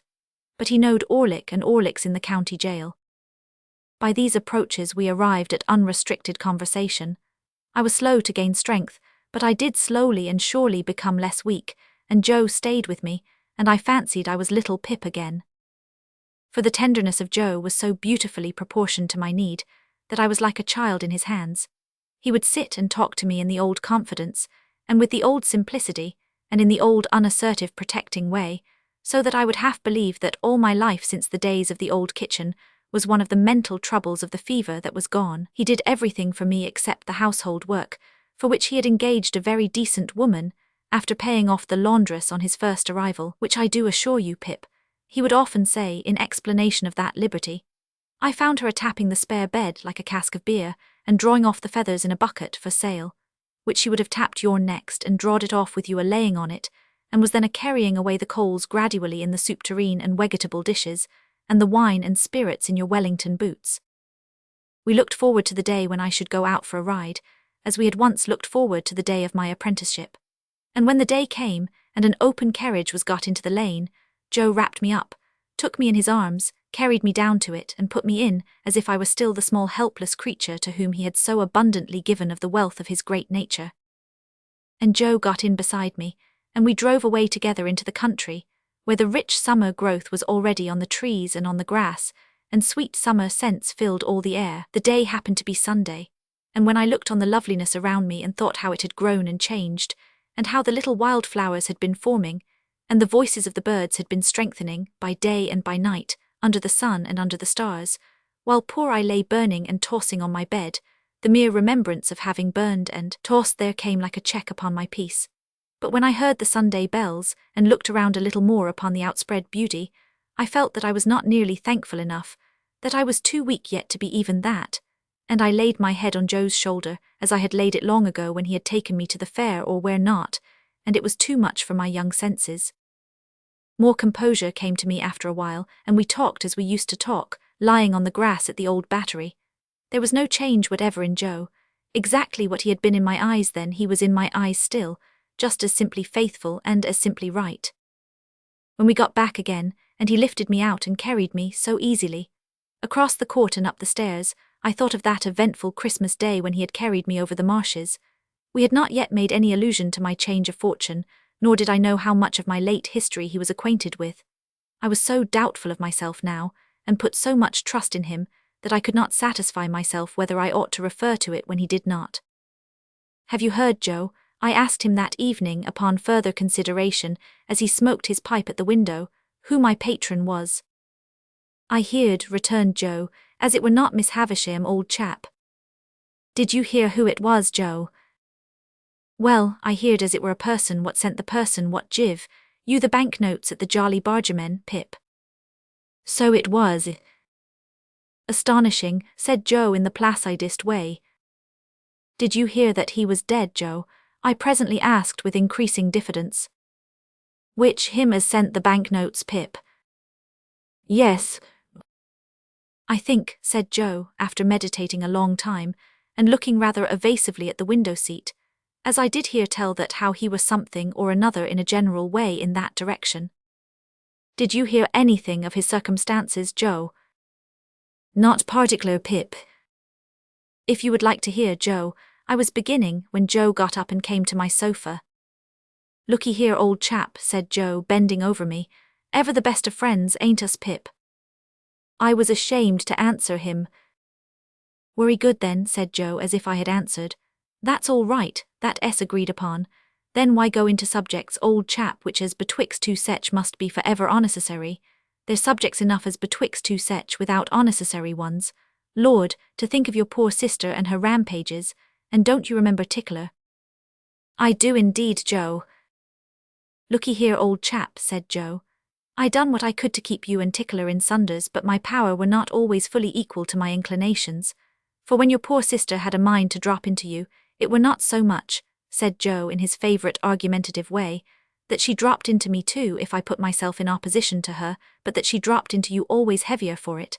I noticed that. It ain't a grab at a man's whisker, not yet a shake or two of a man, to which your sister was quite welcome, that 'ud put a man off from getting a little child out of punishment. But when that little child is dropped into heavier for that grab of whisker or shaking, then that man naturally up and says to himself, 'Where is the good as you are a-doing? I grant you I see the arm,' says the man, 'but I don't see the good. I call upon you, sir, therefore, to pint out the good.' The man says," I observed as Joe waited for me to speak. "The man says," Joe assented. "Is he right, that man?" "Dear Joe, he is always right." "Well, old chap," said Joe, "then abide by your words. If he's always right, which in general he's more likely wrong, he's right when he says this. Supposing ever you kep any little matter to yourself, when you was a little child, you kep it mostly because you knowed as J. Gargery's power to part you and tickler in sunders were not fully equal to his inclinations. Therefore, think no more of it as betwixt two sech, and do not let us pass remarks upon unnecessary subjects. Biddy Jiv herself a deal trouble with me afore I left, for I am almost awful dull, as I should view it in this light, and viewing it in this light as I should so put it. Both of which," said Joe, quite charmed with his logical arrangement, "being done, now this to you a true friend say. Namely, you mustn't go overdoing on it, but you must have your supper and your wine and water, and you must be put betwixt the sheets." The delicacy with which Joe dismissed this theme, and the sweet tact and kindness with which Biddy, who with her woman's wit had found me out so soon, had prepared him for it, made a deep impression on my mind. But whether Joe knew how poor I was, and how my great expectations had all dissolved, like our own marsh mists before the sun, I could not understand. Another thing in Joe that I could not understand when it first began to develop itself, but which I soon arrived at a sorrowful comprehension of, was this. As I became stronger and better, Joe became a little less easy with me. In my weakness and entire dependence on him, the dear fellow had fallen into the old tone, and called me by the old names, the dear old Pip, old chap, that now were music in my ears. I too had fallen into the old ways, only happy and thankful that he let me. But imperceptibly, though I held by them fast, Joe's hold upon them began to slacken, and whereas I wondered at this at first, I soon began to understand that the cause of it was in me, and that the fault of it was all mine. Ah, had I given Joe no reason to doubt my constancy, and to think that in prosperity I should grow cold to him and cast him off? Had I given Joe's innocent heart no cause to feel instinctively that as I got stronger, his hold upon me would be weaker, and that he had better loosen it in time and let me go, before I plucked myself away? It was on the third or fourth occasion of my going out walking in the Temple Gardens leaning on Joe's arm, that I saw this change in him very plainly. We had been sitting in the bright warm sunlight, looking at the river, and I chanced to say as we got up, "See, Joe, I can walk quite strongly, now you shall see me walk back by myself." "Which do not overdo it, Pip," said Joe, "but I shall be happy fur to see you able, sir." The last word grated on me, but how could I remonstrate? I walked no further than the gate of the gardens, and then pretended to be weaker than I was, and asked Joe for his arm. Joe gave it me but was thoughtful. I for my part was thoughtful too, for how best to check this growing change in Joe was a great perplexity to my remorseful thoughts. That I was ashamed to tell him exactly how I was placed, and what I had come down to I do not seek to conceal, but I hope my reluctance was not quite an unworthy one. He would want to help me out of his little savings, I knew, and I knew that he ought not to help me, and that I must not suffer him to do it. It was a thoughtful evening with both of us, but before we went to bed, I had resolved that I would wait over tomorrow being Sunday, and would begin my new course with the new week. On Monday morning I would speak to Joe about this change. I would lay aside this last vestige of reserve.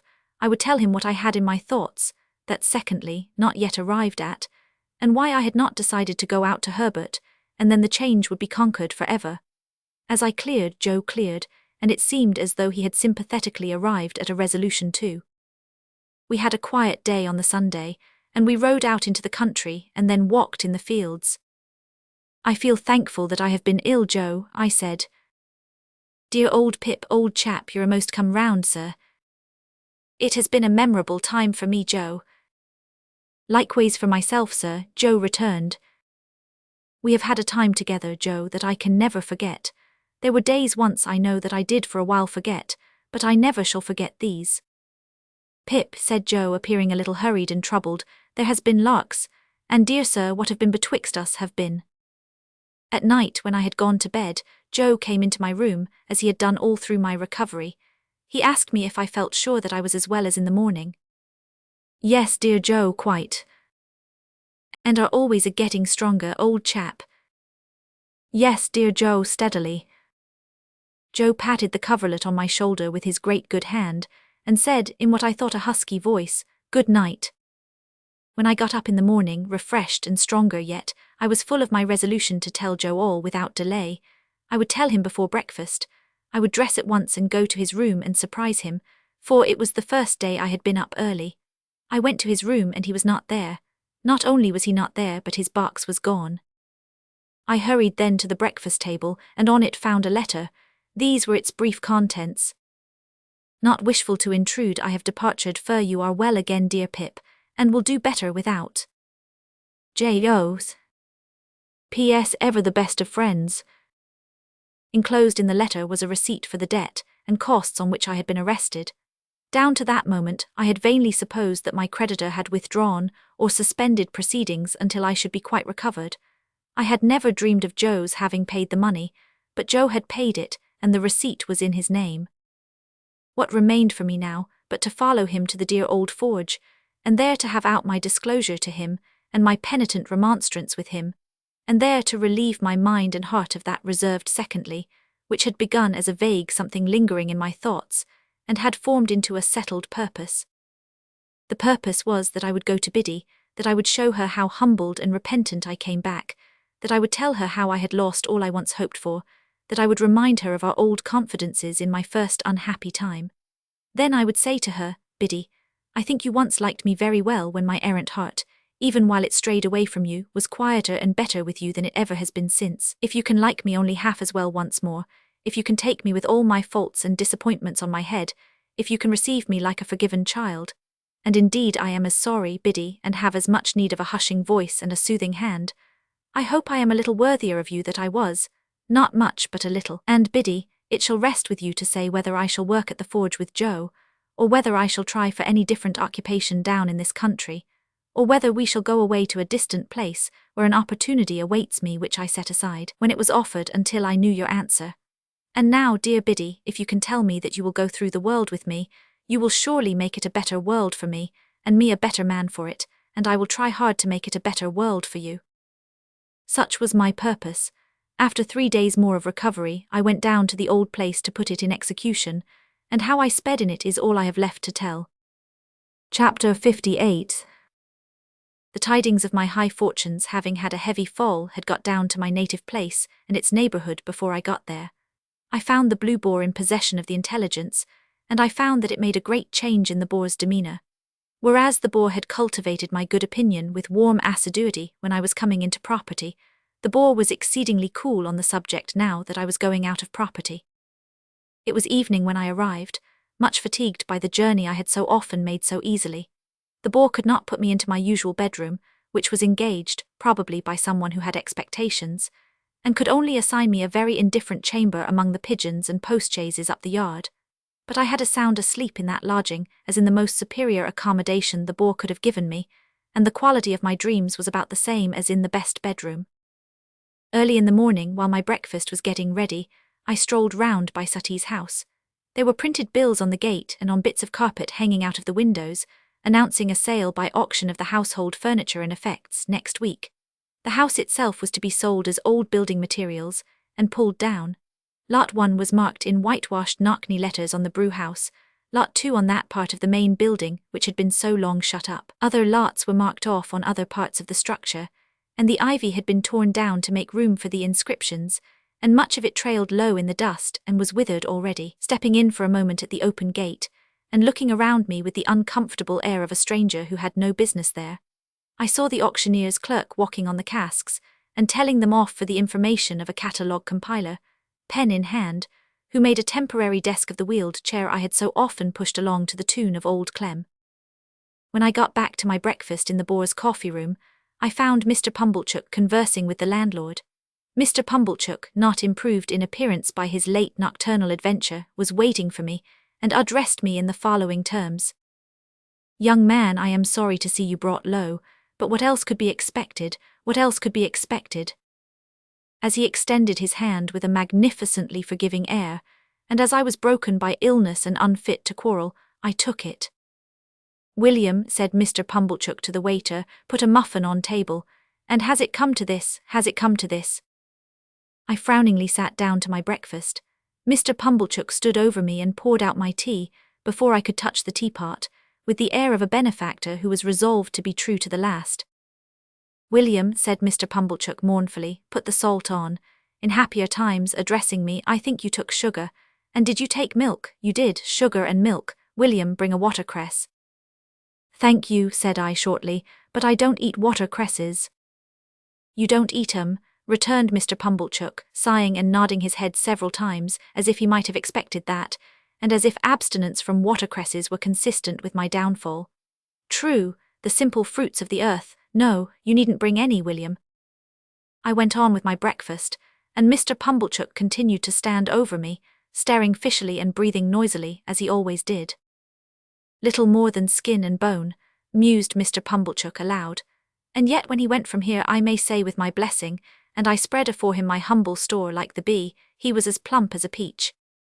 This reminded me of the wonderful difference between the servile manner in which he had offered his hand in my new prosperity, saying, "May I?" and the ostentatious clemency with which he had just now exhibited the same fat 5 fingers. "Ha," he went on, handing me the bread and butter, "and ere you going to Joseph?" "In heaven's name," said I, firing in spite of myself, "what does it matter to you where I am going? Leave that teapot alone." It was the worst course I could have taken, because it gave Pumblechook the opportunity he wanted. "Yes, young man," said he, releasing the handle of the article in question, retiring a step or two from my table, and speaking for the behoof of the landlord and waiter at the door, "I will leave that teapot alone. You are right, young man, for once you are right. I forget myself when I take such an interest in your breakfast, as to wish your frame, exhausted by the debilitating effects of prodigality, to be stimulated by the wholesome nourishment of your forefathers. And yet, said Pumblechook, turning to the landlord and waiter and pointing me out at arm's length. "This is him as I ever sported with in his days of happy infancy. Tell me not it cannot be, I tell you this is him." A low murmur from the two replied. The waiter appeared to be particularly affected. "This is him," said Pumblechook, "as I have rode in my shay-cart. This is him as I have seen brought up by hand. This is him unto the sister of which I was uncle by marriage, as her name was Georgiana M. Rhea from her own mother. Let him deny it if he can." The waiter seemed convinced that I could not deny it, and that it gave the case a black look. "Young man," said Pumblechook, screwing his head at me in the old fashion, "you air a going to Joseph. What does it matter to me, you ask me where you air a going? I say to you, sir, you air a going to Joseph." The waiter coughed, as if he modestly invited me to get over that. "Now," said Pumblechook, and all this with a most exasperating air of saying in the cause of virtue what was perfectly convincing and conclusive, "I will tell you what to say to Joseph. Here is Squires of the Boar present, known and respected in this town, and here is William, which his father's name was Potkins, if I do not deceive myself." "You do not, sir," said William. "In their presence," pursued Pumblechook, "I will tell you, young man, what to say to Joseph. Says you, Joseph, I have this day seen my earliest benefactor and the founder of my fortunes. I will name no names, Joseph, but so they are pleased to call him uptown, and I have seen that man." "I swear I don't see him here," said I. "Say that likewise," retorted Pumblechook. "Say you said that, and even Joseph will probably betray surprise." "There you quite mistake him," said I know better. "Says you," Pumblechook went on, "Joseph, I have seen that man, and that man bears you no malice and bears me no malice. He knows your character, Joseph, and is well acquainted with your pig-headedness and ignorance. And he knows my character, Joseph, and he knows my want of gratitude. Yes, Joseph, says you." Here Pumblechook shook his head and hand at me. "He knows my total deficiency of common human gratitude. He knows it, Joseph, as none can. You do not know it, Joseph, having no call to know it, but that man do." Windy donkey as he was, it really amazed me that he could have the face to talk thus to mine. Says you, Joseph, he gave me a little message which I will now repeat. It was that in my being brought low he saw the finger of Providence. He knowed that finger when he saw Joseph, and he saw it plain. It pinted out this writing, Joseph, reward of ingratitude to his earliest benefactor and founder of fortunes. But that man said he did not repent of what he had done, Joseph. Not at all. It was right to do it, it was kind to do it, it was benevolent to do it, and he would do it again. "It's pity," said I scornfully, as I finished my interrupted breakfast, "that the man did not say what he had done and would do again." "Squires of the Boar," Pumblechook was now addressing the landlord, "and William, I have no objections to your mentioning, either uptown or downtown, if such should be your wishes, that it was right to do it, kind to do it, benevolent to do it, and that I would do it again." With those words the impostor shook them both by the hand, with an air, and left the house, leaving me much more astonished than delighted by the virtues of that same indefinite it. I was not long after him in leaving the house too, and when I went down the High Street I saw him holding forth, no doubt to the same effect, at his shop door to a select group, who honoured me with very unfavourable glances as I passed on the opposite side of the way. But it was only the pleasanter to turn to Biddy and to Joe, whose great forbearance shone more brightly than before, if that could be, contrasted with this brazen pretender. I went towards them slowly, for my limbs were weak, but with a sense of increasing relief as I drew nearer to them, and a sense of leaving arrogance and untruthfulness further and further behind. The June weather was delicious. The sky was blue, the larks were soaring high over the green corn. I thought all that countryside more beautiful and peaceful by far than I had ever known it to be yet. Many pleasant pictures of the life that I would lead there, and of the change for the better that would come over my character when I had a guiding spirit at my side, whose simple faith and clear home wisdom I had proved, beguiled my way. They awakened a tender emotion in me, for my heart was softened by my return, and such a change had come to pass, that I felt like one who was toiling home barefoot from distant travel, and whose wanderings had lasted many years. The schoolhouse where Biddy was mistress I had never seen, but the little roundabout lane by which I entered the village for quietness' sake took me past it. I was disappointed to find that the day was a holiday. No children were there, and Biddy's house was closed. Some hopeful notion of seeing her, busily engaged in her daily duties before she saw me, had been in my mind and was defeated. But the forge was a very short distance off, and I went towards it under the sweet green limes, listening for the clink of Joe's hammer. Long after I ought to have heard it, and long after I had fancied I heard it and found it but a fancy, all was still. The limes were there, and the white thorns were there, and the chestnut trees were there, and their leaves rustled harmoniously when I stopped to listen, but the clink of Joe's hammer was not in the midsummer wind. Almost fearing, without knowing why, to come in view of the forge, I saw it at last, and saw that it was closed. No gleam of fire, no glittering shower of sparks, no roar of bellows, all shut up and still. But the house was not deserted, and the best parlour seemed to be in use, for there were white curtains fluttering in its window, and the window was open and gay with flowers. I went softly towards it, meaning to peep over the flowers, when Joe and Biddy stood before me, arm in arm. At first Biddy gave a cry, as if she thought it was my apparition, but in another moment she was in my embrace. I wept to see her, and she wept to see me, I because she looked so fresh and pleasant, she because I looked so worn and white. "But dear Biddy, how smart you are." "Yes, dear Pip." "And Joe, how smart you are." "Yes, dear old Pip, old chap." I looked at both of them from one to the other, and then, "It's my wedding day," cried Biddy in a burst of happiness, "and I am married to Joe." They had taken me into the kitchen, and I had laid my head down on the old deal table.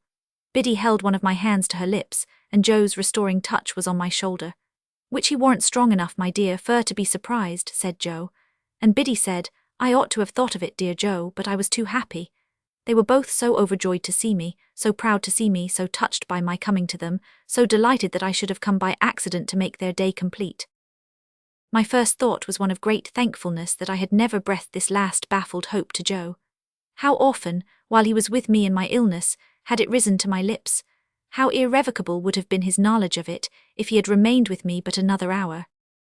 "Dear Biddy," said I, "you have the best husband in the whole world, and if you could have seen him by my bed you would have, but no, you couldn't love him better than you do." "No, I couldn't indeed," said Biddy. "And dear Joe, you have the best wife in the whole world, and she will make you as happy as even you deserve to be, you dear, good, noble Joe." Joe looked at me with a quivering lip, and fairly put his sleeve before his eyes. "And Joe and Biddy both, as you have been to church today, and are in charity and love with all mankind, receive my humble thanks for all you have done for me, and all I have so ill repaid. And when I say that I am going away within the hour, for I am soon going abroad, and that I shall never rest until I have worked for the money with which you have kept me out of prison, and have sent it to you, don't think, dear Joe and Biddy, that if I could repay it 1,000 times over, I suppose I could cancel a farthing of the debt I owe you, or that I would do so if I could." They were both melted by these words, and both entreated me to say no more. "But I must say more. Dear Joe, I hope you will have children to love, and that some little fellow will sit in this chimney corner of a winter night, who may remind you of another little fellow gone out of it forever. Don't tell him, Joe, that I was thankless. Don't tell him, Biddy, that I was ungenerous and unjust. Only tell him that I honoured you both, because you were both so good and true, and that as your child, I said it would be natural to him to grow up a much better man than I did." "I ain't going," said Joe from behind his sleeve, "to tell him nothink o' that nater, Pip, nor Biddy ain't, nor yet no one ain't. And now, though I know you have already done it in your own kind hearts, pray tell me both that you forgive me. Pray let me hear you say the words, that I may carry the sound of them away with me, and then I shall be able to believe that you can trust me, and think better of me in the time to come." "Oh dear old Pip, old chap," said Joe, "God knows as I forgive you if I have anything to forgive." "Amen, and God knows I do," echoed Biddy. "Now let me go up and look at my old little room, and rest there a few minutes by myself, and then, when I have eaten and drunk with you, go with me as far as the finger post, dear Joe and Biddy, before we say good-bye." I sold all I had, and put aside as much as I could for a composition with my creditors, who gave me ample time to pay them in full, and I went out and joined Herbert. Within a month I had quitted England, and within 2 months I was clerk to Cleriker and Co., and within 4 months I assumed my first undivided responsibility. For the beam across the parlour ceiling at Mill Pond Bank had then ceased to tremble under old Bill Barley's growls and was at peace, and Herbert had gone away to marry Clara, and I was left in sole charge of the eastern branch until he brought her back. Many a year went round before I was a partner in the house, but I lived happily with Herbert and his wife, and lived frugally and paid my debts, and maintained a constant correspondence with Biddy and Joe. It was not until I became third in the firm that Clerica betrayed me to Herbert, but he then declared that the secret of Herbert's partnership had been long enough upon his conscience, and he must tell it. So he told it, and Herbert was as much moved as amazed, and the dear fellow and I were not the worse friends for the long concealment. I must not leave it to be supposed that we were ever a great house, or that we made mints of money. We were not in a grand way of business, but we had a good name, and worked for our profits and did very well. We owed so much to Herbert's ever-cheerful industry and readiness, that I often wondered how I had conceived that old idea of his inaptitude, until I was one day enlightened by the reflection that perhaps the inaptitude had never been in him at all, but had been in me. Chapter 59. For 11 years I had not seen Joe nor Biddy with my bodily eyes, though they had both been often before my fancy in the East, when, upon an evening in December, an hour or two after dark, I laid my hand softly on the latch of the old kitchen door. I touched it so softly that I was not heard, and looked in unseen. There, smoking his pipe in the old place by the kitchen firelight, as hale and as strong as ever, though a little grey, sat Joe, and there, fenced into the corner with Joe's leg, and sitting on my own little stool looking at the fire, was I again. "We give him the name of Pip for your sake, dear old chap," said Joe, delighted, when I took another stool by the child's side, but I did not rumple his hair, "and we hoped he might grow a little bit like you, and we think he do." I thought so too, and I took him out for a walk next morning, and we talked immensely, understanding one another to perfection. And I took him down to the churchyard, and set him on a certain tombstone there, and he showed me from that elevation which stone was sacred to the memory of Philip Purrip, late of this parish, and also Georgiana, wife of the above. "Biddy," said I when I talked with her after dinner, as her little girl lay sleeping in her lap, "you must give Pip to me one of these days, or lend him at all events." "No, no," said Biddy gently, "you must marry." "So Herbert and Clara say, but I don't think I shall, Biddy. I have so settled down in their home that it's not at all likely. I am already quite an old bachelor." Biddy looked down at her child, and put its little hand to her lips, and then put the good matronly hand with which she had touched it into mine. There was something in the action, and in the light pressure of Biddy's wedding ring, that had a very pretty eloquence in it. "Dear Pip," said Biddy, "you are sure you don't fret for her?" "Oh no, I think not, Biddy." "Tell me as an old, old friend, have you quite forgotten her?" "My dear Biddy, I have forgotten nothing in my life that ever had a foremost place there, and little that ever had any place there. But that poor dream, as I once used to call it, has all gone by, Biddy, all gone by." Nevertheless, I knew while I said those words that I secretly intended to revisit the site of the old house that evening alone for her sake. Yes, even so, for Estella's sake. I had heard of her as leading a most unhappy life, and as being separated from her husband, who had used her with great cruelty, and who had become quite renowned as a compound of pride, avarice, brutality, and meanness. And I had heard of the death of her husband, from an accident consequent on his ill treatment of a horse. This release had befallen her some 2 years before. For anything I knew, she was married again. The early dinner hour at Joe's left me abundance of time, without hurrying my talk with Biddy, to walk over to the old spot before dark. But, what with loitering on the way to look at old objects, and to think of old times, the day had quite declined when I came to the place. There was no house now, no brewery, no building whatever left but the wall of the old garden. The cleared space had been enclosed with a rough fence, and looking over it, I saw that some of the old ivy had struck root anew, and was growing green on low quiet mounds of ruin. A gate in the fence standing ajar, I pushed it open and went in. A cold silvery mist had veiled the afternoon, and the moon was not yet up to scatter it. But the stars were shining beyond the mist, and the moon was coming, and the evening was not dark. I could trace out where every part of the old house had been, and where the brewery had been, and where the gates, and where the casks. I had done so, and was looking along the desolate garden walk, when I beheld a solitary figure in it. The figure showed itself aware of me as I advanced. It had been moving towards me, but it stood still. As I drew nearer, I saw it to be the figure of a woman. As I drew nearer yet, it was about to turn away when it stopped and let me come up with it. Then it faltered as if much surprised and uttered my name, and I cried out, "Estella." "I am greatly changed. I wonder you know me." The freshness of her beauty was indeed gone, but its indescribable majesty and its indescribable charm remained. Those attractions in it I had seen before. What I had never seen before was the saddened, softened light of the once proud eyes, What I had never felt before was the friendly touch of the once insensible hand. We sat down on a bench that was near, and I said, "After so many years, it is strange that we should thus meet again, Estella, here where our first meeting was. Do you often come back?" "I have never been here since." "Nor I." The moon began to rise, and I thought of the placid look at the white ceiling, which had passed away. The moon began to rise, and I thought of the pressure on my hand when I had spoken the last words he had heard on earth. Estella was the next to break the silence that ensued between us.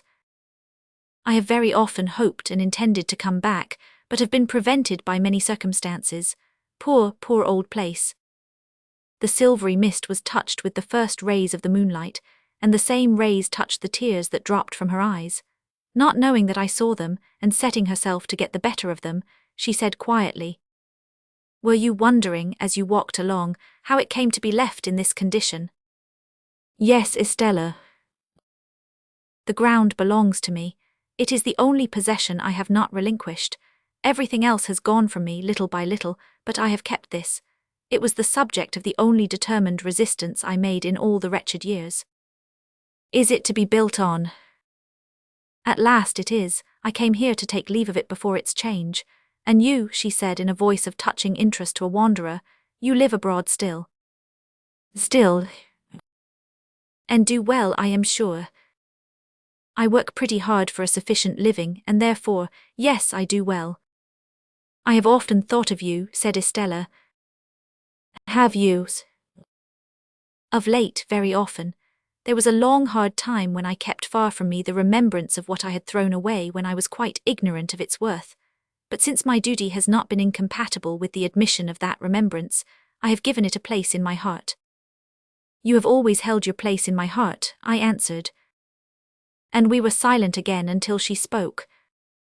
"I little thought," said Estella, "that I should take leave of you in taking leave of this spot. I am very glad to do so." "Glad to part again, Estella. To me, parting is a painful thing. To me, the remembrance of our last parting has been ever mournful and painful." "But you said to me," returned Estella very earnestly, "God bless you, God forgive you. And if you could say that to me then, you will not hesitate to say that to me now, when suffering has been stronger than all other teaching, and has taught me to understand what your heart used to be. I have been bent and broken, but, I hope, into a better shape. Be as considerate and good to me as you were, and tell me we are friends." "We are friends," said I, rising and bending over her as she rose from the bench. "And will continue friends apart," said Estella. I took her hand in mine, and we went out of the ruined place.